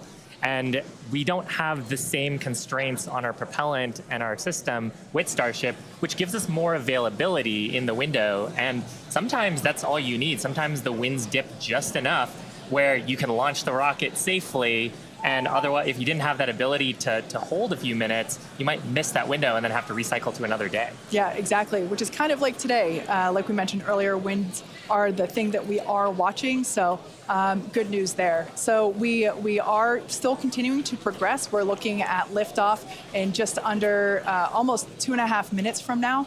Super exciting. Like we said before, there's nothing more exciting than watching a test flight for a developmental program, and that's where we're at today. And like we talked about, we have some really ambitious goals for today's test. But really, the point of today's test is to try to get as much data as we can so we can inform the next iteration of the design of Starship, those things into flight test number 4 and new objectives there that'll eventually get us to that glorious, rapid, reusable future that we so badly want. Yeah, for flight 1, we wanted to clear the pad, and we did. For flight 2, we wanted to get through hot staging separation, and we did. So today, we want to get even further than that and collect as much data as we possibly can. So with all that being said, we're going to check back in with Dan to take us through the final 2 minutes of terminal count. Holy cow. All right. We are under 2 minutes away. We are just if they're not done right now. Load on the booster and on the ship. 1:30. 1:30, and look at those people at SpaceX. We're starting to hear some there good news that it looks like winds are not going to hold us up, so there's a good chance we blow right through that 40-second hold. So we're about a minute, 20 seconds It is getting away. real. Just walking you through one last time, we're going to see the engines ignite about 4 seconds before we hit our T0.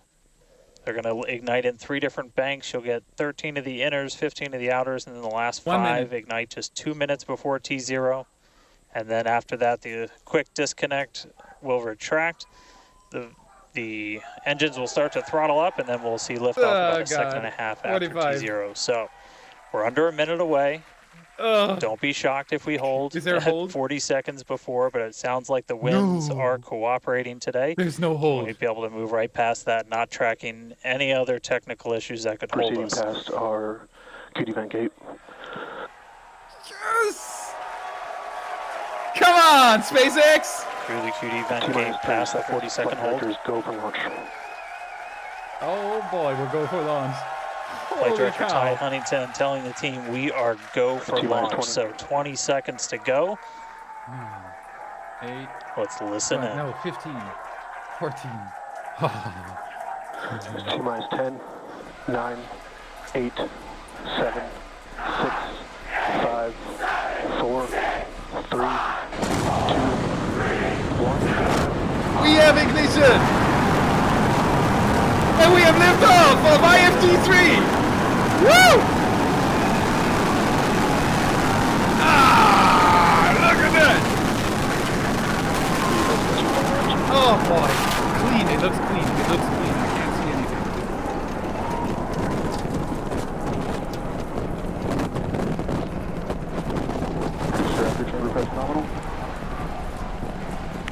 it is. All right, in flight. We just for a short second we see the diagram as well. All engines are lit. Everything looks nominal. It's 30 seconds into flight. We are trying to track it at our southern location. We are seeing 33 out of 33 Raptor engines ignited on the Super Heavy booster. Booster and ship, avionics, power, and telemetry nominal. Yes! Signal, Corpus Christi. Through the clouds. Continuing to get good What a call-outs. view! Trajectory looking nominal, systems looking nominal. Just amazing to see all 33 lit up once again. Look at that view! Those antennas really did it. Oh wow! Dynamic pressure.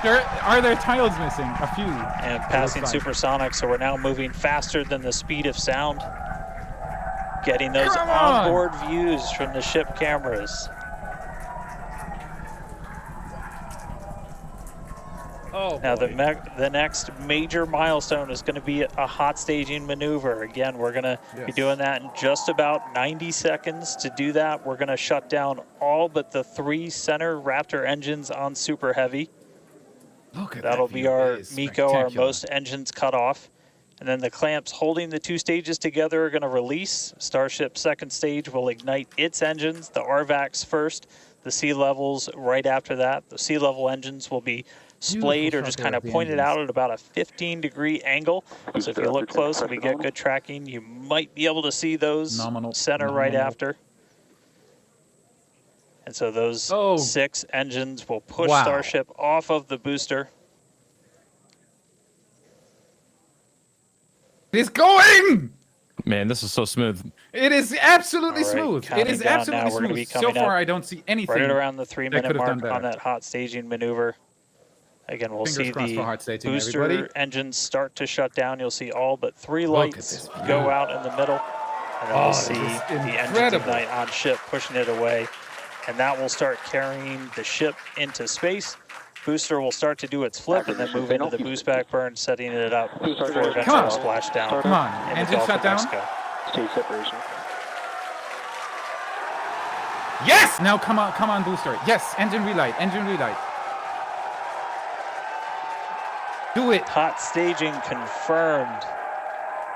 Booster's now making its way view. back, seeing 6 engines You can see that. ignited Was that the? on You ship. can see the ship in the distance there. Kate, we got a Oh, Starship boy. on its way to space and a booster on the way back to the Gulf. Oh man, I need to put my jaw up from the floor because these views are just stunning. They did it? These are live views They did from it! Starship. First stage is currently performing the Ship boost. avionics, power, and telemetry nominal. Good there. News Nominal! informing us that the second stage or the ship, everything looking good, nominal there. First stage is currently performing the boost back burn, expecting that to last about 1 minute. That boost back burn, Engine shut down. that boost back half burn of the propels other the booster engines are back shutting towards down? the coast, taking it to a landing All of in the them. waters All right. of the Gulf Might of have shut Mexico. Engine shut We're only using the Yes! Super Heavy booster's 13 center engines from here on out. As whenever they relight, you'll be able to see that in the left bottom corner. Those are the ones that can gimbal. In other words, they move and change direction in order to change the thrust to steer the first stage back to Earth. Looks like a dump. Hopefully. Could have been a prop dump there before landing. They Wow, wanna these are dump just some fuel. incredible views coming to us. Yeah, This those is are live shots. incredible. 100% Everything is incredible. looking good for both the first stage on the left-hand side of your screen or the Super Heavy booster, as well as on the right-hand side of your screen, that is Starship, or we also refer to that as the ship. Now, the boost is back working. burn was the first of 2 burns required to return it to Booster's Earth. gaining speed now. The next one will be the landing burn, Massively where all gaining 13 center engines will initially ignite and then transition into a 3-engine burn to help slow it down. Now, just as a reminder of the Stage 1 test objectives, we're looking for controlled ascent, which we have so far. Stage separation, which, gorgeous, we cruised right through it, as well as... on a nominal trajectory. Good It news is there, so good telling to us see the that thing the in space. path that Starship is on is good. Now, Starship's second stage is still firing its engines, and as you heard, following planned flight path. The ship objectives, we're looking for hot staging, again, cruised right through that. We're looking to demonstrate controlled ascent, as well as orbital insertion. Now, the bottom right-hand corner of your screen shows the ship engine graphics, so be sure to keep an eye on those. What's interesting to see is that the this is just Luxmar a is higher phenomenal than, test is lower so far. than the CH4. Super Heavy is performing beautifully today. It's on its return leg of the journey. Ship continuing to burn its 6 engines, those larger circles, the Raptor vacuum engines, the inner circles, the Raptor sea level engines. It's massively gaining speed We're now. Going for the clouds. About Guys, 30 we might see a seconds soft away, landing. Just under 30 seconds Oh, the away fins up. Oh my god. from the start of the booster burn. Excuse me, the Look at landing this. burn on the booster. You can see the grid fins Okay, rotating. now you're going to see what I meant. Grid It's fins doing are exactly guiding the us same thing. through the atmosphere back towards our splashdown site. Again, we're That's why going I for said a they know how to hard, do this. for a splashdown, a soft splashdown. Ooh, it is moving. So for landing burn, we're going to expect to see the 13 center engines light, rapidly bring down That the sonic boom booster's must be velocity, incredible. and Look then at it! just the 3 in the center for splashdown. Let's see if that'll work. Oh my god! No, that doesn't look like it's under control. Yeah, it's fighting. We're getting a few engines. It is fighting. It's in the doesn't look right like it's orientation-ish. Yeah, and now it's triggered. That's the end. Yeah, And that was it. acquisition There's of one signal. Raptor lit Let's up. see if we can get some other video of that. Now, this is a test objective today. It is still something that we're attempting to learn. But it was able and to do make the it boost that back. It was far able to do demonstrate flip, the controlled boost back, re-entry re-enter the up to that atmosphere point is and pretty get darn on its good. path. Ship continuing to look nominal with its ascent burn. This burn we have a lasting Starship about coasting 6 in minutes space. total. And we're expecting that this burn will end just after T+8 minutes, about a minute from now.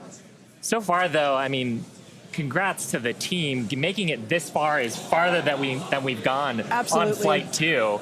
Just wonderful views and great engine performance from the vehicles. Looking at the last telemetry we saw from So the far, booster, we've hit controlled ascent. We're in the middle of that right now. We demonstrated the hot staging. Kate, as you said, cruised through that.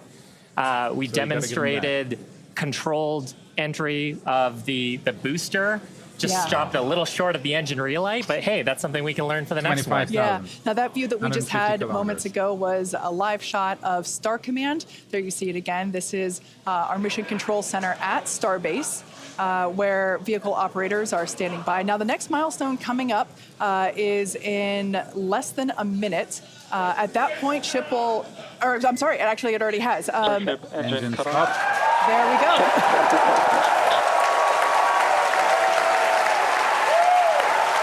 It is in the coast phase. Heard there by It is in the coast phase. Wow, that is exactly what I hoped for. So massive improvement 6 over our Raptor IFT3. engines have successfully shut down. Look at these views, everybody. Call out for nominal orbital insertion. Starship is in which space. Incredible. Look at these views, Dan.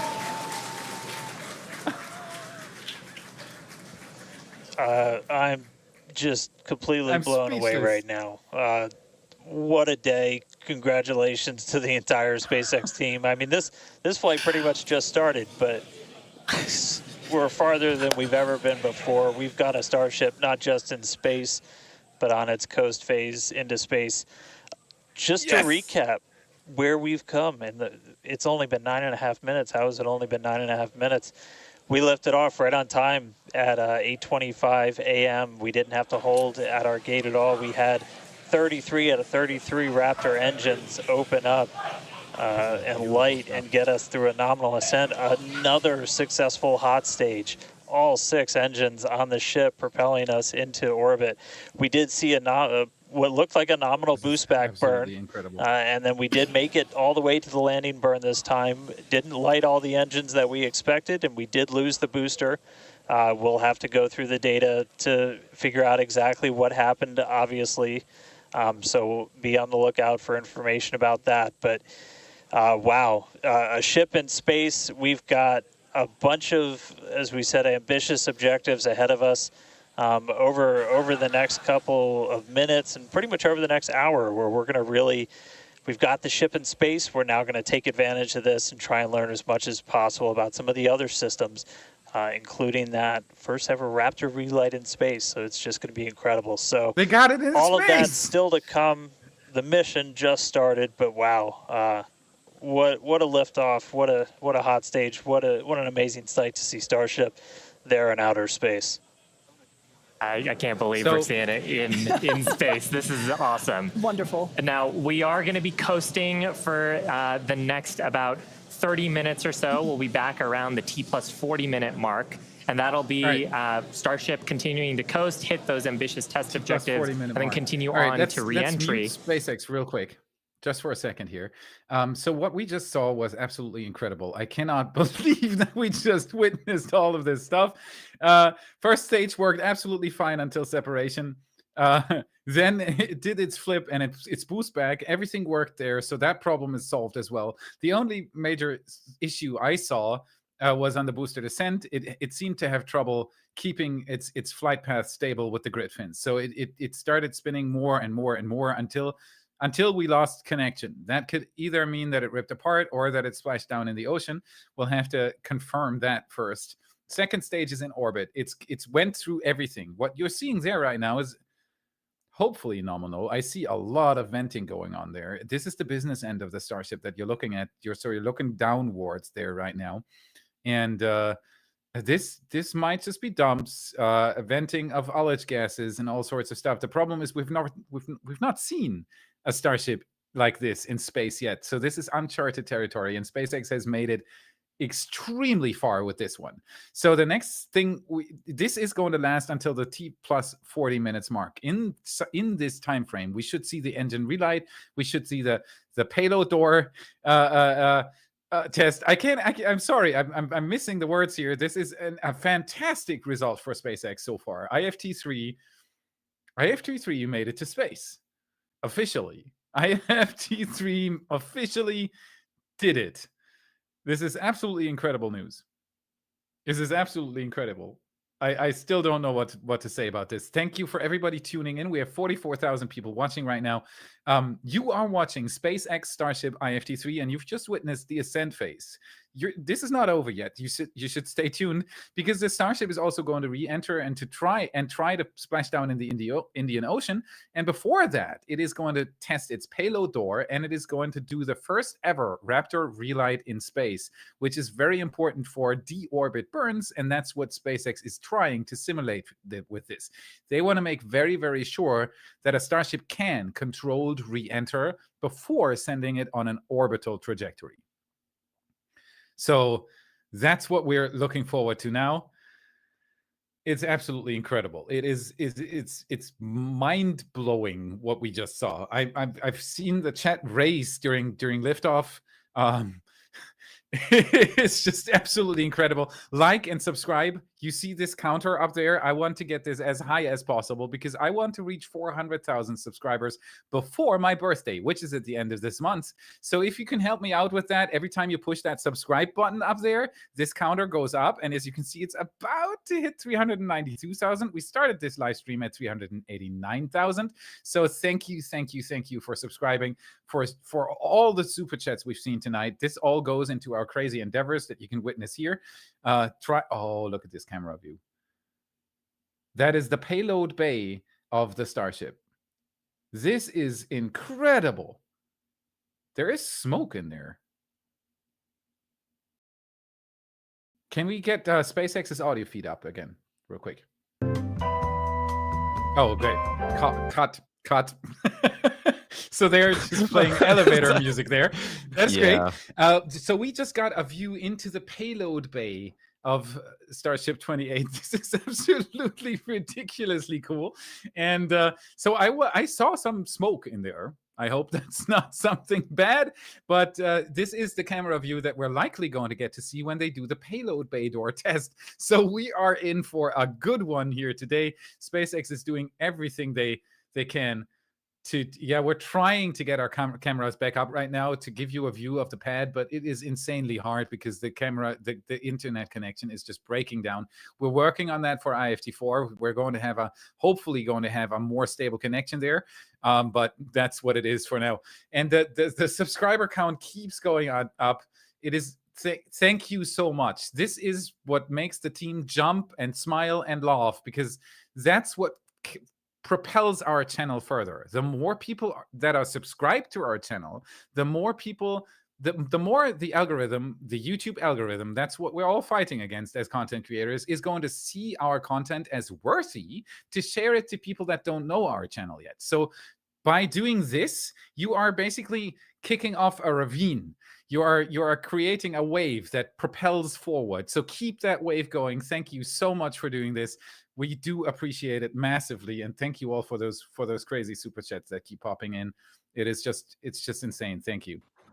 Wow, the door is opening. I still see the smoke, but you can see the light coming through. That's actually a good thing. Earth shine coming through the payload door. Come on, open up. It is slowly opening. Is it moving? Come on. There is? Oh, there's lots of... I just got the voice. Oh, it is definitely opening. I just got the voice from the off. You can see all the little gravity indicators floating around in the payload bay there. So this thing... I mean, look at those views. If somebody would have told me this 10 years ago, I would have said, yeah, you're a lunatic and you're talking about some Ridley Scott movie or something.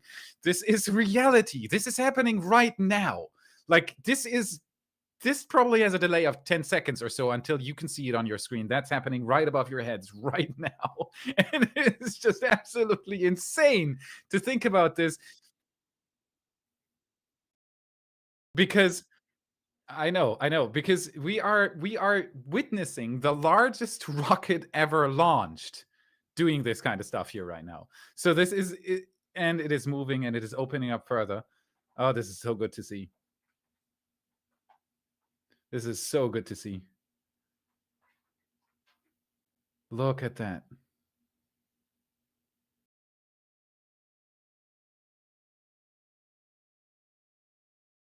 It is opening. It is opening. Let's hope the thing doesn't tilt or jam or anything, because this is really, really important for future missions that SpaceX will want to do after this. These are all tests to ensure that on later flights, the Starship is going to be able to do what's needed next. Payload separation, re-entry burns, all this kind of stuff needs to be demonstrated beforehand. And so we're halfway to 393 by now. Thank you so much. Thank you. So all the tests that you're seeing right now in this coast phase that is going to last for another 22 minutes roughly, these things are in preparation for the flights in the future. Even the booster trying to land there was a preparation for a flight in the future. SpaceX now knows it had trouble keeping its attitude with the grid fins, so they'll have to improve on that. They'll have to figure out what happened and improve on this. The nice thing about this launch is that nothing exploded out of the ordinary, meaning that the FAA license for IFT4 should be much quicker than the one for IFT3, IFT2, and IFT1. So we might be on a fast track path right now to IFT4, 5, 6, 7, 18, 19, and 20 in the next 2 years. Look at these views. This makes my heart jump. It's just incredible. It is just incredible.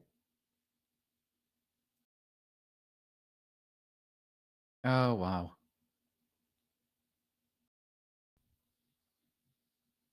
Oh, wow. Acquisition of signal. SpaceX's Starship is, of course, communicating through different ways, and one of them being Starlink. So the Starship itself is actually communicating with Starlink satellites, and of course, sometimes the connection isn't good enough to send you a video feed. That doesn't mean that SpaceX has no signal coming from the Starship. It might just be a telemetry signal.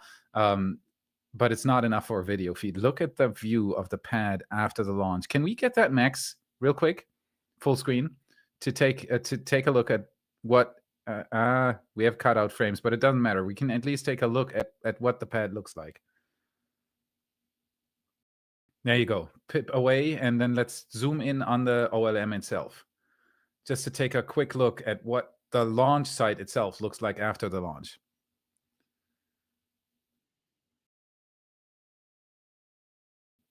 This doesn't look too bad.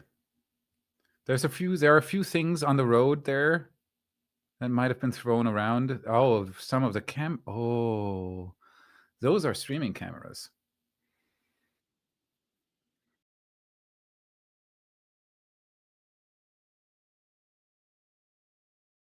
Yeah, those are. So we are working right now on an instant on a replay possibility, because we want to watch this launch again with you as soon as that coast phase is over. Let's switch back to SpaceX for now. But what you see there on the road might be streaming cameras from other teams, and that would be a shame. But they're going to rebuild quickly. They are going to rebuild quickly. They have to, because IFT4. I have a feeling, everybody, IFT4 is not far away. So let's take a look at the Starship. It is rolling, it is maneuvering, it is going retrograde like right now. So it is preparing for the engine relight.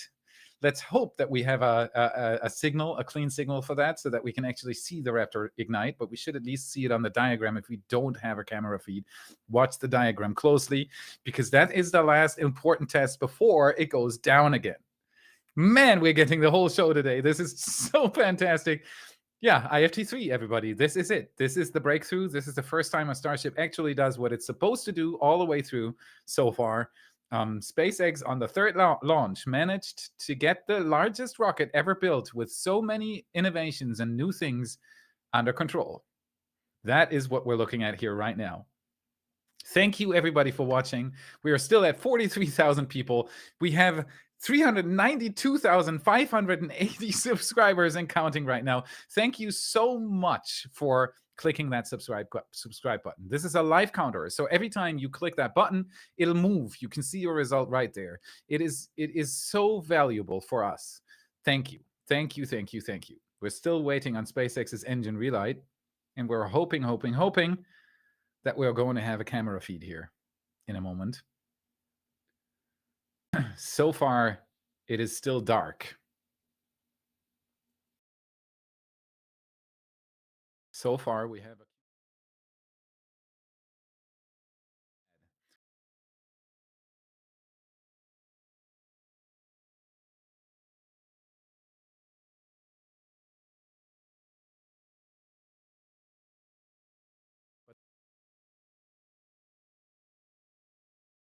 this looks very decent. This doesn't look too bad at all. What do you think, dear chat? Do you think SpaceX can launch another rocket within the next 4 weeks? What do you think? How does this look? I don't think it looks too bad at all. This looks really good.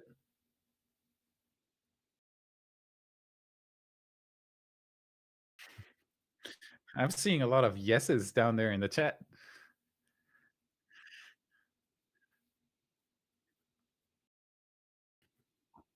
Yeah.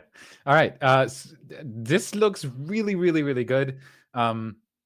It does look better than on IFT2, which is exactly the goal that SpaceX wants to have. It's a parallel evolution there. You have an evolution with the rocket itself. You need to improve that to get further and further, and you have to have an evolution on the infrastructure, on the ground infrastructure, and that is to get it. Oh, look at all the stuff that's been thrown around there. Oh yeah. Well, that is the aftermath on the ground. It's just to be expected. That's what happens. Our camera survived, so that's why you get these live views right now. And our connection is better because the other cameras aren't sending anymore. So they'll rebuild quickly. I'm pretty sure about that. So let's switch back to SpaceX. How about that engine relight?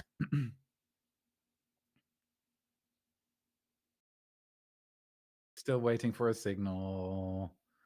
All right. Are they still playing the weird elevator music? Yes, they are. Okay. So we're not going to do weird elevator music here. But that is the assessment for now. I do think there's a possibility that we're going to see another launch at least in the next 4 to 6 weeks. And we're still trying to assess the situation there on site. Give us a moment. It's really hard to move the camera correctly if you're constantly losing contact with the camera. That's why they're having a hard time pointing it at something other than the road. But we've seen the pad before, and it looks to be in good condition. It looks to be in good condition, which would be absolutely amazing. 4 to 6 weeks. That's my estimate for IFT4, if the FAA can get us a license on time. We'll have to wait and see for that. We are close to ticking over to 393,000 subscribers up here. That would mean we're missing another 7,000 to get to 400,000, which should be doable before my birthday. So we might have, push it further. That's going to make sure that we're at 400,000 on my birthday. But it kind of looks like we're going to make it. So thank you all so much for all the support, for sharing, for subscribing, for liking, for watching this with all of us together. We're still waiting for the engine relight, and SpaceX is still waiting for an acquisition of signal. But as you can see, the little attitude diagram down there of the Starship next to the countdown timer is changing. And that's what I meant earlier. It means they don't have a stable video feed, but that doesn't mean they have lost contact with the rocket.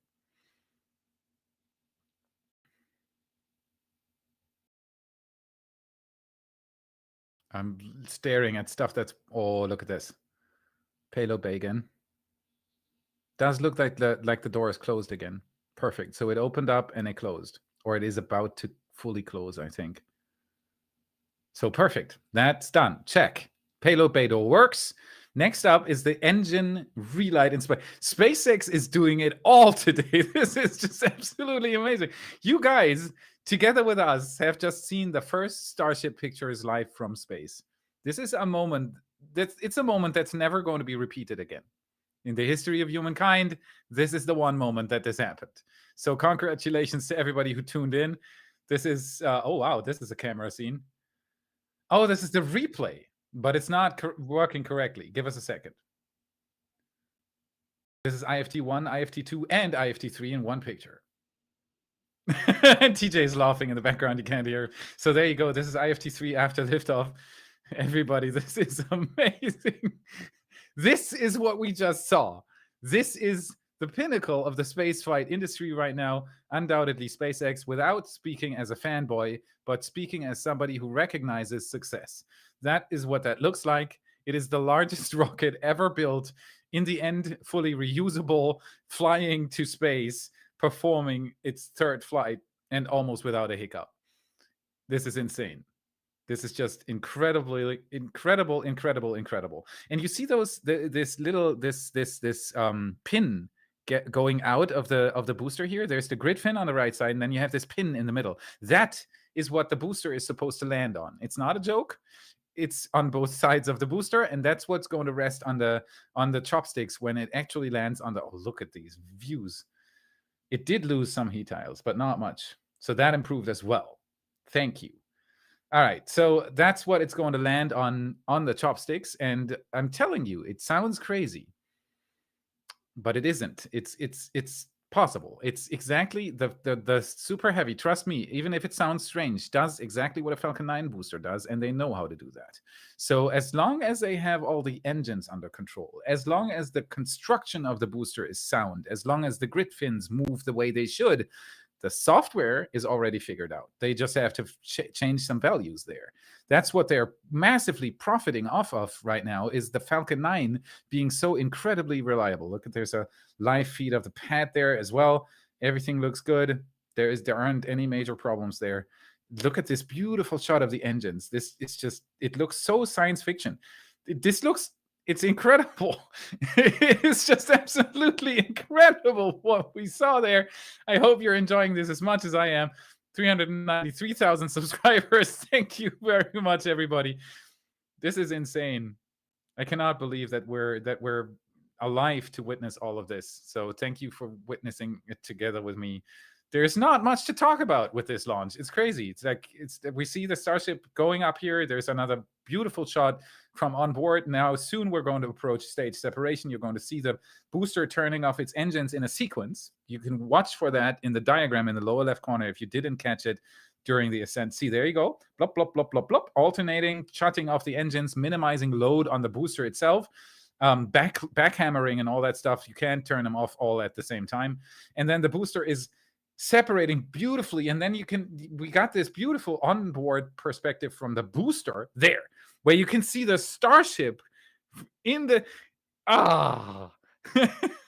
this is pure space flight glory right there. Space flight glory, that's what that's called. It's just absolutely amazing. It's just incredible. Performing clean roll maneuver there. Very nice. Everything's under control. The problems with the booster started when it was in denser atmosphere. So there must be something with the grid fins that it didn't work properly. Maybe one of the grid fins didn't work, and so it couldn't stop the spin. There's something off there. But other than that, it worked. So we're coming up on Raptor engine, Raptor in space relight demo. That's what we're looking for. What's the time right now on the SpaceX stream? T+31 is what we're at right now, and we're looking for T+40 and 46 seconds. That's when the next milestone is going to happen. Right now, the Starship is coasting in space with elevator music. That's why we are watching a recap of the launch. That's what you saw earlier. If you have missed it, here's your chance to watch it again. You're right now watching simultaneous camera feeds from the upper stage, the Starship itself on the right, and from the booster on the left. And this is just absolutely incredible that SpaceX is pulling this off. Below me, you're watching one of our crazy projects. It's a live feed from the launch site itself. It's around 300 feet away, and you can see the orbital launch mount seems to have survived IFT3 just fine, which is incredible. On top of me, a little reminder there, we just passed the 393,000 subscribers, which is absolutely amazing. Can we make it to 394 doing this stream? It depends on you. Click the subscribe button, like this thing, talk to the people on the chat. It's just amazing. We're having a really good time here right now with a very... Okay, so this is the live feed. We've got the camera picture back.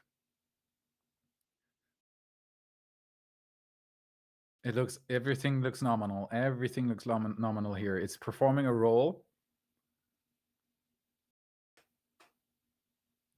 I am just hoping that roll is a nominal thing. I don't know if what you're looking at are the aft flaps and the business end of the rocket. So below, down there, are 6 Raptor engines. That's what you're looking at. And I do presume that SpaceX is going to aim the Starship retrograde, meaning it is going to aim it into the direction it is flying towards with the engines. And then we are going to see a simulated deorbit burn of the upper stage. That is the last thing before we get to test these guys here that I showed earlier. I'm going to show those again when we're past that. We're going to talk a little bit more about heat tiles. Those are Starship heat tiles. I have quite a few of those, and we're going to talk about that later. But first we have to. Oh, this is a thriller, everybody. 7 minutes to go until we hopefully witness the first ever engine relight of a Raptor engine in space. That would be absolutely amazing. And as you can see, we're already at 393,000, almost 200 subscribers. I can hear some audio in the background there. That might be our replay from Lone Palm. We're working on that as well. No worries. All right, so we can also show a replay. We have 7 minutes. Let's put it on there. We've got 6 minutes to go, so make it safe. We have 4 minutes to go until we have to be back at SpaceX's feed. So if you can, put up the Lone Palm replay. That's our second camera, our wide shot camera. Yeah, no worries. We're working on it.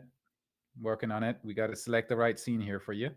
And then we're going to give you a replay of what our camera saw 1.3 miles away from the pad. It's a direct feed from the camera, so there's not going to be any interruption, hopefully. And it gives us some nice audio, too. We can listen into that. Because the microphone on that camera is actually very decent. It's just 1.5 miles away, so the only thing you can hear is the rocket, and you don't hear venting from the pad. We're working on that, though. We're going to get that solved as well. And thank you so much for pushing that thing up further. It means so much to the entire team. We're working really, really hard to bring you this stuff. We're having incredible amounts of fun. Can you get rid of the pip as well?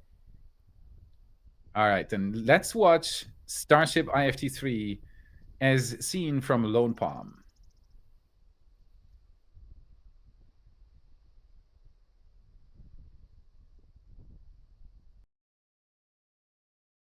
All right, stand by, everybody. It's raw footage, so there you go. There's the ignition. All right, let's watch this and get rid of the pip if you can. There you go. All right.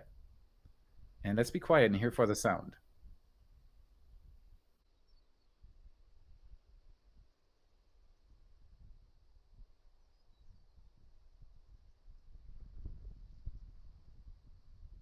Look at those massive shock waves. That is 33 Raptor engines. And see how quick it is off the pad.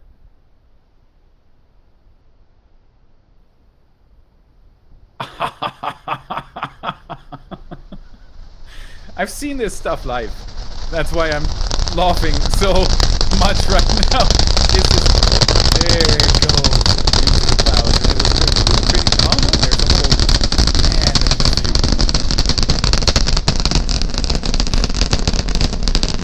yeah. So I'm hearing it here. Tracking was really hard because we had a lot of latency with the camera controls. We're working on that as well. Don't worry. For IFT4, that is going to be even better. Same way as SpaceX. We're iterating here. It's a lot of learning process to get to know how to live stream from a place that doesn't make it easy at all to live stream. So that's the footage from our Lone Palm camera. And as you can see, everything worked perfectly. What you're looking at here right now is a live feed of the pad as it is right now. It doesn't look much like there's much damage there at all. That's paint. I don't see any visual damage. So theoretically, with a little bit of refurbishment, maybe SpaceX might be able to pull it off in the next 4 to 6 weeks to launch IFT4, which would be absolutely incredible. Launching the largest rocket ever in 4 to 6 weeks each time. That is ridiculous. Just to... Right. They're still in the acquisition of signal. Yeah, 3 minutes. So what you have to how to put this into perspective correctly, if we're actually really talking about 4 to 6 weeks until the next launch, the only other rocket you can put this into perspective to is SLS, and SLS is going to launch every 2 or 3 years on average. It's not going to be more than that. So that's the difference to SpaceX being able to launch this every 4 to 6 weeks.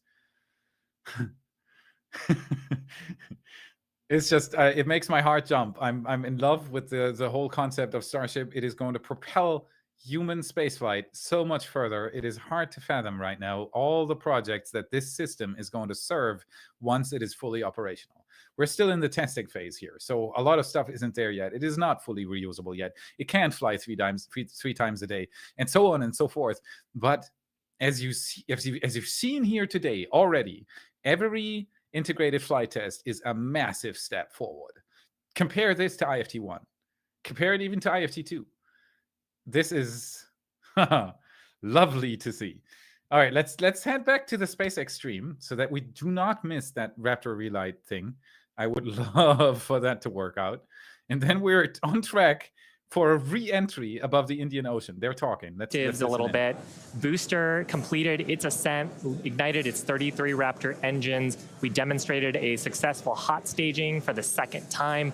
Booster completed the boost back burn, didn't quite accomplish the landing burn, and then had a hard splashdown in the Gulf. Meanwhile, ship completely successful after the hot staging. We had a good 6-engine burn of the Raptor vacuum engines and sea level engines. And then we've commanded a number of demonstrations, including the Starlink satellite deploy demo, so the payload door, as well as a prop transfer demonstration. We do still need to do some data review on those, so as we get that data back, we'll be sure to update you on social for how those tests went. Nice. We are coming up on our next major milestones, which is an in-space relight of our Raptor engine for the first time, followed by re-entry and then landing in the Indian Ocean. Incredible.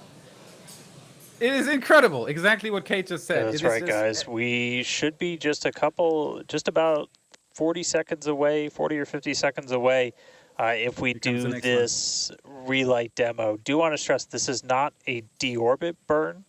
In fact, it's actually going to function a little bit opposite of a deorbit burn. We're going to be raising our perigee with this burn for the lowest point of our orbit. This is just to demonstrate that we can relight a Raptor engine on ship while it's gone through a coast, while it's in outer space, while it's in microgravity, all of the different complexities that come with lighting this engine again after it's already done an ascent burn, but you're now coasting through space.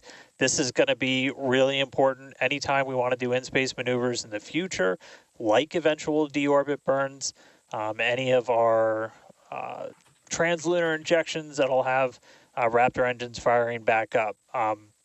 We may not do it. There is all of the guidance is loaded into Starship's computer itself. So if it doesn't see the values that it needs to, we could just skip the burn. So we are waiting to find out if that's going to happen or not. If it doesn't, as we said in the beginning, we're on a pretty steep trajectory that we are coming home no matter what, regardless of doing a burn. This was done just so we can really, we're in a trajectory that's really not super susceptible to delta V changes in velocity. If we were to do a burn, we've got a pretty concise footprint in the Indian Ocean that we're going to be targeting for splashdown today. It does sound like we are skipping past the on-orbit relight demo this time. Like it's already gaining speed again. We'll confirm all of this through our post-flight data review, but it did sound like we did pass through that burn. So now that's going to start setting us up for reentry. That means the Starship is that's exactly right. So falling. Coming up next around T plus 49 minutes is Starship reentry. Now, this is typically a portion of flight where we don't have communications with spacecraft because they're re-entering the Earth's atmosphere at or around orbital velocity, about 8 kilometers per second or roughly 5 miles per second. Super fast. Now, at those speeds, the spacecraft's interaction with the atmosphere results in friction and creates a plasma field around the vehicle. That blanket of plasma distorts communication frequencies, so we're basically left with a brief communications blackout. Now, we might get some telemetry back through a connection to the tracking and data relay satellite system, also known as TDRS. But if the plasma doesn't entirely block it, that connection will be at a very slow data rate and definitely too slow for any video. But that's why Starship and Starlink are a great partnership. Starship is so big that it will leave a wake or a hole in the plasma field as it flies through an atmosphere. You can think of a wake kind of like when you see a boat going through the ocean. It sort of leaves a trail behind it. There's some of those great views from Starlink giving us views of Starship's onboard videos. So it's and aiming, we're hoping that the right Starlink on board will let us, just like we're seeing these videos now, see through that plasma field by maintaining a continuous communication lock with the satellites on orbit through the wake that Starship leaves behind. Now, this is only the second time that we're testing Starlink during reentry. So even though we do have these great visuals now, don't be surprised if we manage to get some signal hiccups through. We're still learning about what that wake will actually look like in practice and whether we're able to get that live, continuous, high-speed data during reentry. Imagine we get a high-speed live video connection while the thing is reentering. One of the that's what they're talking about primary reasons we want to use Starlink is to just gather as much data as possible. Oh, it is tumbling. The data is the payload on one of these flights. Where we're putting this flight hardware in a real flight environment, trying to learn about it as much as possible. Re-entry is going to be a really critical phase of flight. We really want to know how the ship's going to perform, especially that heat shield as we're going through the hypersonic re-entry. So if something were to go wrong during this re-entry, we want as many paths as possible to collect that information, that data, just to, again, just continually feed back into the Starship program to make each flight more reliable, more successful. Acquisition single, Mauritius.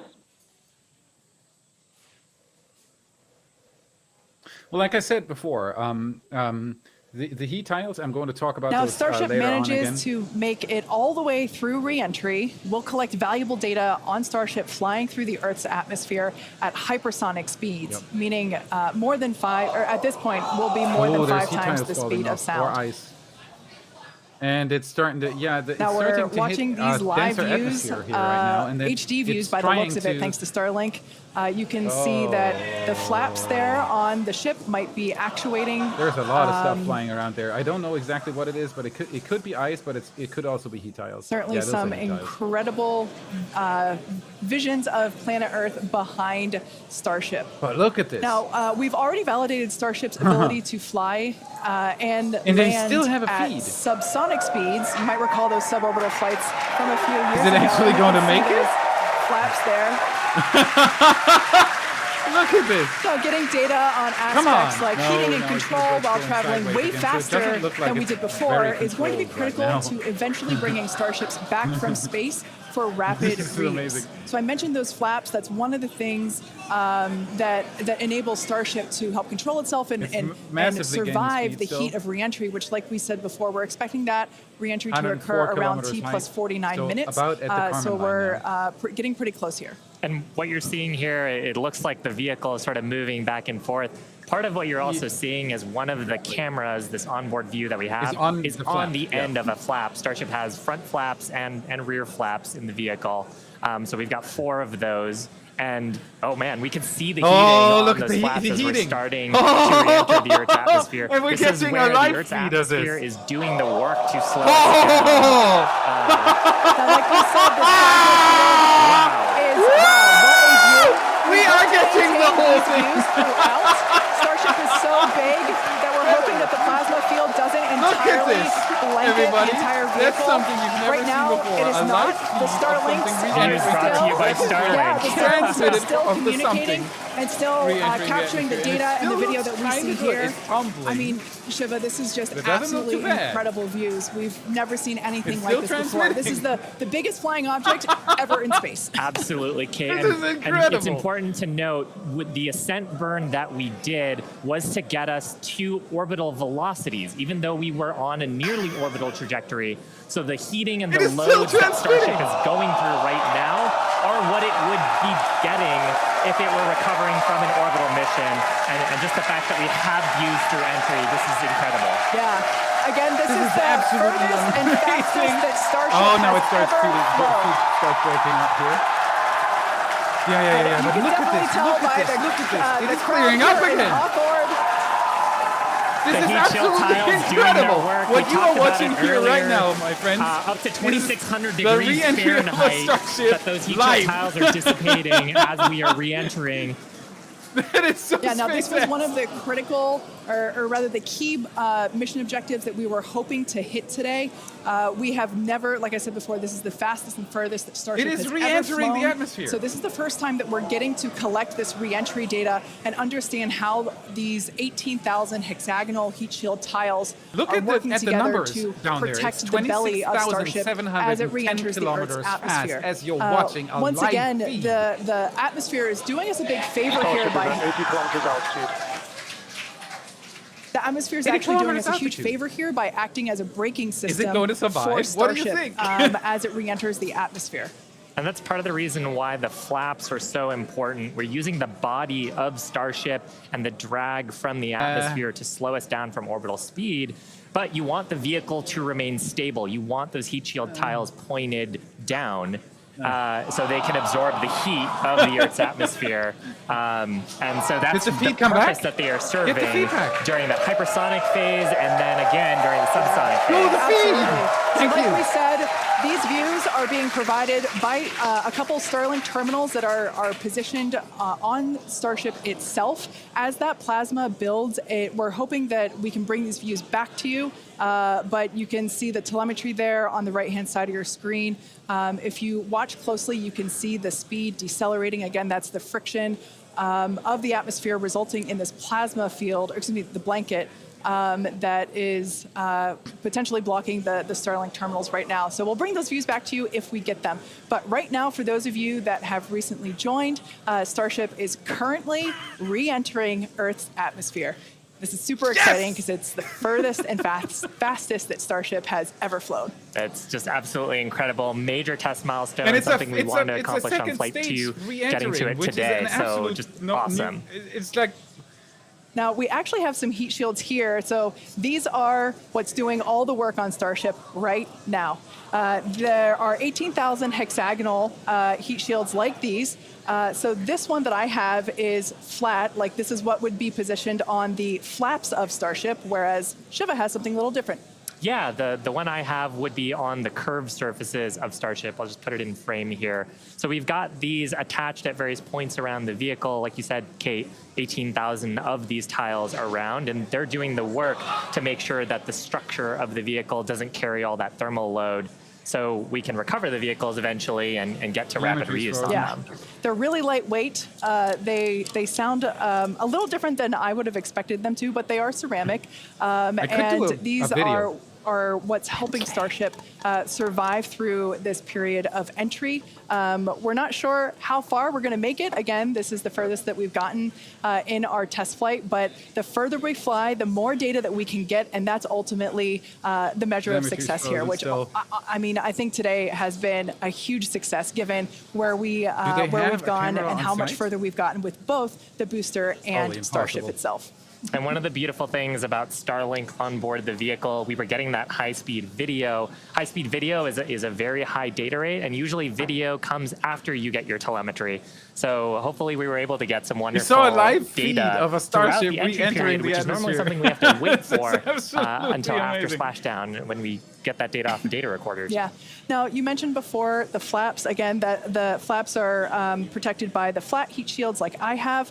There are 4 of those positioned on Starship, 2 at the forward end or the top end, and 2 at the bottom or aft end. And they operate independently to aerodynamically control the vehicle's attitude or positioning during atmospheric flight and enable precise landing at the intended location. So today we are intending to splash down in the Indian Ocean, and we're hoping that we can make it that far, but regardless, it is an exciting end to what has been an exciting day.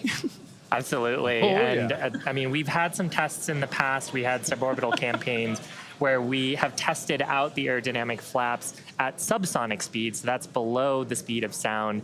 At hypersonic speeds, well, supersonic speeds first, so faster than the speed of sound, and then hypersonic speeds. So that's more than 5 times the speed of sound. The equations of motion change, how the vehicle responds changes. So going through that control phase where we're going from... seconds here. So they lost telemetry at 65 kilometers height and 25,707 kilometers per hour. It should be on the ground by now. So I do not expect them to get any feedback from the Starship itself, but we'll keep watching, of course. So its re-entry and its descent phase should be done at this point. All right, switch back. To the atmospheric braking system.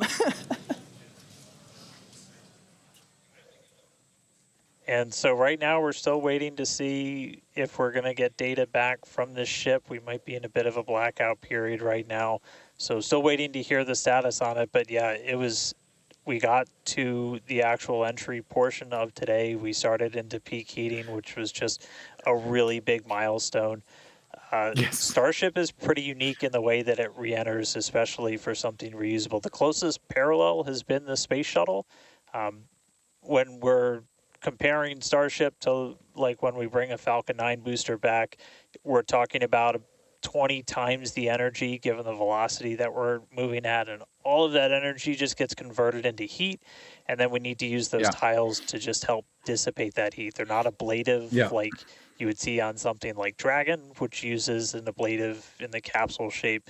So they are these tiles that are made to be reusable. So any data we're getting on the actual temperatures it was seeing during heating, all of that is just really hugely valuable.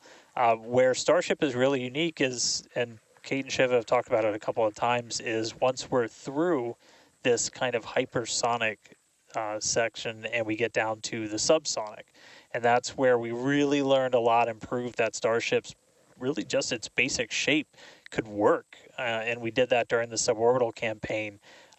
Again, if you compare it to the shuttle, which entered, it had the wings. It had a similar heat shield system, but it had wings, and then was almost flown like a glider once it re-entered and was down to those subsonic speeds.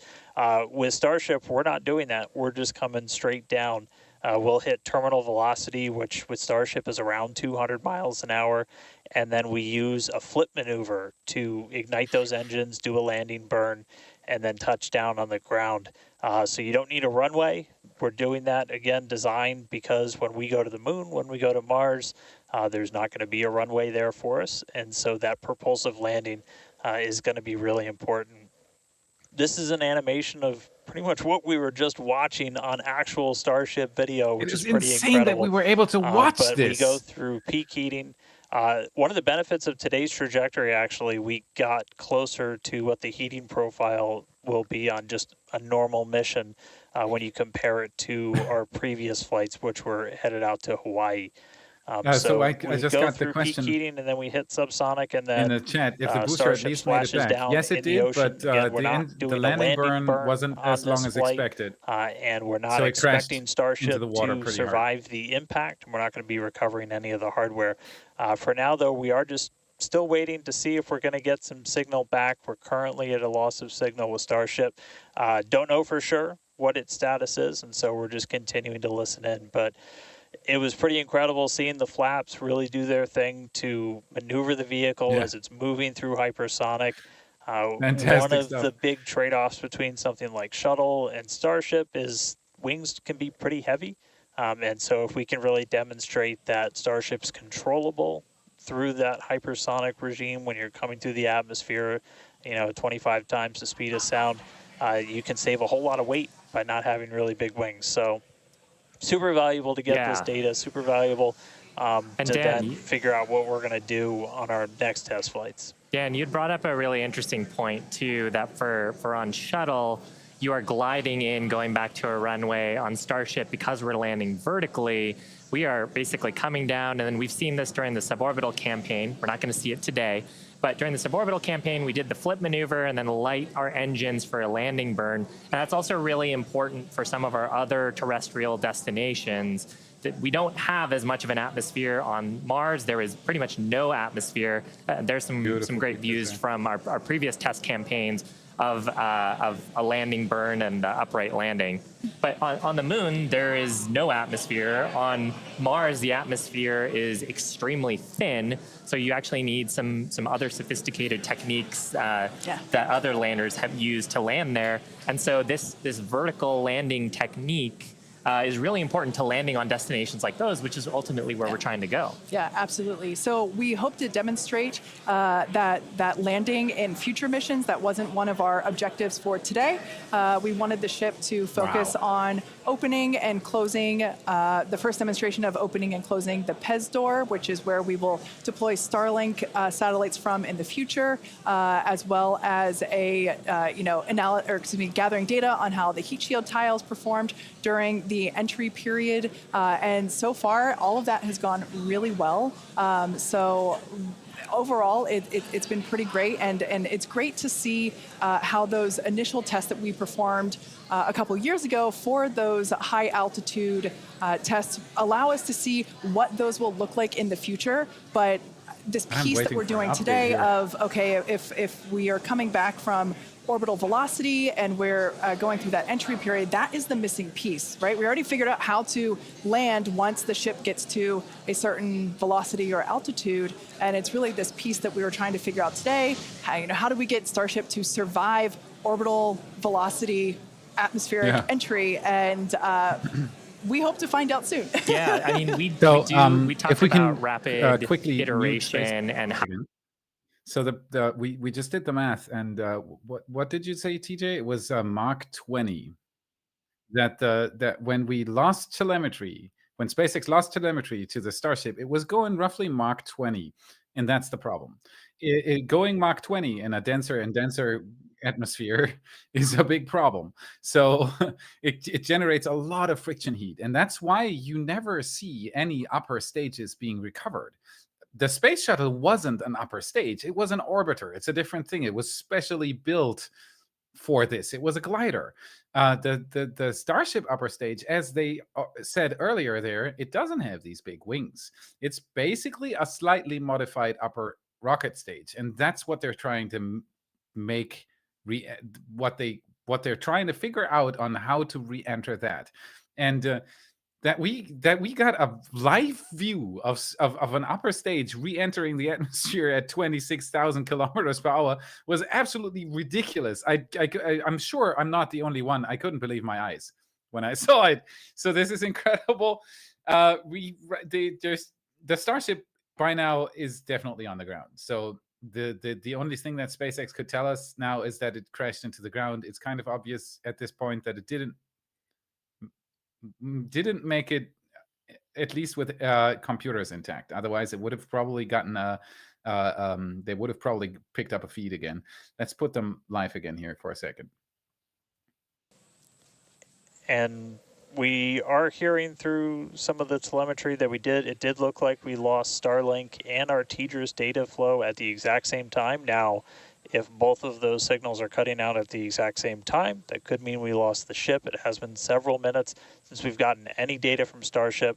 We are waiting just a couple more minutes just to see if we can get any additional confirmation, but that is one data point that we're tracking, and that could indicate that we had a loss or a breakup of the ship during that reentry. So apparently there's 3 minutes might not left. make it all the way to splashdown today, but we were able to get through the early phases of reentry, hit some of that peak heating, which was just really incredible to see a Starship coming back from space after getting all those views from space for the very first time. So we'll just keep on listening in on the loops here, see if we hear anything over the next couple of minutes. And that might bring a close to a pretty successful day so far. So again, we did lose the TDRS. That's the tracking and data relay satellite. That's the satellite system that pretty much every spacecraft operating in orbit right now will use to get data. We were able to get some signal through that. And then we were also getting data back through Starlink. Live view here of mission control down at Starbase. So these are all the folks who are experts on the various different systems, taking a look at the live data that we did have. Probably in mission mode still, Yeah, but absolutely. It would be so tough to stay focused with what an exciting day we've had today. Yeah, to quote Monty Python, I'm not dead yet. We don't know, as Dan said.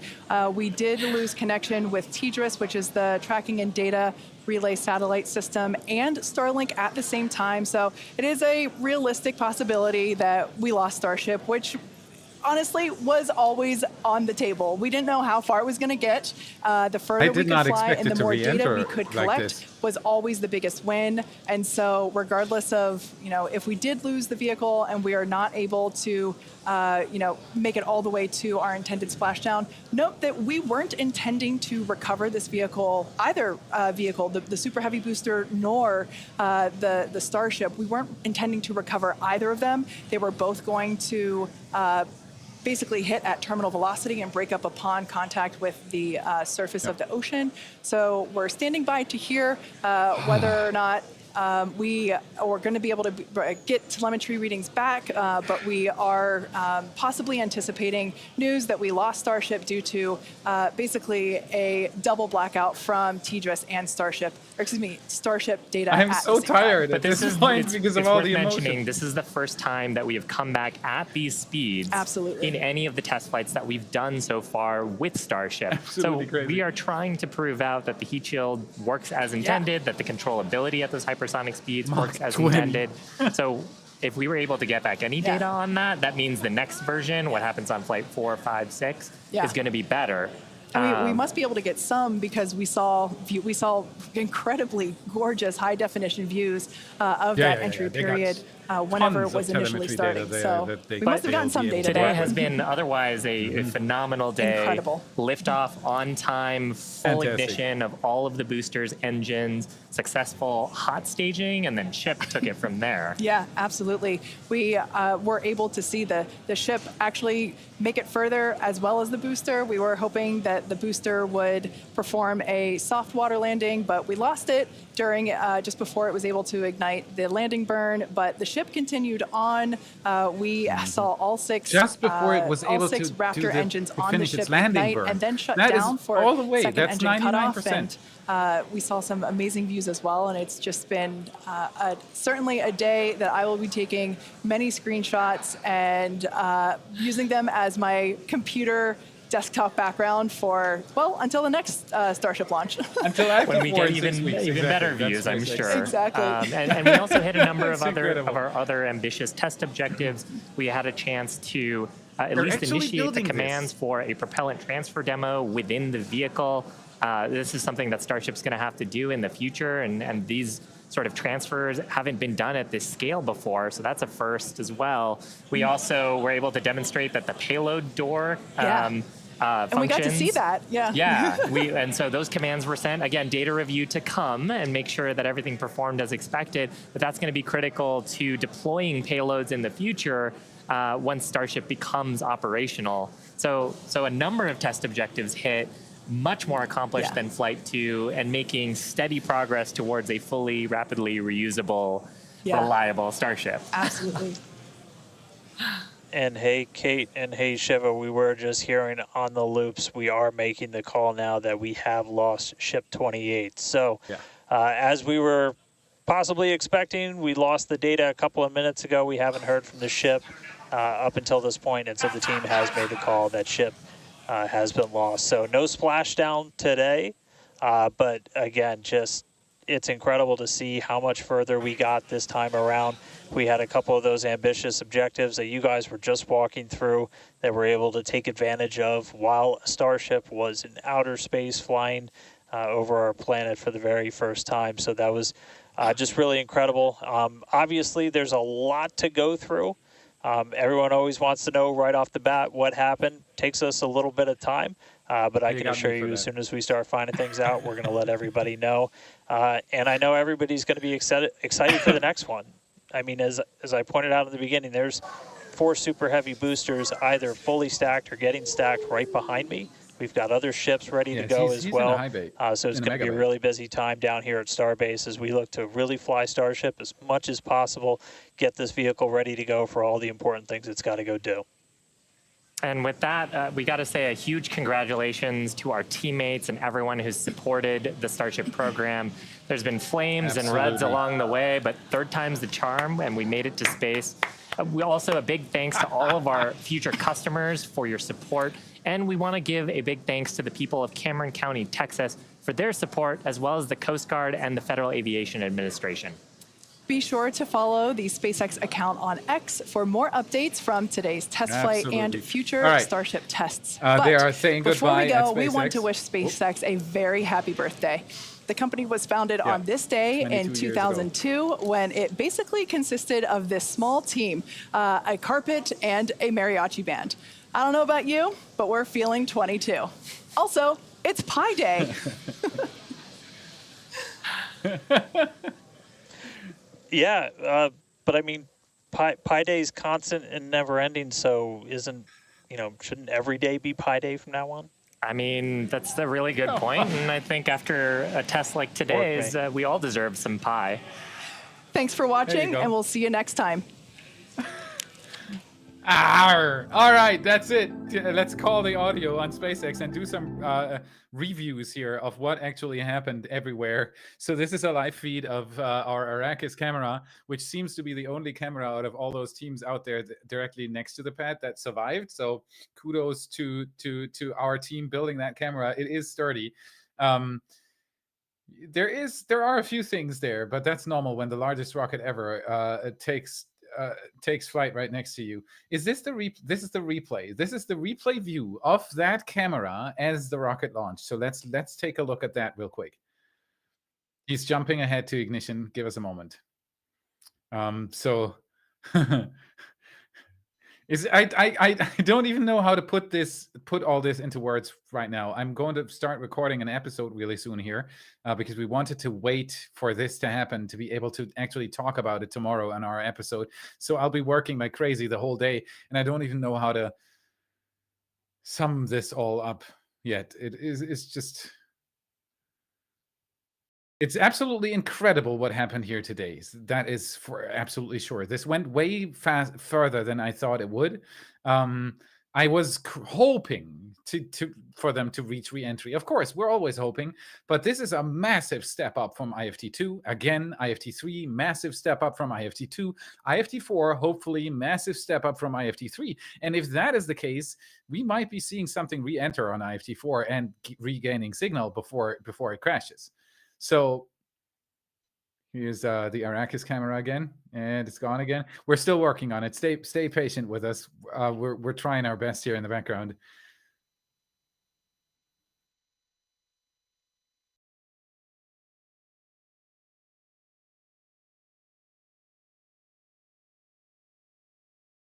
There you go. There it is. That's the ignition. 5 seconds out. All right, let's watch this. First thing you'll see is the deluge system kicking in from below. And then 33 Raptor engines. There's the deluge system, see the water, and then the Raptor engines are blasting into that water to turn it into vapor, which is a really, really good energy exchanger. And that's why they're doing that, turning heat and sound waves into steam. You see a little bit of stuff flying around there, and that's the reason why all the other cameras are gone. Oh, look at this stuff. But Raptors, our camera miraculously seems to have stayed out of that plume. It's not even being engulfed by it. Nope. We're just on the edge of the plume.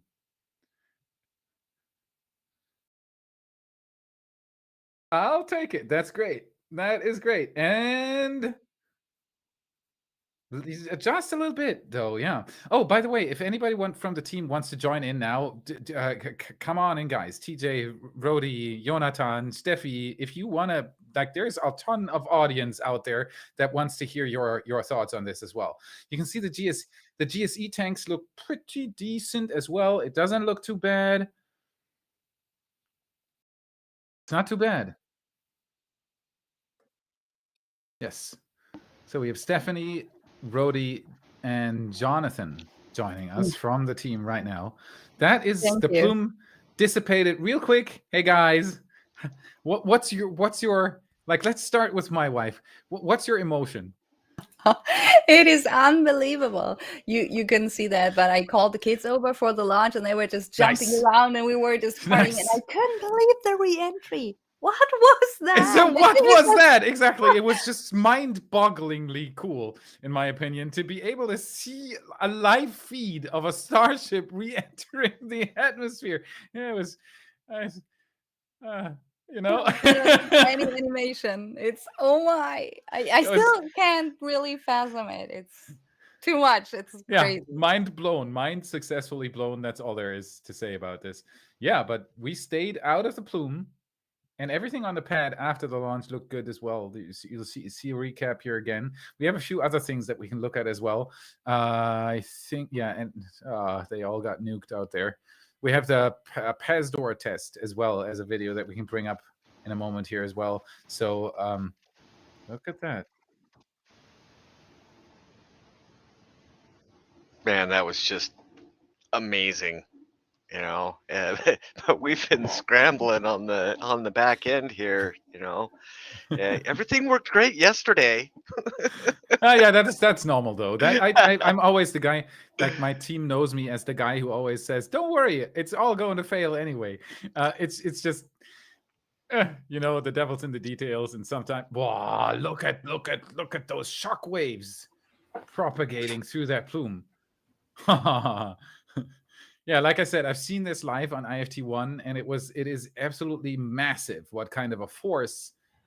Oh, look at all the impacts there. What kind of a force a Starship is putting out on launch. It is not comparable to anything else I've seen so far. And I've seen SLS launch live. I've seen countless of Falcon 9 launches, Falcon Heavy launches, Delta 4 Heavy launches. I've seen all sorts of rocket launch, and you can tell it's a Starship by the sound level. That's the easiest way. It's really loud. SLS was insanely loud, and Starship was insanely loud squared, or something like this. Yeah, I think that was the math. Insanely loud squared sounds right. Yep. Insanely loud squared. That's what a Starship is. Do we have the video of the Pez dispenser, of the Pez door? I'll cue that up next. Stand by, Felix. All right. Let's take a look at those important moments here. For now, Roadie, I can cut us to Arrakis if you want to go do a little quick little tour. Just do some more recon while we get these other clips queued up. Astro, are you going to do the tour?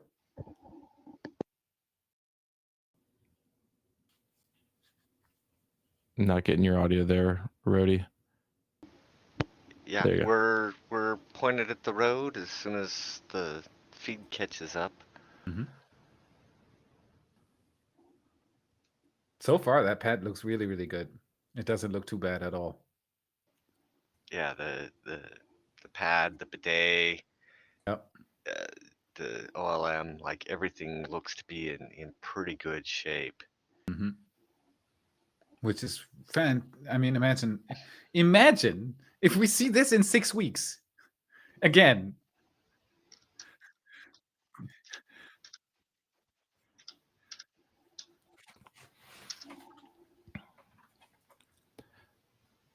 Yeah, we might have a delay there in our camera feed. We're rebooting the camera right now. This camera has gone through some stuff. There you see it moving there.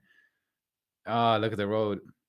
Yesterday, all this was full of people. Like, there were so many launch tourists out there. And the position for the cameras, the closest position to the cameras that SpaceX allowed photographers to put their cameras at, isn't too far away from that bend over there at the end of the road, where the SpaceX sign is, like past the Starhopper, on the bend of Highway Forward, then goes to the construction site.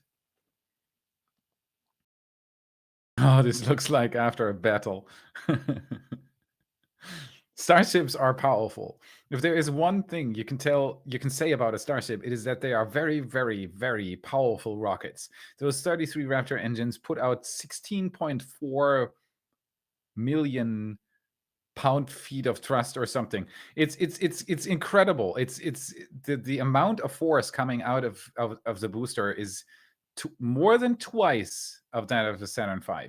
So even if you put these two rockets next to each other, you could say that the Starship is maybe a third larger overall than a Saturn V, but the thrust that comes out is more than double. So it is insane. It's a truly insane record-breaking rocket.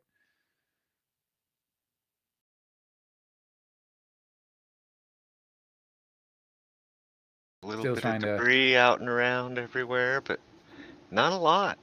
Like everything looks really relatively clean. A few loose items here and there bounced around and jostled, but you know, it's not too bad.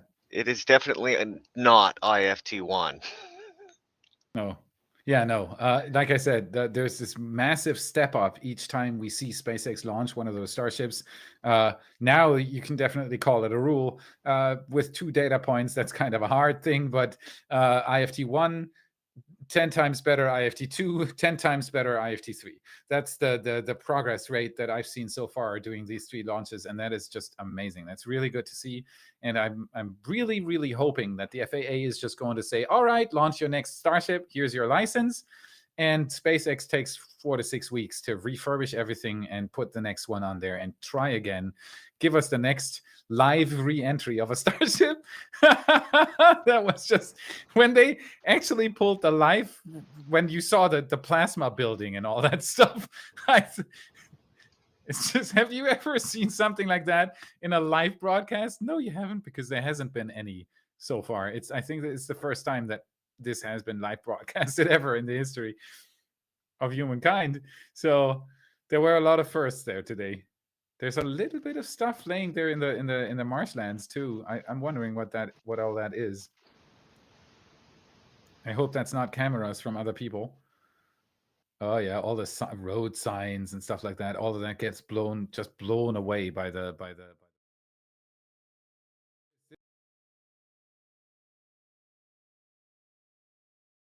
up. No worries. All right, there you go. So this is the Pez door test. What SpaceX wanted to achieve while they were in the coast phase in space was to to have 2 milestones that basically prepare the road for flights in the future. They don't want to risk anything. So the first thing they wanted to test was, does that PAS door open up in space? Does that actually work? And as you can see in this video, it successfully did. Maybe we can just jump a little bit forward to see the change, because it opened up pretty slowly. But you can clearly see that it opened up and it closed again. And that's all they wanted to do with it. It's really good to see that this actually worked.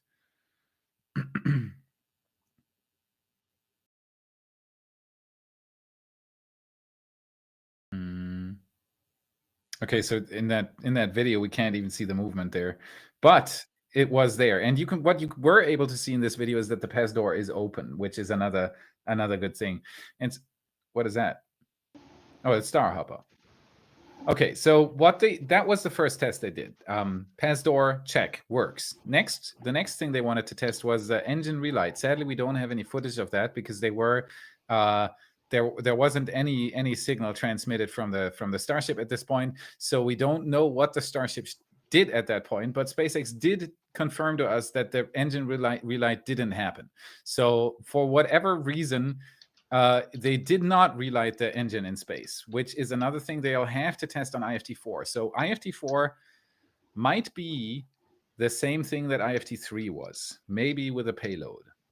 That would be my prediction right now, because they can't go orbital without testing if they can do a deorbit burn.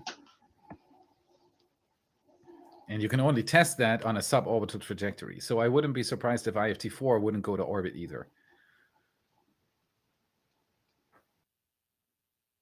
Yeah. We're still assessing things here in the background. There has been quite some damage to all the other teams' cameras out there. So shout out to them, to all those different other teams that have cameras out there. They are not looking too good, but I'm pretty sure that they are going to be quick at rebuilding these. I'm pretty sure about that. The pictures I'm seeing here on the side are really not that good. So yeah, overall, this was a huge success. I'm seeing that more and more people are leaving right now, because we're done with the big show. So thank you all so much for watching this together with us, for subscribing to the channel. You can still see the number going up there. We've almost made 5,000 subscribers doing this stream. This is insane. It's incredible. Thank you so much. We've got tons of new members. If you are one of those, don't forget to or remember to what was it for YouTube members? You have to go into your Discord app, or best be your desktop app. So install the desktop app for Discord. Go into your profile settings, into your account settings, and in there link your YouTube account. As soon as you've done that, our What About It Discord will appear, and there's a lovely community in there. I am in there. All the people from the team are in there. You can chat with us, talk with us, tell us what your morning coffee tasted like, whatever you want to do, and we're more than happy to have you there. Thank you to all the super chats, to all the new subscribers. It's been a fantastic blast to do this with you, and I'm very, very much looking forward to IFT4, which is hopefully, if I would need to estimate right now, I'd say 4 to 6 weeks. Of course, that's what we said after IFT2, and it took a little longer. But considering that SpaceX wants to get this going once a day at some point, they will have to step up with that as well. Excuse me, I've been doing this for some time now. So I would expect them to launch within the next 4 to 6 weeks. I think that's a good estimate. Maybe 8 weeks. We'll see what it actually is in the end. Don't quote me on this if it takes 3 or 4 months. But I'm faithful that this is going to be quicker. If you look at the pad right there, that's a live picture. It looks pretty decent. It doesn't look too bad at all. Assessments later on will tell the whole story, and SpaceX will start tweeting about the reasons behind all the things that we saw today. But SpaceX went so much higher, so much further, so much more confident than I would have expected. This is the perfect outcome. Our photographer. Oh, go ahead. Sorry, go ahead, Felix. No, go ahead. Go ahead. Well, let's say our This is- photographer John's probably going to do a flyover in the next couple of days of the launch site, Yes. so we'll get a better assessment soon of as the possible. condition of this of the facility. With our partner Redline Helicopter Tours, they do well, pretty much any time of day you can go and get a tour of the sky of Starbase. It's very much worth it. I've done it. Yeah, so John goes up there and then snaps photos for you all, and he uploads high-res galleries to our patrons and YouTube members. And honestly, we're all obsessed with them. So lots of before and afters and things like that. So Yeah. in the next coming days, Felix will be sharing with you all what we'll be learning from those flyovers. Yeah, there are tons of benefits to becoming a channel member. That's for sure. We're going to make it your $1 worth. That's the lowest level at which you get into this, and it is definitely worth it. It's the best deal of your life if you're a space fan. But yeah, this was a great success. This was the best possible outcome. I mean, they could have maybe possibly landed the booster and have the Starship do with a splashdown, but that's the last 5%. They've done everything else today. So this is incredible. And it makes me very confident in the whole project, in the whole development of Starship. And I can't wait to see all the things that are left. Catching a booster with the tower when it comes back, refurbishing a Starship to fly it a second time, getting ready for the moon. There are so many things still to come. It's incredible. It is incredible. All right, I'm going to at least take a break now because I've been talking for some time now. I'll be back in probably 10 minutes. If somebody else wants to take over from the team, feel free to do so. Anyone who chooses to leave right now, thank you again for watching with us. It's been a blast, and I couldn't have hoped for a better audience to watch this together with. Thank you. Have a great day. Great work, Felix, and everybody else. Thank you so much for watching. We will be, for one, Felix will be animating you off. There you go. We'll be doing some more recon from what we can from here. Obviously, we're going to be pulling these clips and uploading them to our YouTube channel so you can play them back in 4K.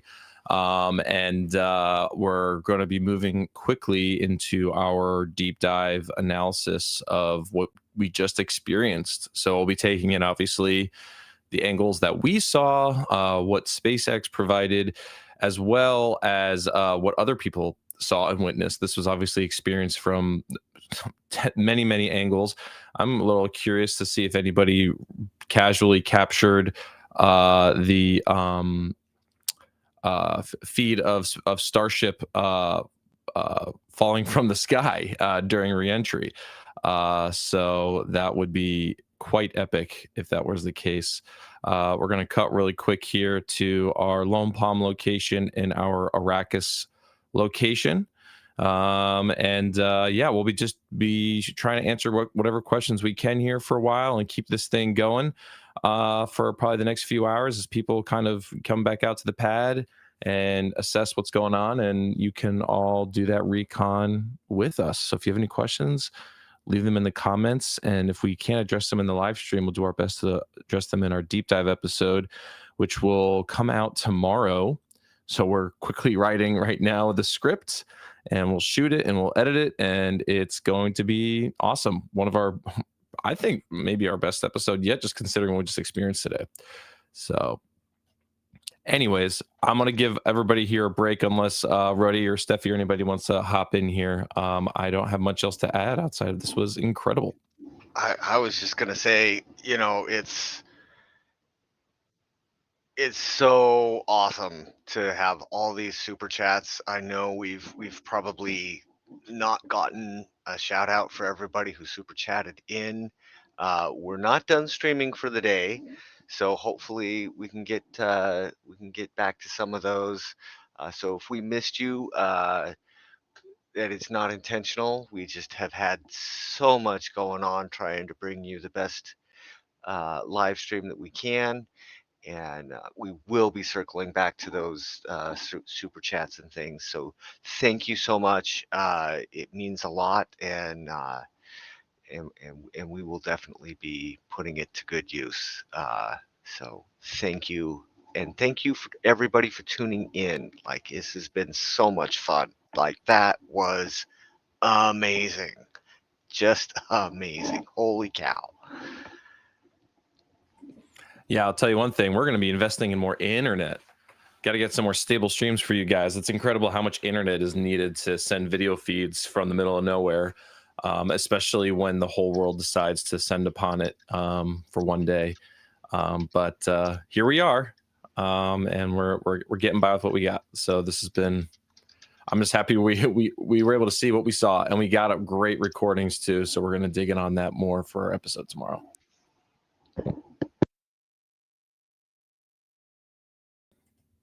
But with that said, taking the views of Starbase, and we will be back online likely later. Thank you.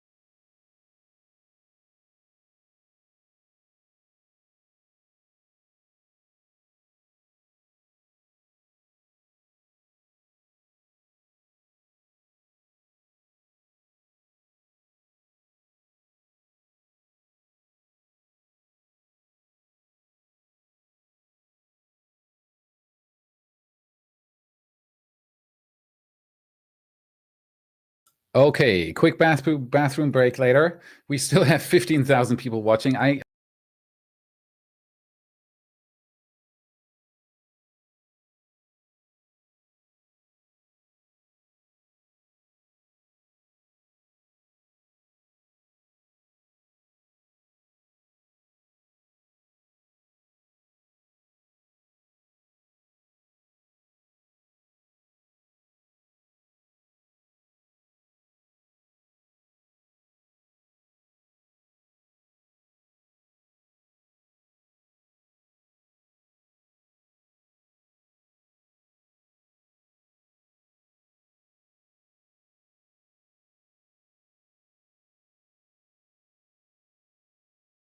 Okay, so I'm back from my bathroom break.